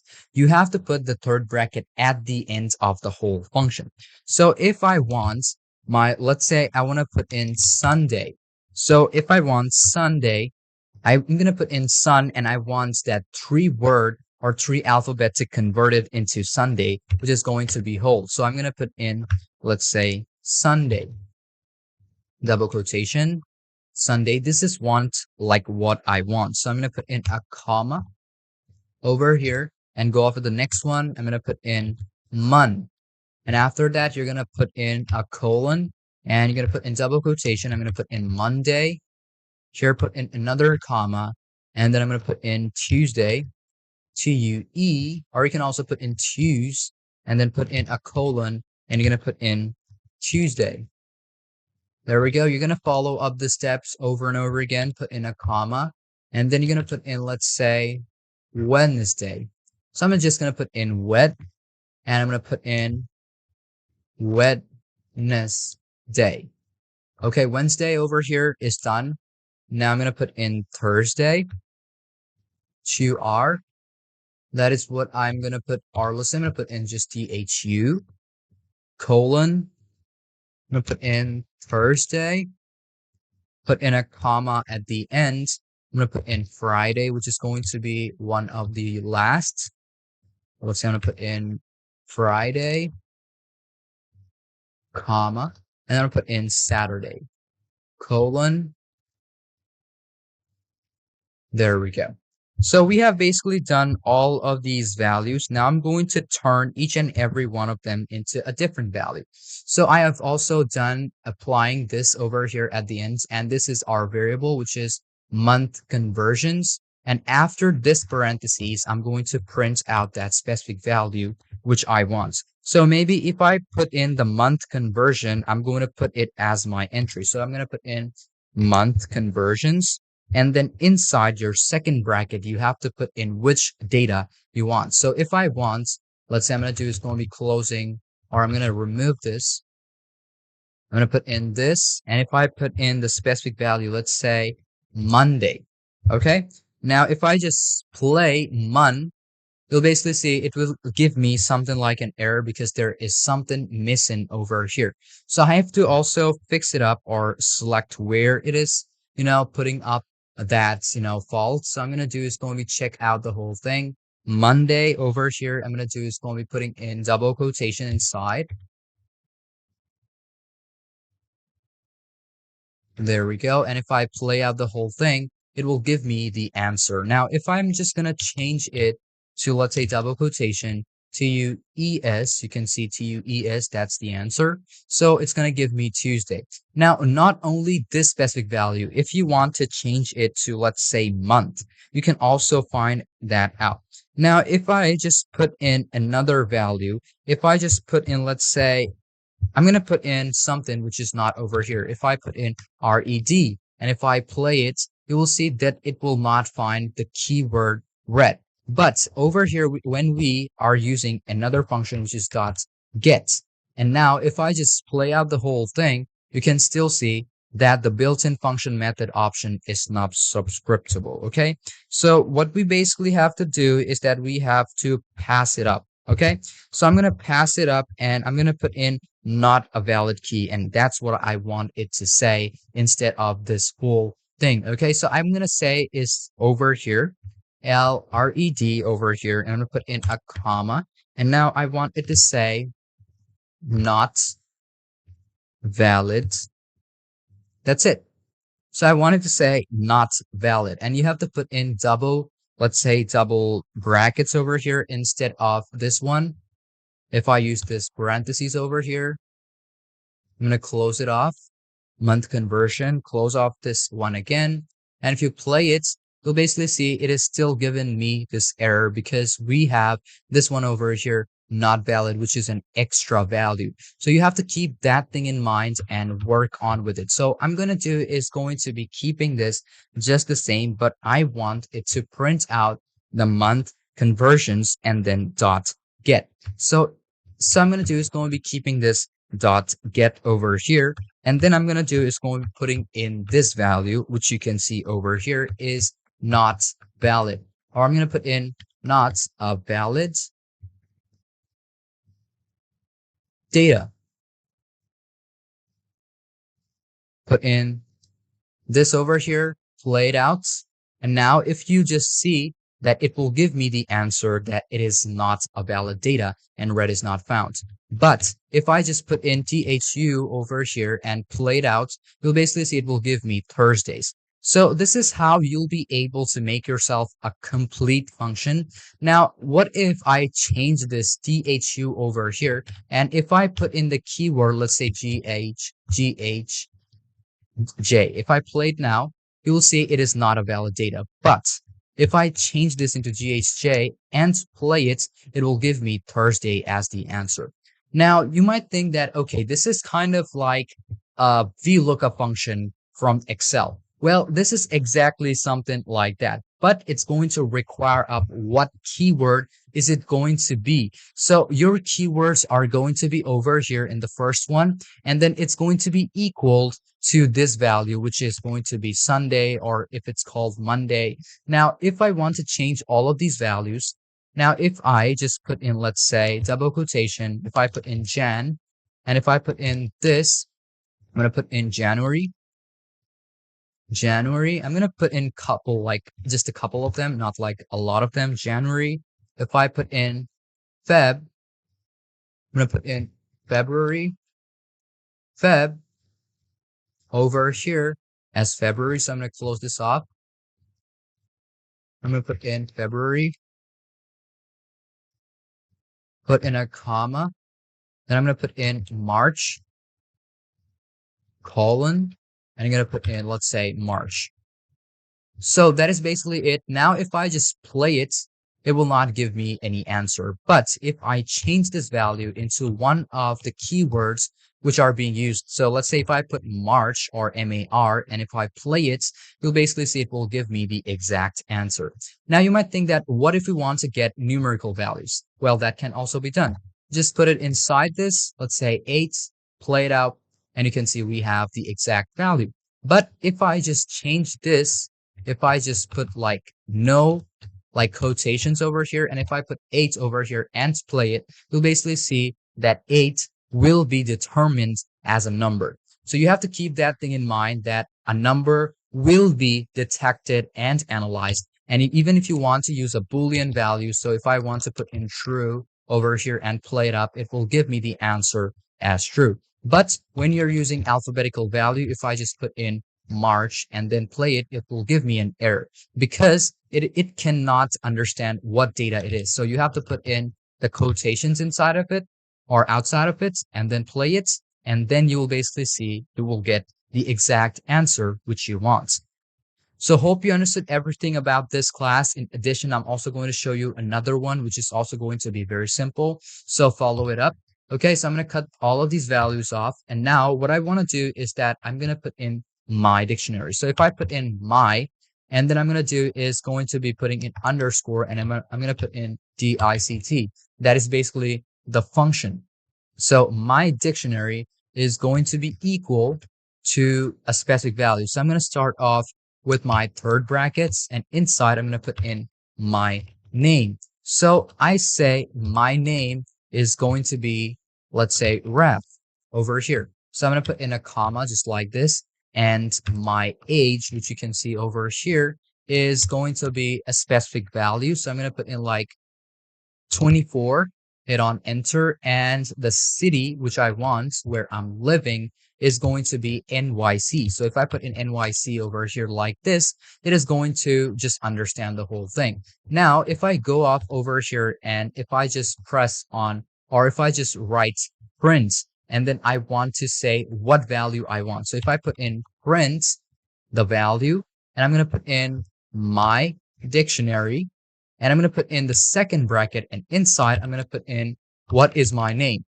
So over here, this is basically done. And if you play out the whole thing, it will give me like this. Okay. It might give me an error like this. It's because it cannot find out which value we're using. So here, what I'm going to do over here is that I'm going to change this specific value, age over here. I'm going to put in just 24 just in case, as I'm not using the get function. So I'm going to just play it up.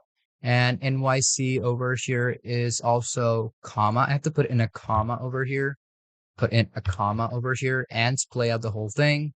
Now you can see I have my name as ref. So if I just cut this off over here, now let's try playing this back again.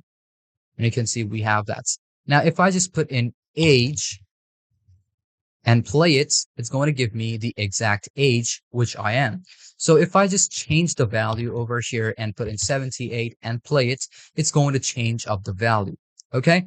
So you can see how easy it is, and you'll be able to get out multiple values at the same time. So if I just get this over here, and if I put in print, I'm going to put in my dictionary, the second bracket, and if I put in name over here and play it out, it's going to give me two of those values. Okay, so that is how simple it is. And you'll also be able to put in what you want to add up. Okay, you will be able to concatenate data too. So thank you for watching this video up till the very end, and hope you understood everything about this class. If you still have any confusion or any question about any part of this lesson, feel free to ask me anytime. I'm always there to help you out. So without any further ado, let's move on to our next class of Python. Welcome back to our class of Python. In this class, I'm going to be showing you about while loop in Python. Now, before getting into our class of learning while loop, we have to understand a bit about while loop, or what while loop is. So in general, a while loop in Python repeatedly executes a block of codes as long as the specified condition is true. It is basically useful for scenarios where the number of iterations is not known beforehand and depends on dynamic conditions within the loop. So the syntax of while loop is as follows, which I'm going to show you in my pie chart. So as this is going to be also a very important class, because it's going to be based on function and what you put in as a criteria of data. So not like, make sure not to skip any part, because if you do, you might face a bit of hassle later on in the long run. So let's just open up PyCharm on our device and show you how you'll be able to create yourself a while loop project, or how the function will work. Now, as you can see on my screen, I have already opened up PyCharm. Now, well, if you didn't see my previous classes like attention, well, like given attention, then I would suggest you go check them out again, because most of these functions which I'm going to be showing you is going to be based on how you write your function and how you put in your criteria and data. Okay, so you will be able to use different type of values in the while loop, but it's going to depend on whether the Boolean value is true or false. So now you can type something, or type the command or function like while, and then you can put in like this, while condition. There we go. Now the while condition is going to print out what the condition should be met according to your data. Now you have to put in the code block which is needed to be executed, but I'm going to show you a simple, or much simple, easier process and an example of how you'll be able to work with it. So first things first, obviously, when we need to find out our Boolean value, if it is true or false, we have to find out if the value has a variable. So I can put in u, and I'm going to put it as a variable. I'm going to put in an equal, and my specific value, which I'm going to be working, is going to be 1. Now, after I put in my variable, which is u is equal to 1, and then I'm going to put in the same condition, or the same format of putting in my function, which is going to be while. Okay, so while my u value is going to be, is it going to be greater or less than? It's going to depend on that.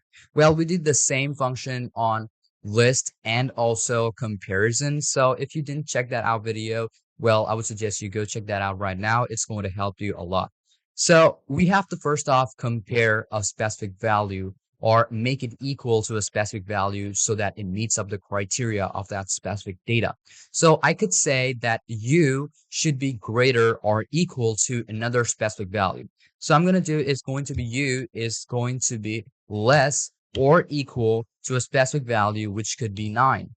So I want my criteria to print out everything from 1 to 9. Okay, now you can also put in like certain values starting from 0 or -1, -2. That's like basically up to you. Now, if I hit on enter, you will basically see the indentation level will also be fixed because that is turned as a function right now. So I want to print out that specific value, which is u. Now, after I put in my specific value, now I want my specific value or the variable, which is u, it should be plus or it's going to be equal to the value which I've already put in, which is exactly 1. So what I'm going to type here is u plus, and I'm going to put in, let's say, plus or equal to the specific value 1. So we have put in our code block, which is going to be executed. So I'm going to do is going to be keeping this at the beginning because we are done with our function and our criteria of data. So if I print out that specific value, let's say I want it to say, let's say loop complete. So I'm going to put in loop completes. That's what I want it to say, which is going to be the exit code. So if I print out the whole thing, you'll basically see it will be giving me the value from 1 to 9. And at the end, it will say loop is completed. Or if I just take this or change it, loop is completed.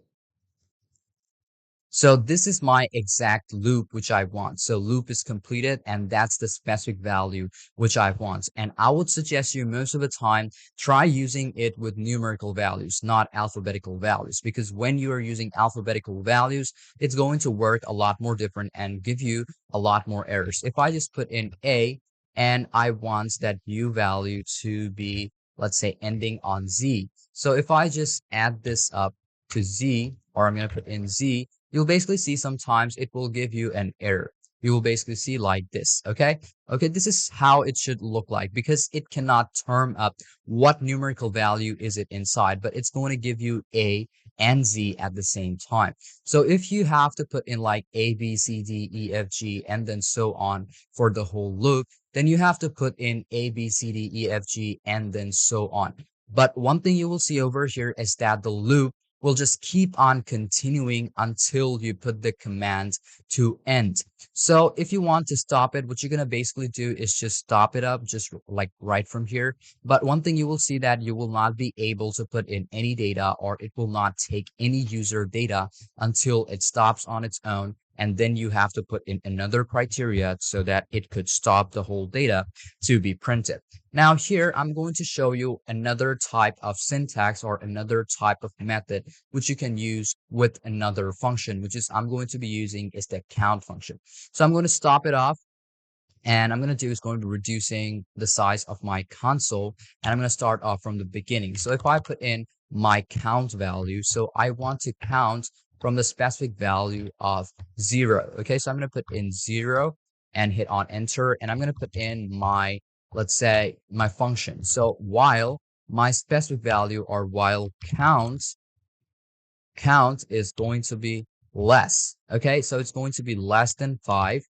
So now I want that specific method, which is going to be printed. So if I put in print and open up the parentheses and put in the double quotation, and I'm going to put in count is put in the double quotation close, but before that, put in a colon. And after that, put in a comma and then put in count again, which is going to be my variable, which it can identify and then work along with it. So if I put in count, and then if I put in, let's say, plus or equal to 1, now I have to print out the whole thing, but now still I didn't. But if I print it out, you'll basically see we have count as 0, count as 1, count as 2, count as 3, count as 4. Now, if I put it up till, let's say, 80, And if I play out the whole thing, it's going to give me everything up till 80. Now, it doesn't matter if you put in single digit or multiple digit, but if you work with double quotation inside of it and put in any specific value and work with it, you will basically see that it is now turned as a string, and it cannot work with the string while using the while count or the while loop function.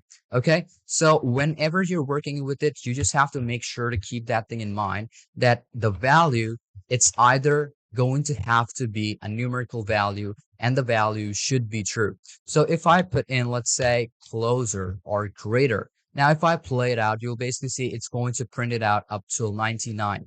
Now if I put in this value, it's going to be greater than 100. Now you can see we have no numbers. It's because it's going to be a lot of numbers which can be printed, which is greater than 100. Or I'm going to put in equal to 100. So if I put in an equal and play it up, you'll basically see it will still give me no specific values. It's because it is just added by 1, or which is equal to 100 and greater than 1. So it could not surpass the level or surpass the numerical data, which is 100. Okay, so you have to keep that thing in mind.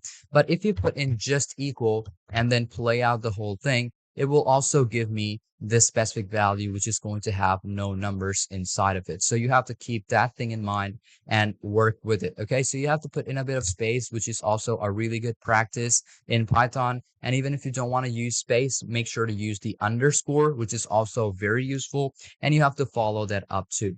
Now I'm going to show you the last one, that how will you be able to work out with while true. So when you are working, that just be cautious while loops, as it's possible to create an infinite loop if the condition never becomes false. For an example, we can put in something like, okay, I'm going to start off over here. If I put in while true, which is the value, or I'm going to put in, let's say, true. Now over here, I'm going to put in my condition. I want it to print the specific value. I'm going to open up the parentheses and I'm going to put in, let's say, this is infinite. So if I play out the whole thing, it will give me that the number which is greater or equal to 1 and will be added with the 1, it's going to be infinite. Obviously, because there's a vast number which will be just going on, and it will just keep on printing because the numbers are not going to end. Okay, so what you basically have to do is just stop it, and still you will basically see that it will have a vast array of data which is getting printed over and over again. So you have to keep one thing in mind, is that you have to put in a finite value, or which is going to be very limited, because if you put in something infinite, it will just keep on going and it will just not end. Okay, now I'm going to put in another one that I want it to stop at a specific value. So I'm going to do is going to be typing in while. I'm going to put in true again. So if I put in while true and I want to put in my specific value, which is the user input. So I'm going to put in user input over here and put in equal, and I want my user input variable to type in a specific thing. So I want the user to type in that data. So if I put in input over here and open up my parentheses, and here I'm going to put in, let's say, type. Let's say I'm going to put in type, and inside I'm going to put in 1 colon over here, exit to stop. There we go. Now I will be able to stop it up anytime, and I'm going to put in a colon, put in a bit of space in between it, and I'm going to go off the next line. I'm going to put in the if function inside of this. So if user input, which is my variable, is going to be as exit, so I have to put in the value 2 as the operator. So I'm going to put in that. I'm going to put in 1 quotation, not double quotation. You can see I'm going to put in exit as my value. And here I'm going to put in a bit of space, or you can just put in the colon. And here I want to break the value. So I'm going to break it. And on the last one, I'm going to do is going to be putting in my print value, which is going to be double quotation, let's say you typed, and then colon over here, and put in a bit of space. I'm just going to put in a comma, and then you're going to say user input, which is my variable. Now, if you print it out, you'll basically see this is how it's going to be worked. This is infinite. But you can see if I cut all of these off, so if I just cut this off and play it, rewrite it again, stop and rerun, you'll basically see type exit to stop. So if I type in exit, hit on enter, it will just give me the specific value. So it should be greater, or the value needs to be true. So if I put the count value to 1 and play it out, and you can see if I type in exit, it will just give me the exit code, and the process finished will be with the exit code 0 as the answer. Okay, so I hope you understood everything about this class on how you'll be able to use the while loop in Python. And obviously you can see this is also very simple, but if you didn't check out my previous classes of how I've used my function, how I've used my if, and how I've used to make myself the own function on my own, well, you'll have no problem at all. But if you didn't, go check that out. And you can also follow up in these classes, and I'm going to show you more and more. So do not skip any part of those classes too. And without any further ado, let's move on to our next class of Python, where we are going to be learning about how we can build a guessing game. Welcome back to another class of Python. In this class, I'm going to be showing you how you can build yourself a guessing game. Now, I'm going to be incrementing all of the things which I've learned up till this point, or which you've learned up till this point, because in this class, I'm going to be using variables, different functions, statements, and also while loop, and so on. So this is also kind of like a recap of all of the things which we've learned. So it's going to be very important for you to practice along. And on the previous ones too, or the previous classes, I would also suggest you practice along while I show you, or while you are learning, or after you watch the video. Just get on your computer or whatever device you have and just try practicing. It will just help you a lot to, increase your skills in Python. And as you've seen till now, Python is very simple. You just have to put in your own keywords and work on with it. And obviously, if you face in an error, I've also shown you up till now that how you'll be able to fix it up. So without any further ado, let's move on with our class and start our class by opening up PyCharm. Just make sure not to skip any part of the class, and make sure that you are connected to the internet so that you can troubleshoot anytime. So as you can see on my screen that I have opened myself up PyCharm. So in PyCharm, now just like I said, we're going to be incrementing everything we've learned up till this class. So first thing we're going to start off with is a variable, which is going to be very important to hold in the data, which is going to meet up that specific criteria or that specific data. It could also be a specific numerical value, and it could also be a specific alphabetical value. So if I say I'm going to put in the word which the user needs to meet up to. So the word which I'm going to put is going to be, let's say, kiwi. Okay, so this is the specific word the user has to find out in this game. So if I put in guess over here, the value is going to be just close. Okay, so that is exactly what I want. Just keep it open. And now you're going to put in your while statement or your while loop function. So here I'm going to put in while, and the while is going to be the guess, like the variable guess. Okay, so which is going to be empty. And I'm going to put in, let's say, this mark, and I'm going to put in equal. Okay, so the specific value which we need to find is the word. So the word is going to be this one, and I'm going to use the variable, which is the word. Okay, so I'm going to put in the word. That's it. Put in a colon, and you're going to put in what the people have to put, or what the user have to put, and you're going to make them, let's say, a user data input set. So here I'm going to put in guess the value, which is going to be equal, and here you're going to put in, or the user is going to put in their input data. So if I put in input, and here I'm going to say guess the word. Okay, so this is what I want the user to like find out, or this is what I want that person to see.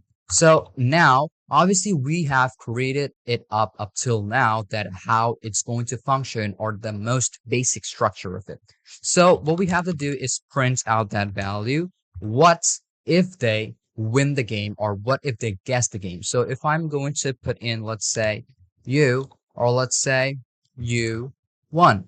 Okay. So that's basically it. We have the most basic structure. And now if I play it out, this is how it's going to look like. Now I can put in multiple values. Let's say a lot of these values. Okay. I can just go on. I can put in apple. I can put in a numerical value. I can put in like a lot of these. But at the end, if I just put in the word, which is the word, or let's say the secret word, or which helps you to win the game, is going to be QE. So if I hit on enter, and I can see that you have won. But obviously, if you want to make it a bit more structural and a bit more complex, you want to make a game. And obviously, you don't want a lot of these tries while people are just getting into your site or getting into your program and just typing in random words and then they just won. Okay. So obviously you can put in limitations inside your structure or inside your command. So to do that, we have to put in a couple of those commands inside of it. So I'm going to start off from my variable. So I'm going to put in count over here. But another thing which I want to show you over here is that if you put in a numerical value, I'm going to put in double quotations again. If I put in a specific number, let's say 78 is going to be the word. Now you can see it will also term it as a string. But if you cut this off and if you play it or rewrite it again, and you will basically see that it might give you an error at first, but then it will also start working. And if you can like see that the numbers are also working. Now, if I put in 78, you can see it will still not term the word as, that you've won, because now it cannot find the variable, but it is just terming it as the numerical value. But when you put it inside of, let's say, the double quotation, and if you play it out, and I'm going to stop and rerun, if I put in 78 now, I'm going to cut this off, I'm going to guess the word, which is going to be 78, and hit on enter, and you will see that it will show you that you have won.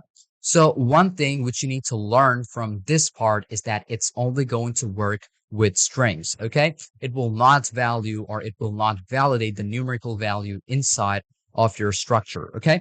So let's just put in more variables to structurize our, let's say, the game a bit more. Now here, I'm going to put in guess the specific value, not here. Obviously, I'm going to put it over here. Let's say the guess. I'm going to take it at the top. Now I'm going to put in guess count. So my guess count is going to be equal to 0. Okay. And now after I put in my guess count to 0, obviously I have to put in the same input inside of my while function too. So over here, I'm going to take this right over here, hit on enter, and I'm going to put in guess count, which is going to be +1 plus or equal to 1. So there we go. We have our structure set. But if you just play out the whole thing, you'll basically see it is still the same. So if I put in like a couple of these values over here, I'll be able to create a lot. See, this is how I'll be able to do it. And if I put in 78, it will still give me that, okay, it cannot find the word, or it will not be able to, just guess it out. So now what you're going to do over here is that you are going to limitate that specific limit, or the specific approach, or the effort. So to do that, what we have to do is put in a limit. So over here on my variable, I'm also going to put in the guess limit, which is going to be working as 3. Okay. So the guess limit is going to be 3 or 4. It's basically up to you. So in case I'm going to put in 5. So here, what I'm going to do is going to be out of guesses. So what if that person is out of guesses? So I want that value too. But when you are working, like let's say it is out of the limitation, it is out of validation, then you have to put in a Boolean value, which is going to be either true or which is going to be either false. So here I'm going to put in out of guesses. There we go. Out of guesses is going to be the Boolean value of false. Okay, so as I've put in the value of false, now you'll be able to print it out. But before that, I would suggest you that you put in another command, which is going to start off with the if function. Because if you still play it, and if you just count it out, let's say I'm going to put in a couple of these. See, you can like create a lot of these, but because it is still terming out this specific command or this specific function, it is still not validating any of these which I've added at the end. So if I want to validate those values, I have to put in the if command or the if function inside of it. So I have to put in the if is going to be the guess count. Guess count. So my if guess count is going to be less than the guess limit. So I'm going to put in the guess limits. Okay. So here I'm going to put in a colon over here. And now you can see that when we put in our guess count, so this is the number of guess count, which is going to start off from 0. And the guess limit is going to be greater than the guess count. So which is the guess limit is 5. So that it means that you will be able to input your data up till 5th number. Okay. And over here, I'm going to put in my else function too, because I want the else function to say up till then, or up till the 5th command, or up till the 5th entry of data, it's still going to be true. So I have to take it like at the end of these lines, and I have to put in the else function. But I'm going to try putting in like after the if, because that's going to be a lot more easier to, put up all the functions together. So if I put in else, and that's also part of the if function. So I'm going to do is going to be cutting this off, enter again, else, and here, there we go.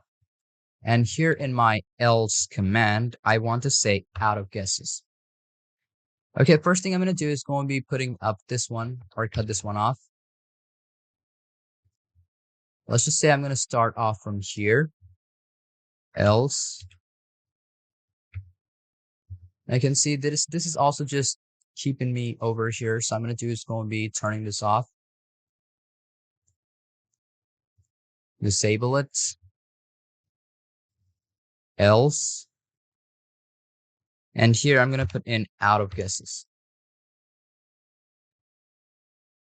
There we go. Out of guesses, it's going to be equal to true. Okay. Now you can see we have access to all of these variables, and it's going to validate each and every one. Okay. One thing, what we're going to change over here is going to be the while guess. So while guess, and then it's going to be equal to the word. Okay. And I'm going to put in and not, which is going to help us to, concatenate these data and also put it in a function form. So and not, open up the parentheses, and inside I'm going to say out of guesses. Okay. And put in a colon after each and every one of them. And on the else, you can see that we have printed out the statement.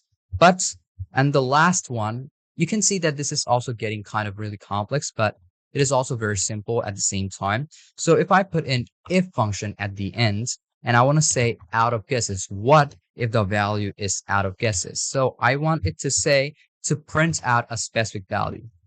Print out the value that it says you lost. Okay, so I want to say that you lost the game. So basically our structure of the whole thing has been done, but I'm going to put it inside my else function again, or I'm going to put in you win inside the else function. So here I'm going to put in the else function again, else, open up the colon, and here I want it to print out that value. So I'm going to cut this off. I'm just going to press Control and X on the whole thing. Control X, cut this off, hit on enter and paste it out, print that you won.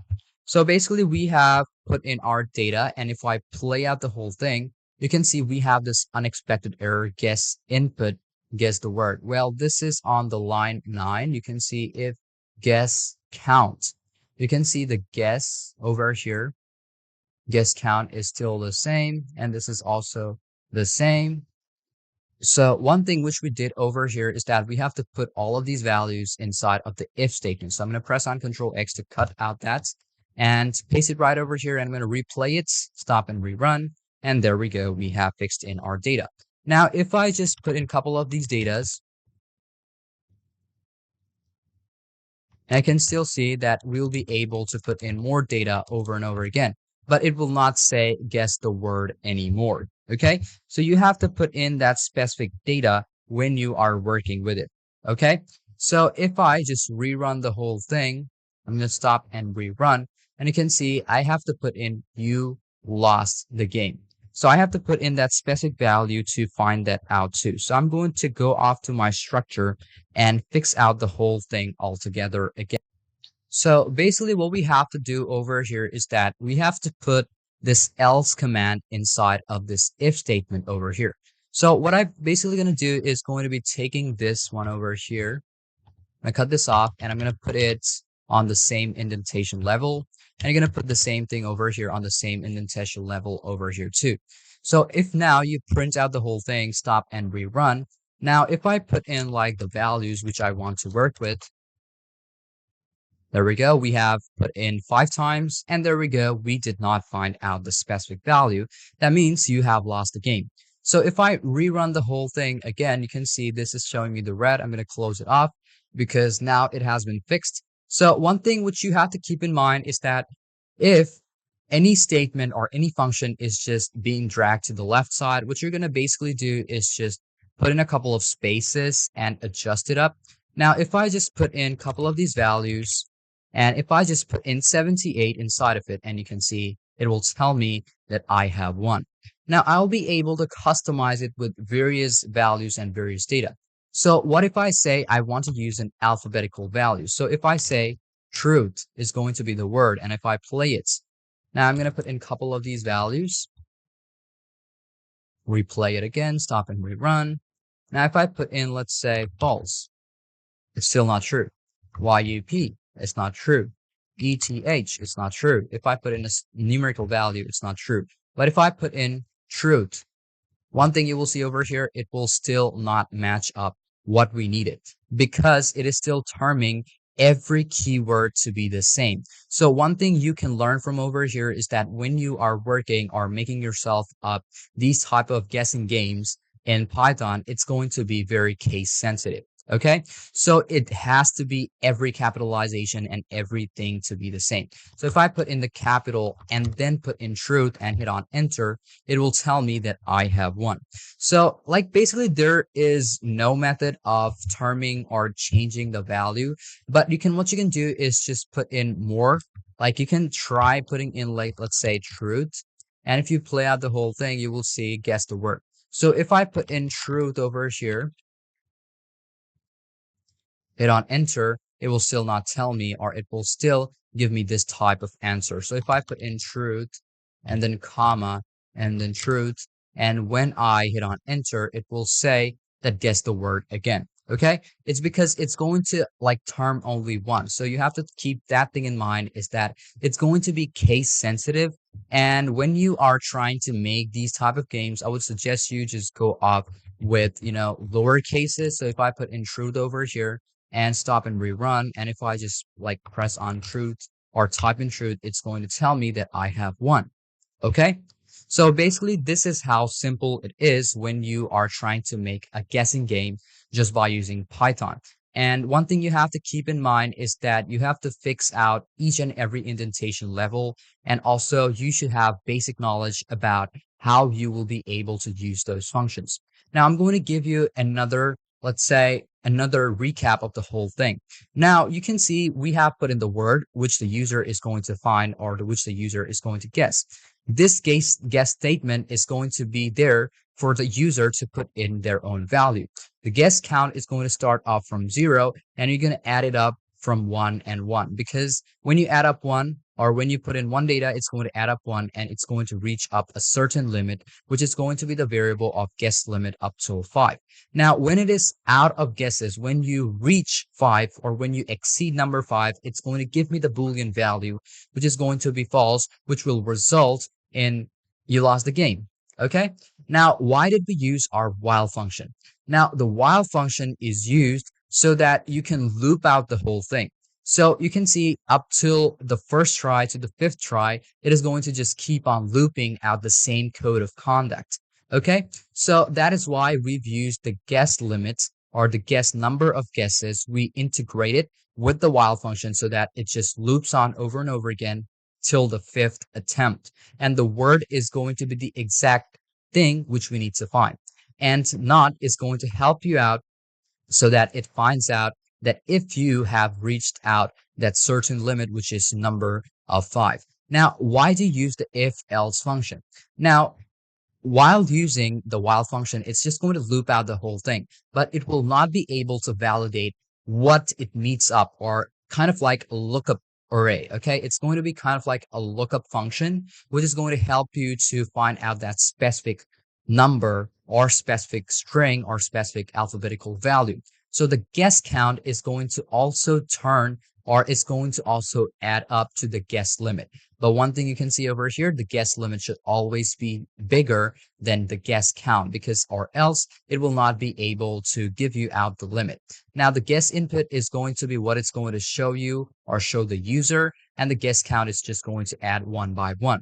And the else is going to help you to find out if it went out of the limit. So if I turn this off, if I close this off, and if I play it, you can see if I just put in a couple of these values, you can see you'll be able to put in more data. But one thing which is still validating is that up till guess, it is still the guess limit is greater than the guess count, but the loop is up till 5. Okay, so that is why it is still showing me that, okay, you'll be able to put in data, but it will not show you neither if you've won, neither if you've lost. Okay, so now if I play it out again, and if I just put in the specific value which I want to work with, or which I need to find, it's going to give me that you have won. And if I play it back again, and if I put in a couple of these values over and over again, and after that, it will say that you have lost the game. Okay, so this is going to help you out to find out if it exceeds the limit. And you can see if your value, if your attempt is out of guesses, which we are using as a variable over here, it will just print out you lost the game, or else if it's, or if you meet up the criteria, or if the user meets up the criteria and finds out the word, it's going to say you won. Okay, so now you basically know about everything, how you'll be able to create a guessing game in Python. Now you might think that, okay, this is like very complex, but it actually is not. You just have to practice on a bit and understand how the functions work, and how these functions, which I've used like up till this class, works. Okay, and you just practice it on over and over again. But even after that, if you still have any confusion or any question about any part of this lesson, feel free to ask me anytime. I'm always there to help you out. So without any further ado, let's move on to our next class of Python. Welcome to another class of Python. In this class, I'm going to show you everything you need to learn about for loop. Now, if you've seen my class of while loop, it's going to be kind of similar to that, but it's not going to be totally similar because it's going to work up with various differentiations. My previous lesson of while loop, I would suggest you go check that out. It will help you out a lot and help you to understand a lot about for loop. And I will also give you a definition and what a for loop is and how does it make a difference from while loop. So in general, a for loop in Python is used to iterate over a sequence such as a list, tuple, dictionary, set, or a string, or other iterable objects. It allows you to execute a block of code multiple times. Once for each item in the sequence, the syntax of a for loop is going to be as I show you. So without any further ado, let's just hop onto our class and just make sure not to skip any part. As you can see on my screen, I have opened up Python and also PyCharm. So what we're going to do over here is that we're going to start off knowing or how we'll be able to put in the variable. So I'm going to give you a basic structure. So first off, you're going to start off with the function for. And then you're going to put in the variable like this, okay? So it could be various variables. You can also put in variable if you want to, because it's just going to validate what is being put inside. And you're going to put in which is going to help you with the sequence, which you're going to follow it up. Okay. So I'm going to follow this up with various different things. So I'm going to start off with a live example, which you can understand a lot more better. So here I'm going to put in word. So in word, I'm going to put in, and then you put in the sequence of word which you want to, let's say, iterate, or which you want to use the loop in. So if I say medical, that is going to be my specific word which I want to use, and put in a colon, and then you're going to print out that specific value, which is going to be word. Okay. And now you're going to do is just print out the whole thing, and you'll basically see it will just show you all of the values in each line. MEDICAL. Now, if you just change out the value into, let's say, orange, and then play out the whole thing, it doesn't matter if you have like a couple of E's, it will still print out each and every one of them individually on each and every line. So now you can see, or now you have understood about how you'll be able to use the for function. But obviously, I'm going to show you a couple of different methods. So let's say I'm going to change out these values, but first off, I'm going to start off with the listed function in, let's say, this for loop. So the listed function in for loop is going to be very simple. So I'm going to start off, let's say, company. I'm going to put in a couple of the names of my company. So if I put in the square bracket, you have to put the square bracket for the listed order. Put in double quotations. I'm going to put in Kim. After that, put in a comma. Let's say I'm going to put in Jenny. Then I'm going to put in a comma after that. And the last one, I'm going to say, let's say, Kelly. Okay. So this is going to be my list. But if I print it out, it will not work, or it will give me an error sometimes. But you can see still the orange is being printed. It's because we are still not working with the specific command, or we are still not working with that specific list. So if I want to work with that specific list, we have to change out the variable. So I have to put in company over here. And over here in, I also have to put in my variable, which is going to say company, which is going to be equal. I'm going to put in company over here. There we go. And I can see it is working as a string, but I'm going to turn it into, let's say, a variable. Now, inside of my print, I also want to print out my variable. So here I'm going to do is going to be cutting out this off. I'm going to put in company. And now I'm going to print out the whole thing. Now I can see when I print out the whole thing, this is showing me an error because this is company, and company. So I'm going to put in company, play out the whole thing, and now you can see we have put in our whole list. Okay, so you'll be able to work with different values too. Now if I work for index, I'm going to put in index over here. Okay, and you have to also change out the company into our range. Okay, I'm going to put in or work with, let's say, a number of data. So if I put in range, I'm going to put in the parentheses. So I want the range up till 10 or maybe 12. Okay, let's just put in 11 so that my values up till this is going to be, printing out from 0 to 10. And how is it going to happen? I'm just going to put in my index, which is going to be this value, and print it out. And you'll basically see it is going to start from 0 to 10, but not 11. So the range is from 0 to 11, or let's say infinite, or no values to 11. So everything up to 11 is going to be printed out very easily, but not 11. If you put in 10, it will also change out the value. Now, what if you want to work with multiple values? So I will be able to do that too. If I put in 3 or 4, comma 11. So I'm going to put in 4 over here and comma 11 and print it out. You'll basically see it will start off from 4 and up till 10 will be printed, but 11 will be excluded right outside of it. Okay.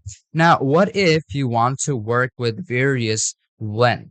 So for that, what you're going to basically have to do is, first off, make sure you have your listed data. Okay. Now, inside of your listed data, what you're going to do is going to be adding another line, and you're going to start off with the len function if you want to. Okay, now you can also put it inside of your command, which is going to work as the range of data. So you can start off with len over here and open up the parentheses and put in company. Now you can try it out, but it might give you an error sometimes. So if I play it out, you'll basically see it will still turn only this. Now you have to put in a couple of different values. So inside of range, I'm going to put in, let's say, company. I'm going to put in penny over here, and you have to print out the index, play it out, and you can see this is giving me this error. So how am I going to change it? So here I'm going to change it with specific values. So I'm going to cut this one off, and inside my range, I'm going to put in my len function. So here I'm going to put in the len function. There we go. And inside, I'm going to put in my company value, which is going to be the listed order over here. And on the print, I want to print out the index, but I want to use the variable being used. So I have to put in index or cut this off over here. And here, I'm going to put in, let's say, company first, and then open up the parentheses, not this parentheses, but open up the square bracket and use the index. Okay. So as we are done with this, now you'll be able to play out the whole thing. Play it out, and you can see it is still giving me the value of Kim, Jenny, and Kelly. Okay, so for each iterations, it is finding out what the range is, what the len function is, and what it wants to print out. So you'll be able to like make it more complex with time. And if you want to work with like specific values and also the if function, you'll be able to do that with this for loop too. So let me just give you an example over here. So here I'm going to keep an index instead of len. I'm going to do is going to be putting in another value. Let's say instead of, let's say, alphabetical values, I want to work with numerical values. So here I'm going to put out what I want to print. So here on 4, I'm going to put in my if function. Okay. So in my if function, I'm going to also use my index function, which is going to be equal to both zeros. Okay. So I'm going to put in 0, put in a colon, and you're going to start off with the else function. Okay. If, and I want it to print out that is the first iteration. So I'm going to print it out. Let's say this is going to be called my first, let's say, iteration. And now after that, I want to put in my else function. In my else function, I'm going to put in, let's say, I wanted to say print not first, okay? Because after my first data, I want to say this is not the first. So I could say something like done again. You have to put in a string.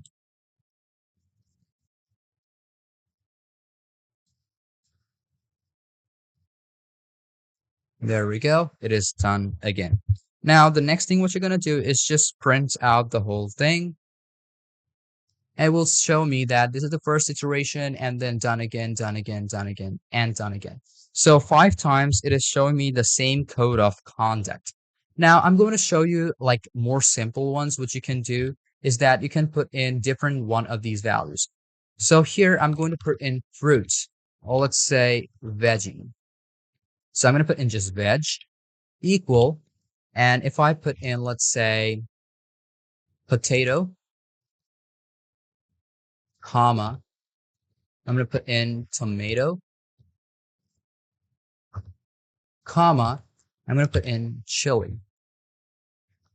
Now, as I'm done with my variable, inside I'm going to put in 4, and I'm going to put in, let's say, veg, which is my variable, in. So this is going to be a veg in veg. There we go. Put in a colon, and inside you're going to print out the value, which is going to be veg. If I play out the whole thing, you'll basically see it will just print out all of this.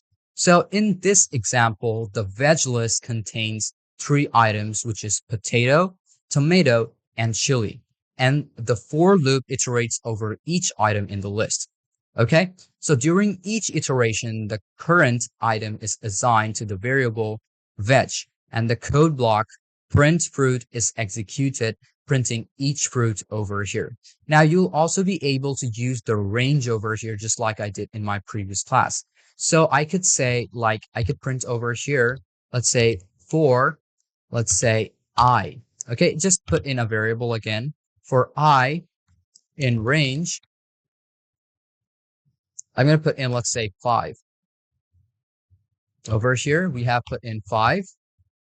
I'm going to cut up my previous one.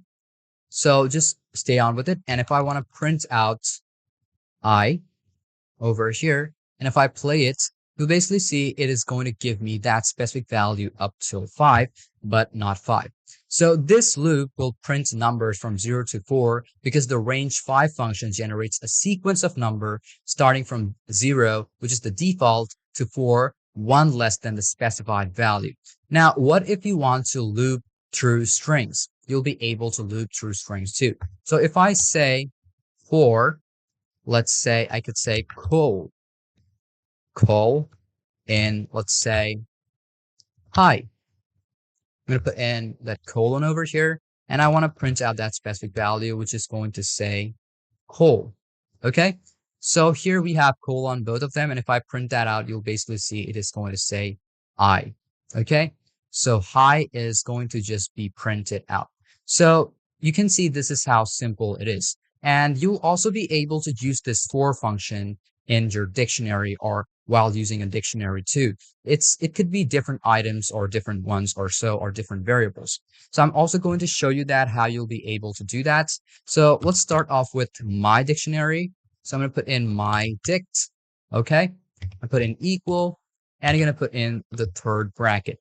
And inside, you're going to put in, let's say, start off with single or one quotations first. So I'm going to put in name. Okay, so name, colon, and I'm going to say single comma or single quotation, and I'm going to put in lice, then comma, and then I'm going to put in quotation age, and the age is going to be, let's say, 23. That's it, 23, comma.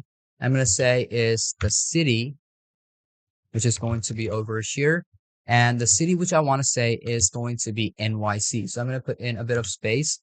Let's say I'm going to put in NYC. So this is the city, and we have put in our dictionary.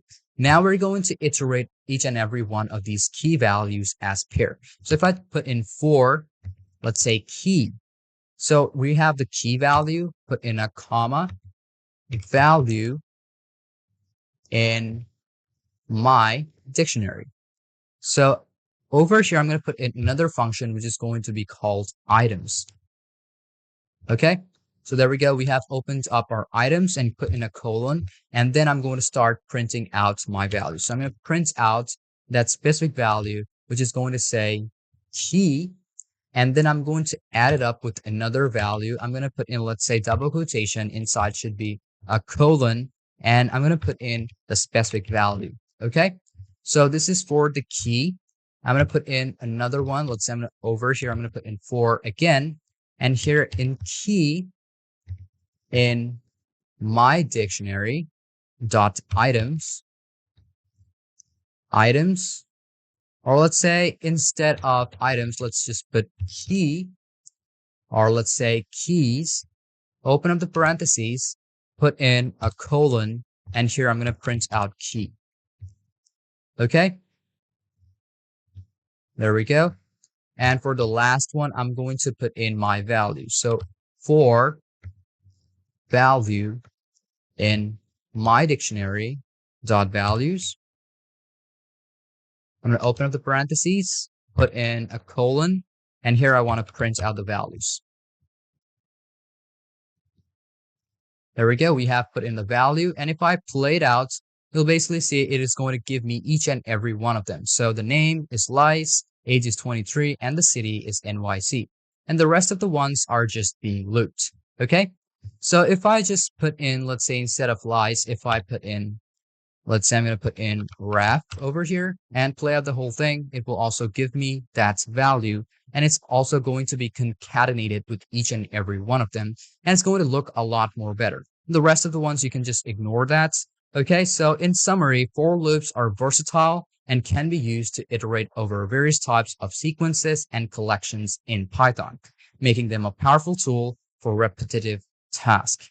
Okay, so thank you for watching this video up till the very end, and hope you understood about everything in this class. But if you still have any confusion or any question about any part of this lesson, Feel free to ask me anytime. I'm always there to help you out.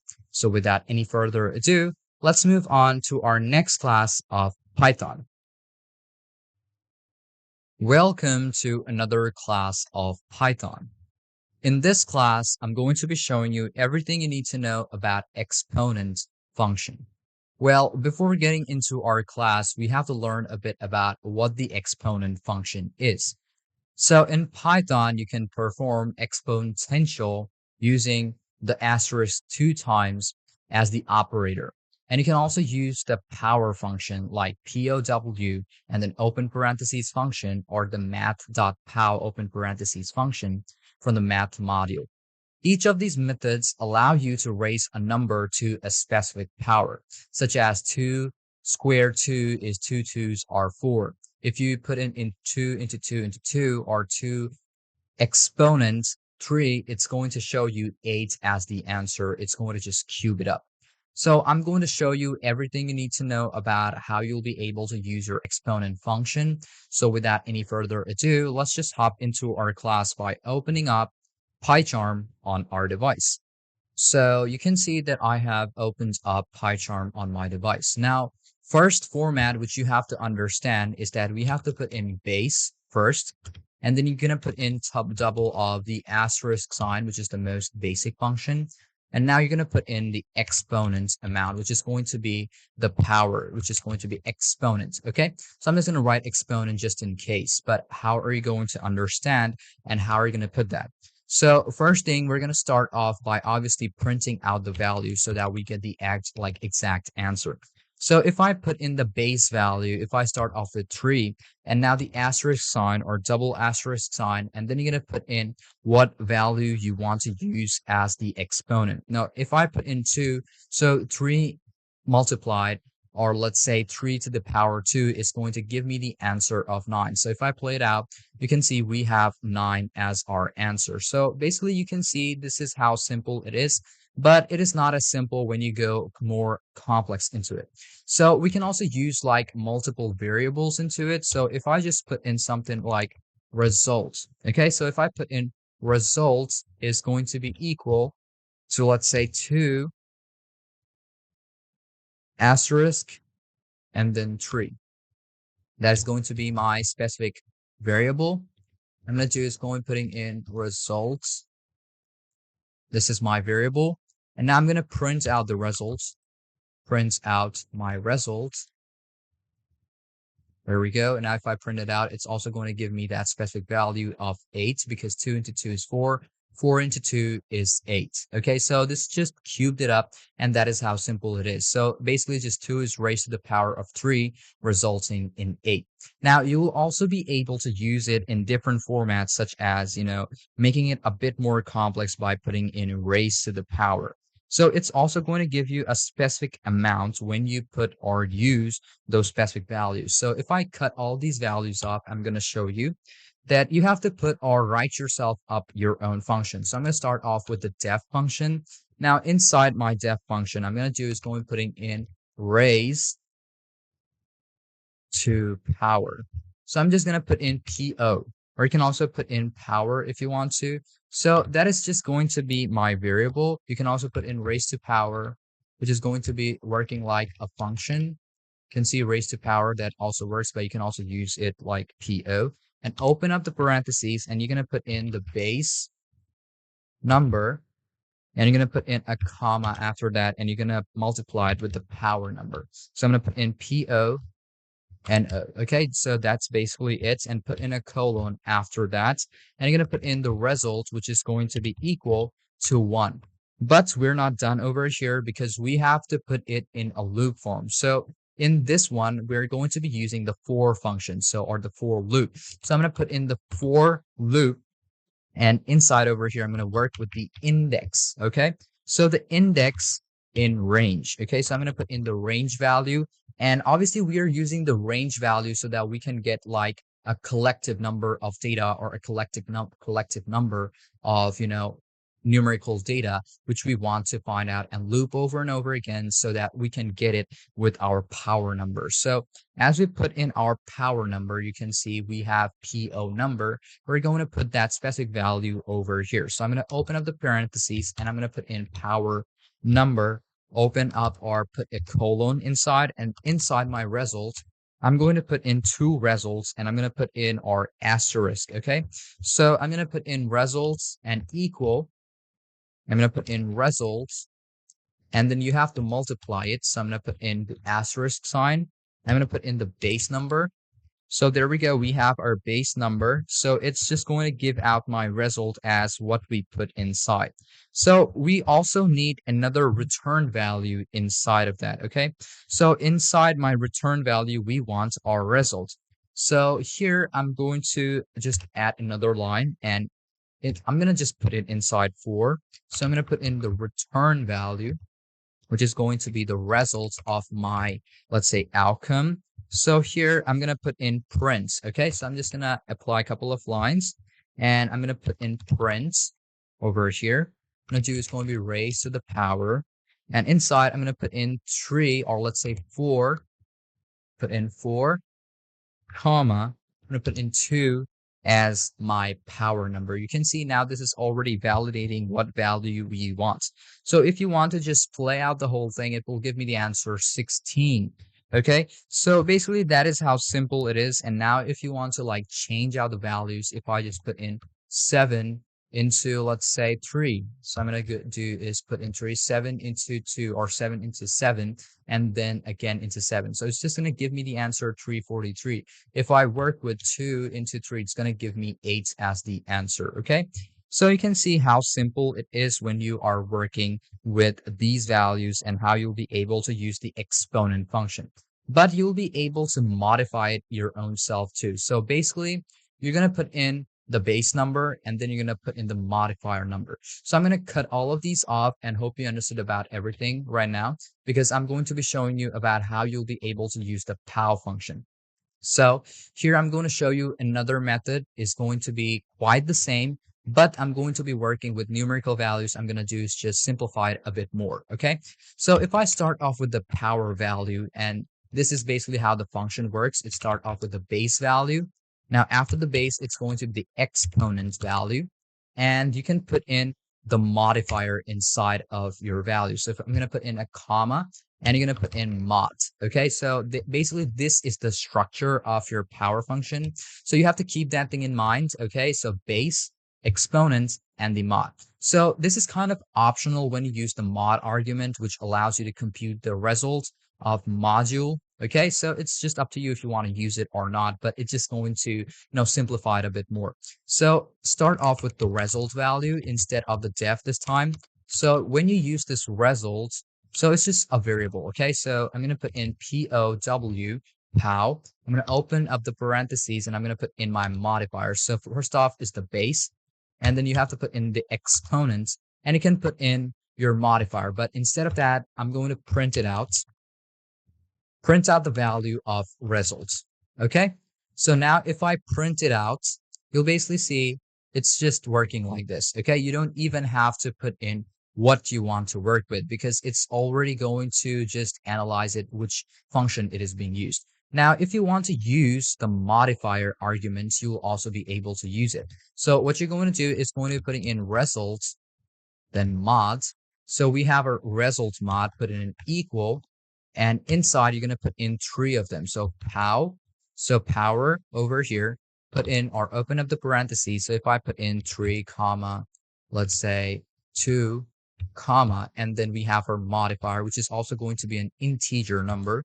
And if I want to print out the value, so if I have print, and then I'm going to open up the parentheses and I'm going to put in result mod. Okay, so if I just print it out, it will also give me the exact value of 0, because 3 into 2 into 1. So if I put in, let's say, 4 over here or 5 over here and play it out, it will give me a different value. Okay, so it's just going to add up the modifier. So basically what happens is that when you use this mod function, it's just going to modify it up. Now, the next thing, what I want to show you is going to be the math.pow function. Okay, so it's going to be working with math.pow. So how is the function or how is the structure going to be like? So first off, I want to import up my data. Okay, so I'm going to cut all of these off, import, and I want the math. Okay, import my math. And over here, I'm going to do is going to be math.how. And then you're going to do is going to putting in your base and exponent. So I'm going to put in B as my base and E as my exponent. So now you basically know how you'll be able to understand these structures. Okay. So I'm going to do is going to be keeping this just the same, but instead I'm just going to do is going to be just keep the first line and cut off all of them. So import math, and here I'm going to start off with my results. Okay. Because obviously we want a result in our console. So obviously you have to use this result. And here I'm going to put in math.pow. This is just an alternative method of how you'll be able to use that. If I put in 3, comma 2, and you can see this is terming this as an X and Y, and it also supports float. Okay, so you'll be able to use decimal numbers too. So if I print it out, print, now if I use my results, okay, so we have a result, and now if I play out the whole thing, it's also going to give me the exact result because 3 into 3 is 9. Now, if I want to use with 3.3 or 2.3 and play it out, it's going to give me that specific value too. But when you are working with those basic, structures of putting in your exponents and base, it's not going to give you that specific value with your decimals. Okay, so you have to keep that thing in mind. Now, one thing I'm going to tell you, you have to keep those things in mind is that about the differences between these methods. So basically, when you use two asterisk signs, like, when you're using two asterisk sign like this and the pow like this, okay? So when you open up the pow function, it returns an integer if both the base and exponents are integers. So it will give you an error when you use those decimal values inside of those functions. So I can just press on Control Z to undo all these processes. And if I just use this, and if I just put like 2.3 over here, okay, I'm going to put in 3. And if I play it up, it's not going to find, or sometimes it will find out the value because now you can see it is using up that mod value. Okay, so it's just using the mod value. So you have to keep that thing in mind. And if I just put in results over here, print, I'm going to put in results, print it out. You can see we have 8, but if I put in .5 and play it, you can see we also have our specific answer, but both of them has to be the same or one of them has to be a bit different.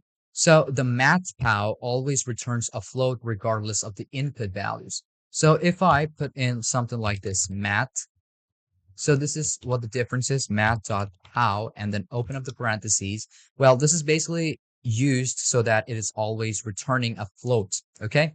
Now, the last one, which the pow supports a third argument. When you're using pow function, it's going to support a third argument for modulo operations, which is not available for, those stars and math.pow functions. So about choosing a method is use the star star, or which is basically this, which is asterisk. Use this for simplicity and when you need the result as an integer if both inputs are integer. But when you are working in functionality and you need the modulo, just use this pow, okay? So when you use this pow, you'll be able to use these modulo values, okay? So it's just going to help you to modify your own function anytime you want to. And to use the math function or math.pow, you're going to be using this when working with a floating point number and when you prefer explicit usage of math module for mathematical operations with like multiple decimals, and it could be like not integer or integer, it doesn't matter. So I would suggest that when you're working with math.pow, you'll be able to work with any mathematical function, any numerical values, anytime you want to. And it's not going to give you any errors instead, or except if you have like a problem or if you have like an error or if you did a mistake in your commands or your function in Python. Okay, so hope you understood everything about this class and thank you for watching this video up till the very end. And if you have any confusion or any question about any part of this lesson, feel free to ask me anytime. I'm always there to help you out. And just make sure not to skip anything, because if you do, you can see that I am, recapping a couple of things over and over again after class. Like couple of classes which I did previously, the same functions or the same methods I'm using in these classes too, and I will also do that so on. Okay, so without any further ado, let's move on to our next class of Python. Welcome back to another class of Python. In this class, I'm going to be showing you everything you need to learn about 2D list and about nested loop. Well, before getting into our class, we have to learn a bit about what the 2D list is and how will you be able to conjugate with the nested list while working with the 2D list. So basically, a 2D list in Python is essentially a list of lists where each element of the main list is itself a list. This allows you to create a grid of matrix-like structure. And when you talk about the nested loop, well, in Python, these loops are inside of other loops. So these are useful for iterating over 2D list or performing repeated actions within another set of repeated actions. Okay, so you might think like, okay, this is very complex, everything is going over my head, but I'm going to show you each and every example so that it will help you to understand it a bit more better. And I'm also going to be compiling it with a couple of functions which I've shown you in this course, such as for, or maybe like print, or maybe in. All those functions all together is going to just show you how you'll be able to create one of your 2D lists. So make sure not to skip any part and always make sure that you are connected to the internet. So without any further ado, let's just hop onto our lesson by opening up PyCharm on our device or whichever IDE you have on your device. As you can see on my screen that I have already opened up PyCharm on my device, you can see over here, what I'm going to do is going to show you a basic structure of how, you can use a 2D list. So when you are making a 2D list, first thing you need to have is a variable. And another thing is that you have to put your variables, which is the data, inside of your square bracket. It will just help you to understand it a bit more better when I show you the example. So if I start off with a specific number, let's say I'm going to put in number no grid. Okay, so I'm just gonna start off with that number grid equal with a square bracket. And here you're gonna put each and every one of them inside of these brackets. If you use like a parentheses, it will not work. Neither it will work if you are using the third bracket. Okay, so the third bracket is going to look like this, but we don't want this in this class either. So here you're going to start off with another square bracket and you're going to start off with a couple of numbers. So if I put in 1, 2, and 3, okay, I'm going to put in a couple of spaces so that it just helps you to, adjust up the space in between them. And I'm going to put in a comma, go to the second line. I'm going to start with 4. I'm going to start with 4, comma 5. I'm going to put in a bit of space, 5, comma, and then 6. Okay. So that is how simple it is. Now you'll be able to adjust up the lines too if you want to. So I'm going to do is going to be keeping this a bit of space if you want to, but if you don't want it, just keep it still the same on the last line. And if I go over here on the third line, I'm going to put in 7 space 8 space and then 9. Okay, so this is the exact number which we need. And on the last line, I'm going to put in, let's say, the comma. So I'm going to just go over here, put in a comma, hit on enter. And over on this line, I'm going to put in another value, which is going to start from 0. Okay, so exactly that's the number. Now, if I want to print out all of this grid number, but each and every one of them is a list, okay? But one thing you will see over here is that each and every one of these numbers or data inside of it has still the same index number starting from 0 and then 1, 2, 3, 4, 5, 6, and so on. Okay, so 1 is not 1, it is 0, 1, 2, 3, 4, 5, 6, 7, 8, 9. Okay, so that is basically how it works. Now, if I want to print out the value, what I have to type is the no grid, which we have over here, number of grid, and I'm going to put in this square bracket, and I'm going to put in 0. Now, one thing you will see over here that you have to work with another second bracket, which is going to help you to analyze the number which you want to print it out. So there we go. We have it printed out. And now if I just run this whole thing, it will show me 1. if I just change the value over here and if I put in 1 over here and play it out, you'll basically see it will give me 2. So now you can understand that Python is still putting the same index number as the rest of the ones. So it's going to start with 0, 1, 2, 3, 4, 5, 6, 7, 8, and then 9. So if I put in 9 over here and if I just play it out, you'll basically see it will give me this error because there is no grid number for 9 because 9 is being termed over here, which is the 0 value. And when you have a 0 value, it's going to term it as a Boolean false error. Okay. So you have to keep that thing in mind. But if I put in 8 over here and play it out, it will give me 9 as the answer. So I have to put all of these into like specific lines, but you can see we have 8 over here. It's not going to work. But if I change the line, if I put in 3 and if I put in like 2 over here and play it out, it will find out the third value over here. Now you can see it cannot still identify where to find that specific value from. Okay, so if I put in, let's say 2, which is 1 and 2, so this is number 2 over here, and if I like print it out, it will give me 9 as the answer because the second line, it is also holding 0, 1, and 2, and then 0, 1, 2 over here again. So it just helps you to find out the specific range of data from your specific array. Now I'm going to be showing you how you'll be able to concatenate your data with a specific function. Okay, so I'm going to do is going to be putting in a couple of spaces, or I'm going to cut this line off.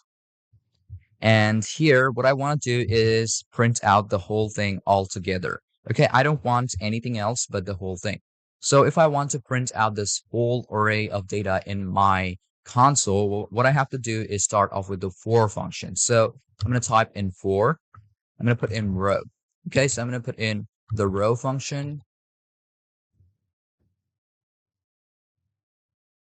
row, then in function. Now I'm going to put in number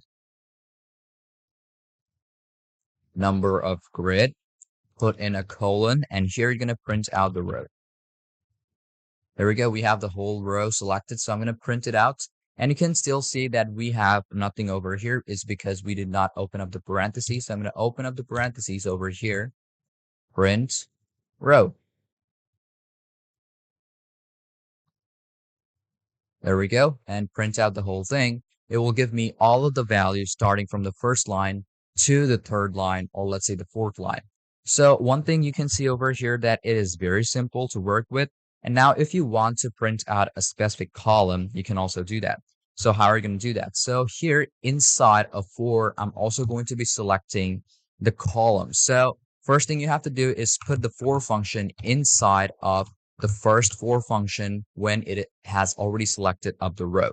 So here I'm going to put in column in row. Okay, so column in row, I'm going to select up the columns right now. So I'm going to print out the column. So if I just print it out, it is going to print out all of them in a column. So you can see 1 to 0 has been printed out and on each lines. There is no definitive value. It's going to be printed out in each and every one of these lines, and that is how simple it is. Now, well, basically, this is all you need to know about when you are working with a 2D function or a 2D list. Now, I'm going to show you a couple of other functions or other methods which you can use to actually get out the value. So one thing over here, what I'm going to do is going to be applying 2D list and nested loop at the same time. So if I put in matrix, okay, I'm going to start off with the matrix value. So I'm going to put in the square brackets inside. I'm going to print out the same value. So instead of that, I'm going to put in, instead of no grid, or you can also put it like no grid. That's also totally fine. So for in row, no grid. Okay. So for elements or whatever we have in a specific row. So if I print it out, it's going to give me out all the values inside of the whole column. So if I print it out, it's going to give me all of the values like this. But as I'm using the column row or the column function, it cannot find out, each and every one of them in the whole array. So what I basically have to do is I have to put in for, and then I have to put in something like an element. So I'm going to put in for element.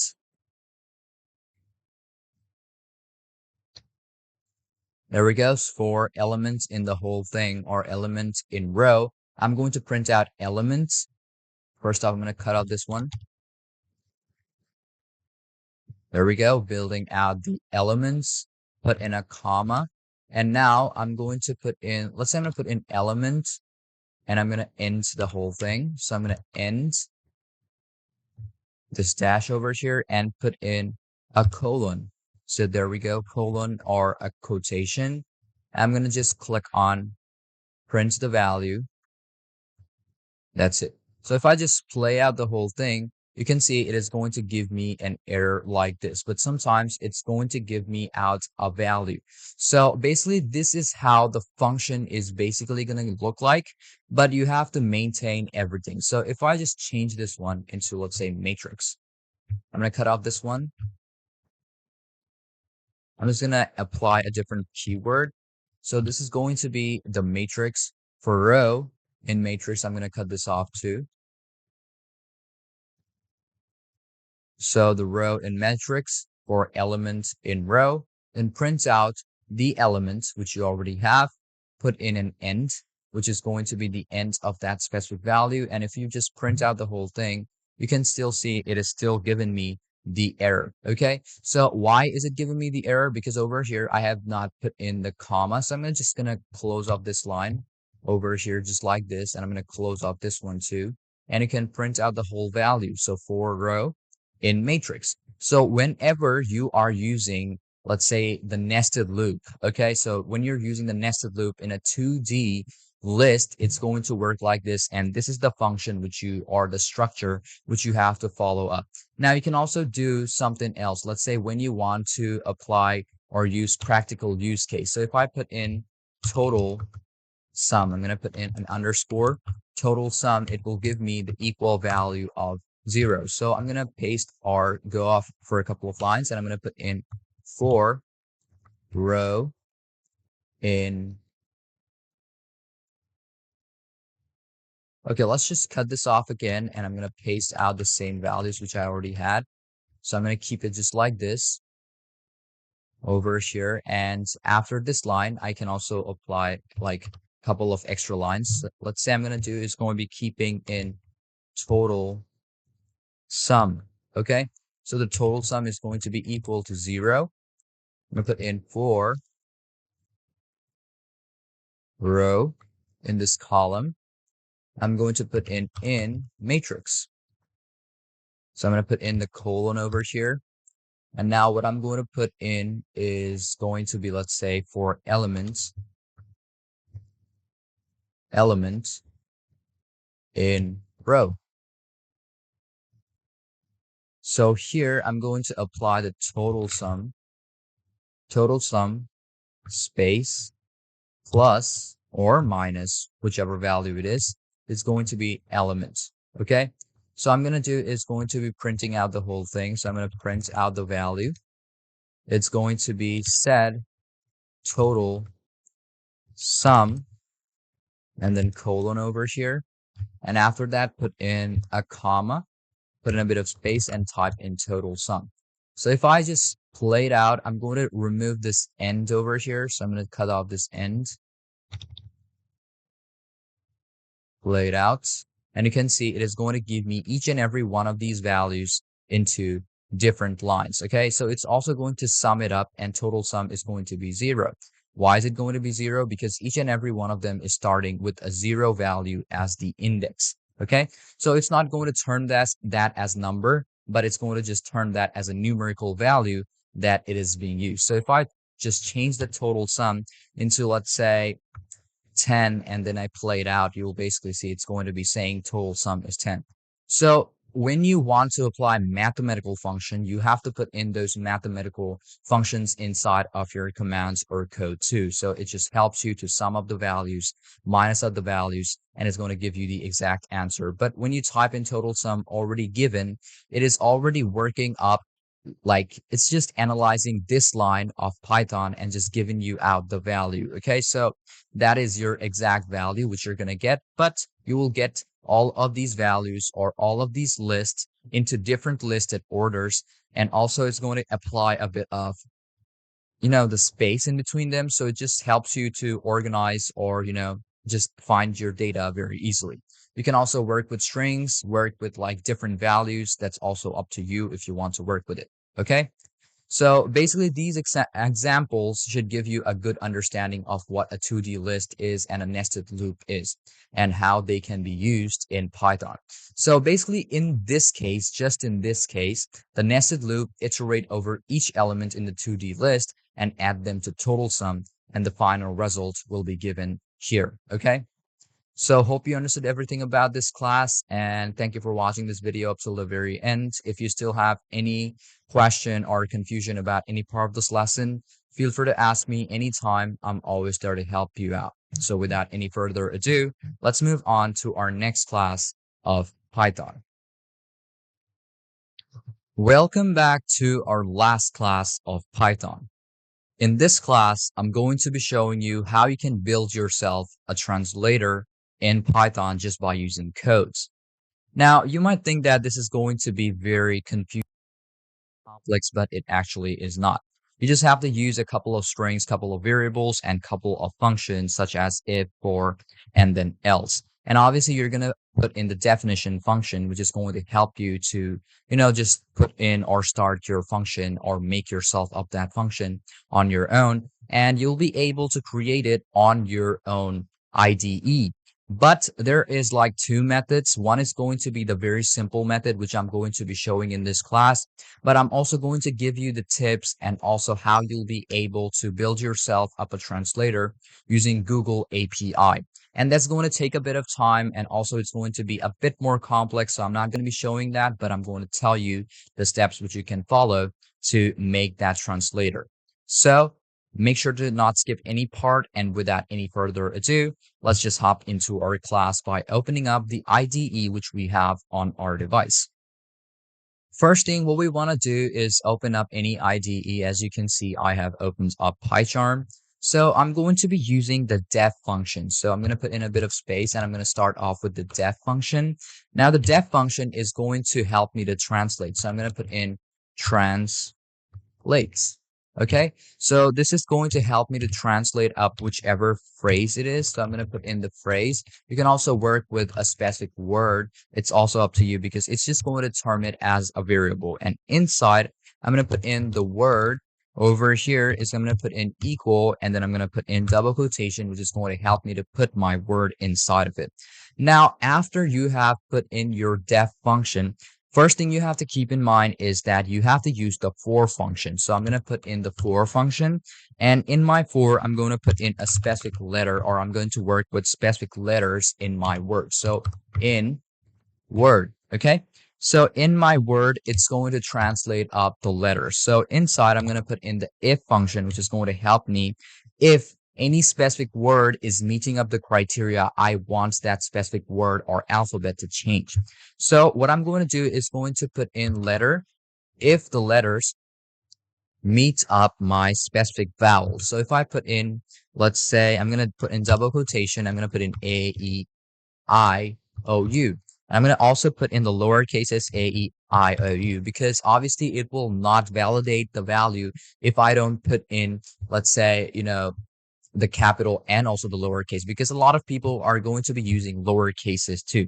So I'm going to put in my colon over here, and in my if function, I'm also going to put in the translation. Okay, so you can put in translation inside of it, which is going to help you to translate up the value. So I'm going to do is going to be inside of this. I'm going to put in translation. So Latin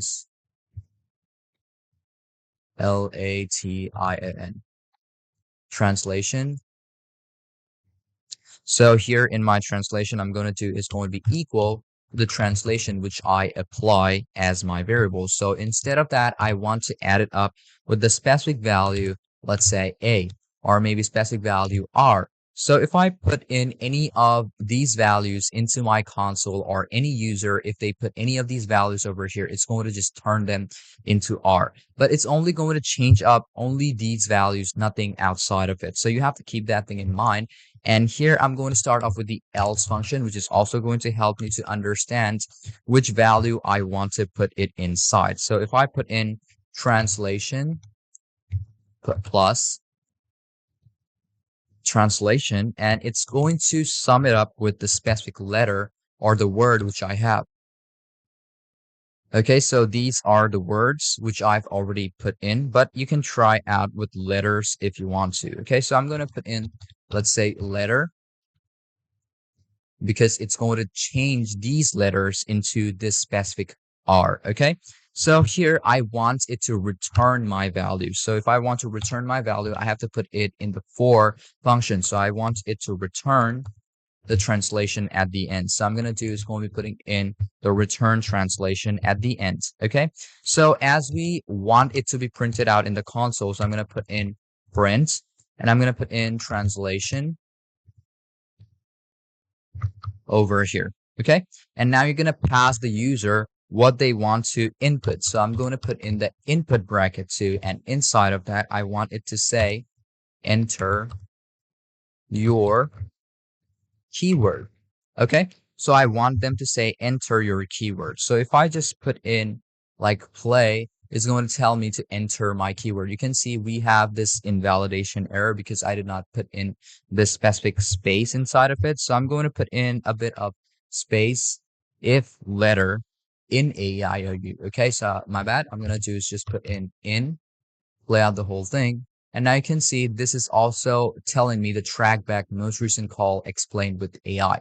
So the print input, your keyword is not matching up to that specific phrase. It's because I did not put in a bit of space, and I have to work with specific values, which is going to help me out to print out the whole thing. So instead of that, I want it to translate.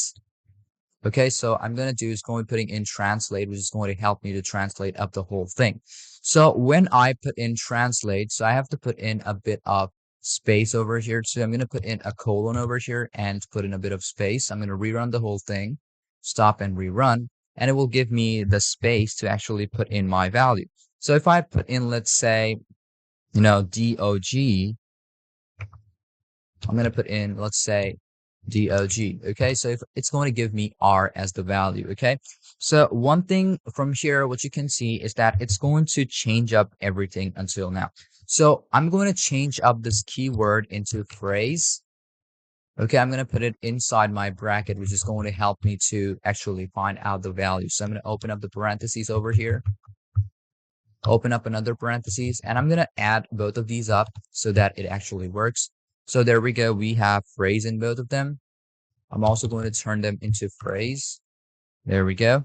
And I'm going to apply in the transition. So for letter, you have to keep that thing in mind because we are going to be working with letter, not words. Okay, so here's going to be my translation, which is going to help me to get out my value for letter in phrases. And if the letters in these values meet up the criteria in the translation equals to the translation, I'm going to add it up with the R. Okay, so in my if function, I have to also put in the specific value. Okay, so in my if value, I have to put in letter in AEIOU. Okay, and you can see the translation is plus R.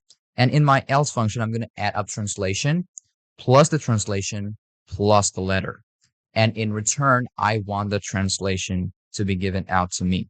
Now here, what I want to do is that I want to add up a bit of space. Okay, so you have to keep that thing in mind, AEIOU, and a bit of space over here. You can also put a bit of space over here and run the whole thing. So even if I put in any specific word, it's going to give me 2R. So if I just put in another specific value, let's say I'm going to run the whole thing. If I put in A and I, and if I play it out or hit on enter, it's going to give me 2R because it's meeting up two of these criteria. So you can see this is how it works. So if I put in, let's say I'm going to rerun the whole thing again. So I'm going to put in DAG or GAD, agad, in, let's say, the word, agad in the word. So if I hit on enter, it's going to give me all the values or all the R's which it can find out. Okay, so these vowels have been changed. So if I just change up these values and if I put in a specific amount, so if I want to work with numbers, I'm going to put in 6, 7, 8. If I hit on enter, it's going to give me that specific keyword. So if I put in 6, 7, and 8 and hit on enter, it's going to give me 3 R's because it is finding out 3 of these values being used, which needs to be changed when it is found in the statement or the user data. Now, so basically now you can see how easy it is to make yourself up a translator in Python. And I'm also going to be showing you that how you'll be able to use APIs. Okay. So basically building a translator in Python involves leveraging external APIs that provide translation service. One popular option is using the Google Translate API. So I'm going to show you, or I'm going to tell you the step-by-step guide. So first thing is the prerequisite of making yourself a translator with the API. So first off, you're going to need a Google Cloud account, and you're going to need to use the Google Translate API. And the API key, you'll need it from the Google Cloud Console.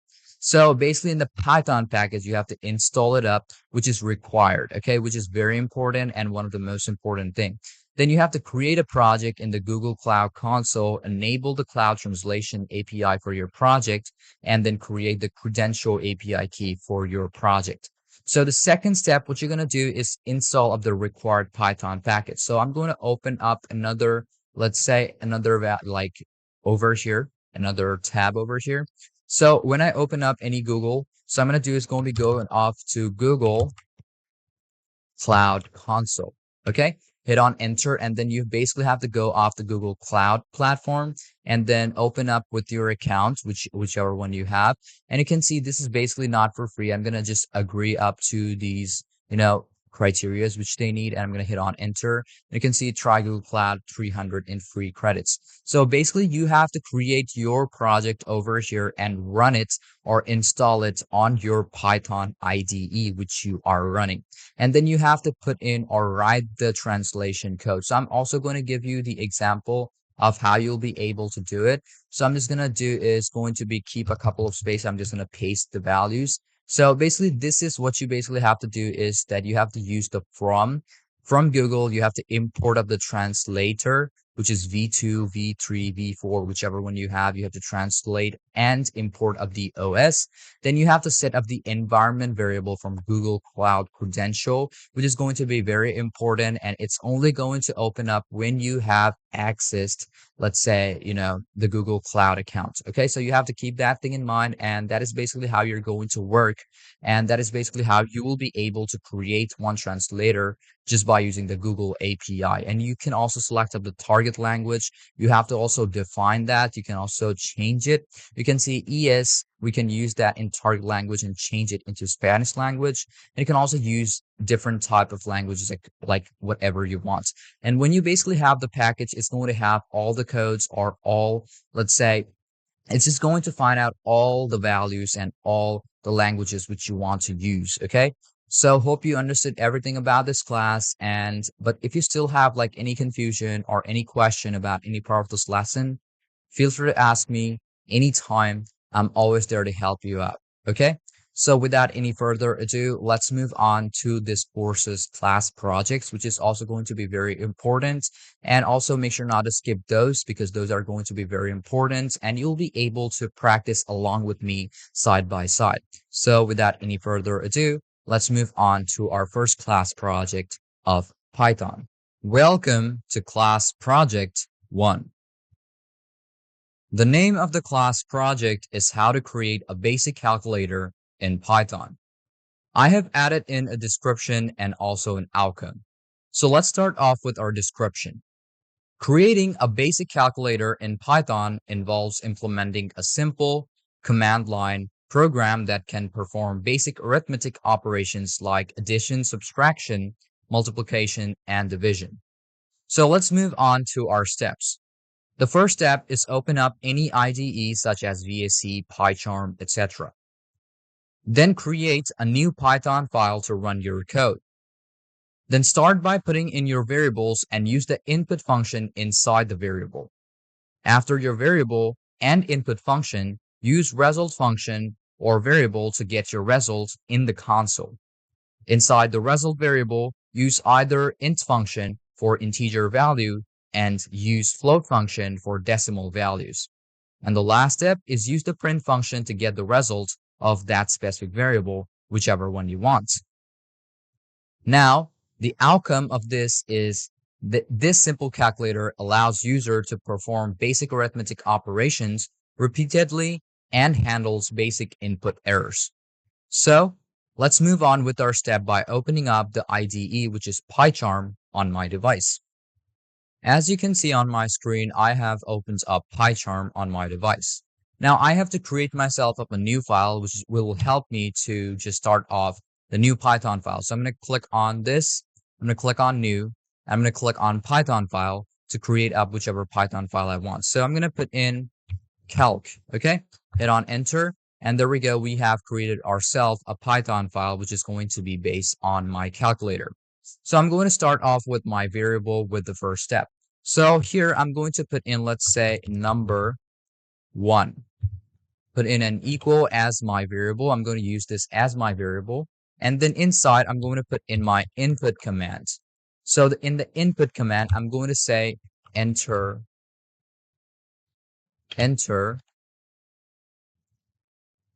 your value. So this is exactly what I want. I'm going to put in a colon and a bit of space. Hit on enter. I'm going to go off to number 2. Hit on equal. Start in by putting in your input commands. And inside, you're going to put in enter your value.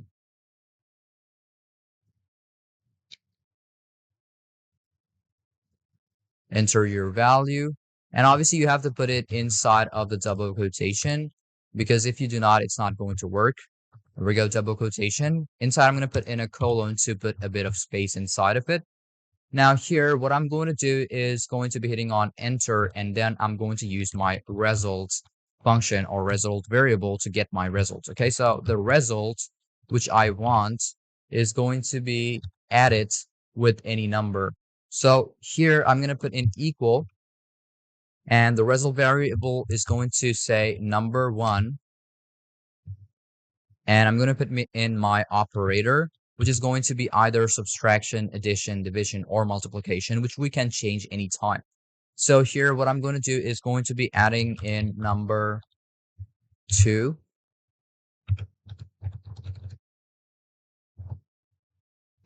Number 2. There we go. Both of them has met up. And now I'm going to put in my results, or I'm going to print out my results. Print, and I obviously want the results. So if I print it out, you'll basically see it will just say this code that it is not matching up, error, no such file as directory, and finish process with this one can't open. So you're going to open up that variable whenever you want to. So you're going to do is going to be just playing it out back again. You can see can't open up the file. You can see this is over here. We can drag it out to this Python project, or you can go off the scratch files. It's basically up to you, whichever one you want. If it doesn't work up, what you're going to basically do is just go off over here and then open up a new scratch file and paste in your command again, and then try playing it out. Then you can see it will obviously work. Okay, because sometimes it just can't find out which version to use. So if I put in 5, hit on enter, and I want it to be added with another 5, it's going to give me 10 as the answer. But you can see it is just giving me 2 of these values as 55. So what you're going to basically do is going to start off with the float command, which is going to help you to just understand it a lot more better. So here, I'm going to put in my float command or int command. So if I put in int, and if I put in the codes like this parentheses, and if I put in number 1, and here I'm going to put in int function, open up the parentheses, and number 2. Okay, and now if I play it out, you'll basically see if I add 5 plus 5, it's going to give me 10 as the answer. But sometimes you might get or you might need decimal values. So when you want to work with decimal values, just put in float, type in float over here too, and run the whole thing. So even if I work with 4.78, 78 plus 4 or 3.89, it's also going to sum up all of these values together. Okay, so I hope you understood everything about this class project on how you'll be able to create a basic calculator. So I would just suggest you is that obviously just take a screenshot of this and then upload it on our project panel, or you can save up the file and also upload it on our project panel so that we can see or check how you are progressing with your work and also Python. So thank you for watching this video up till the very end. And now let's move on to our next class project of Python. Welcome back to class project 2. The name of the class project is how to use dictionary function in Python. I have added in a description and also an outcome. In Python, a dictionary is a mutable, unordered collection of key value pairs. Each key in a dictionary must be unique, immutable, and can be of any hashable type, like strings, numbers, or even tuples. The values associated with the keys can be of any type and can be duplicated. So let's move on with our steps. Open up any IDE on your device and open up a Python file.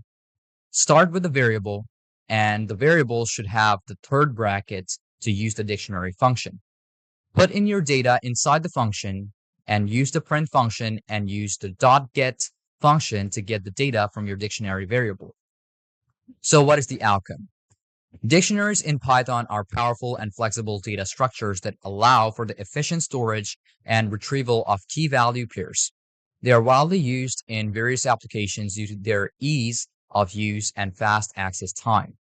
So, without any further ado, let's open up the IDE on our device. As you can see on my screen that I have opened up PyCharm.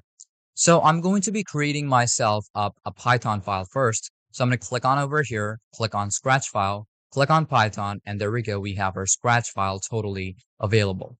But one thing what you can do is create yourself up a new file, and you'll be able to customize it on your own. Okay, so that's basically up to you, but I'm going to work on with my Scratch file. So I'm going to start off with my variable, and that is the most important thing over here in Python. So what I can do is type in month. Well, let's say I'm going to put in day conversion. Day conversion, put in an equal, and then you have to start off with the third brackets and put in a bit of space. Now inside, you're going to put in your values. So if it is day conversion, I'm going to put the same values which I did in my classes. So if I put in Sunday, or if I type in Sunday, it's going to give me out the value of Sunday in a total, let's say, the whole word. So if I put in sun, it's going to give me Sunday as the value. Okay? So I can put in a comma after that, and I can just add up more. If I put in R, I'm going to just put in double quotation. If I put in R, it should give me out the value of red in total. Okay, so I'm going to put in a comma after that. If I put in B, I'm going to put in double quotation, put in B over here, colon, double quotation. It's going to give me blue as the answer.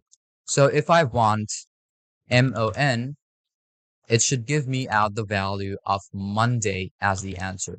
So I'm going to put in Monday, put in a bit of comma.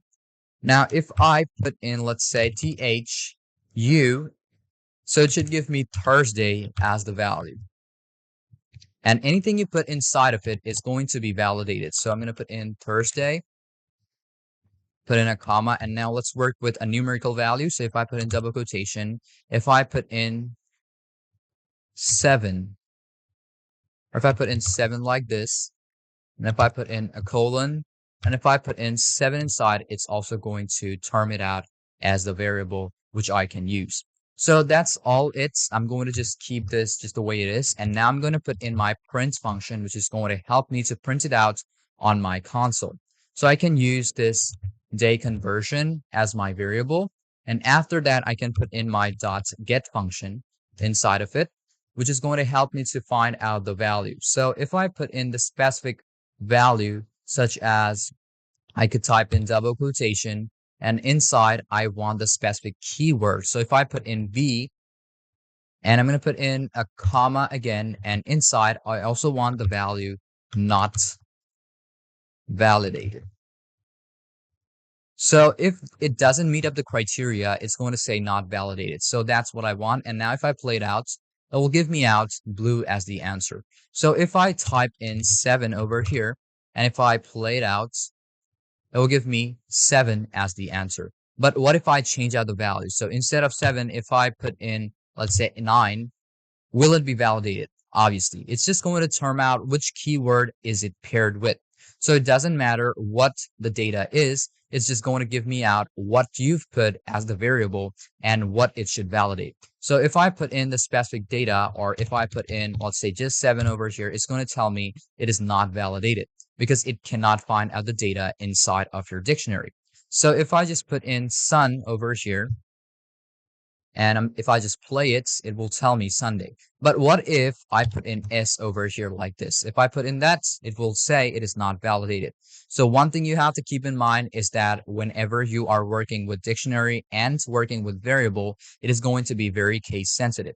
So it should be the same just as you put it on your dictionary. Okay? So hope you understood about everything in this class or in this class project. Then what you're going to do is save up this file or take a screenshot of this file and then upload it on our project panel so that we can see how you're progressing with work. So hope to see you guys in my next course, and up till then, stay healthy, stay well, and also just keep on practicing. But if you still have any confusion about any part of this class, feel free to ask me anytime. I'm always there to help you out.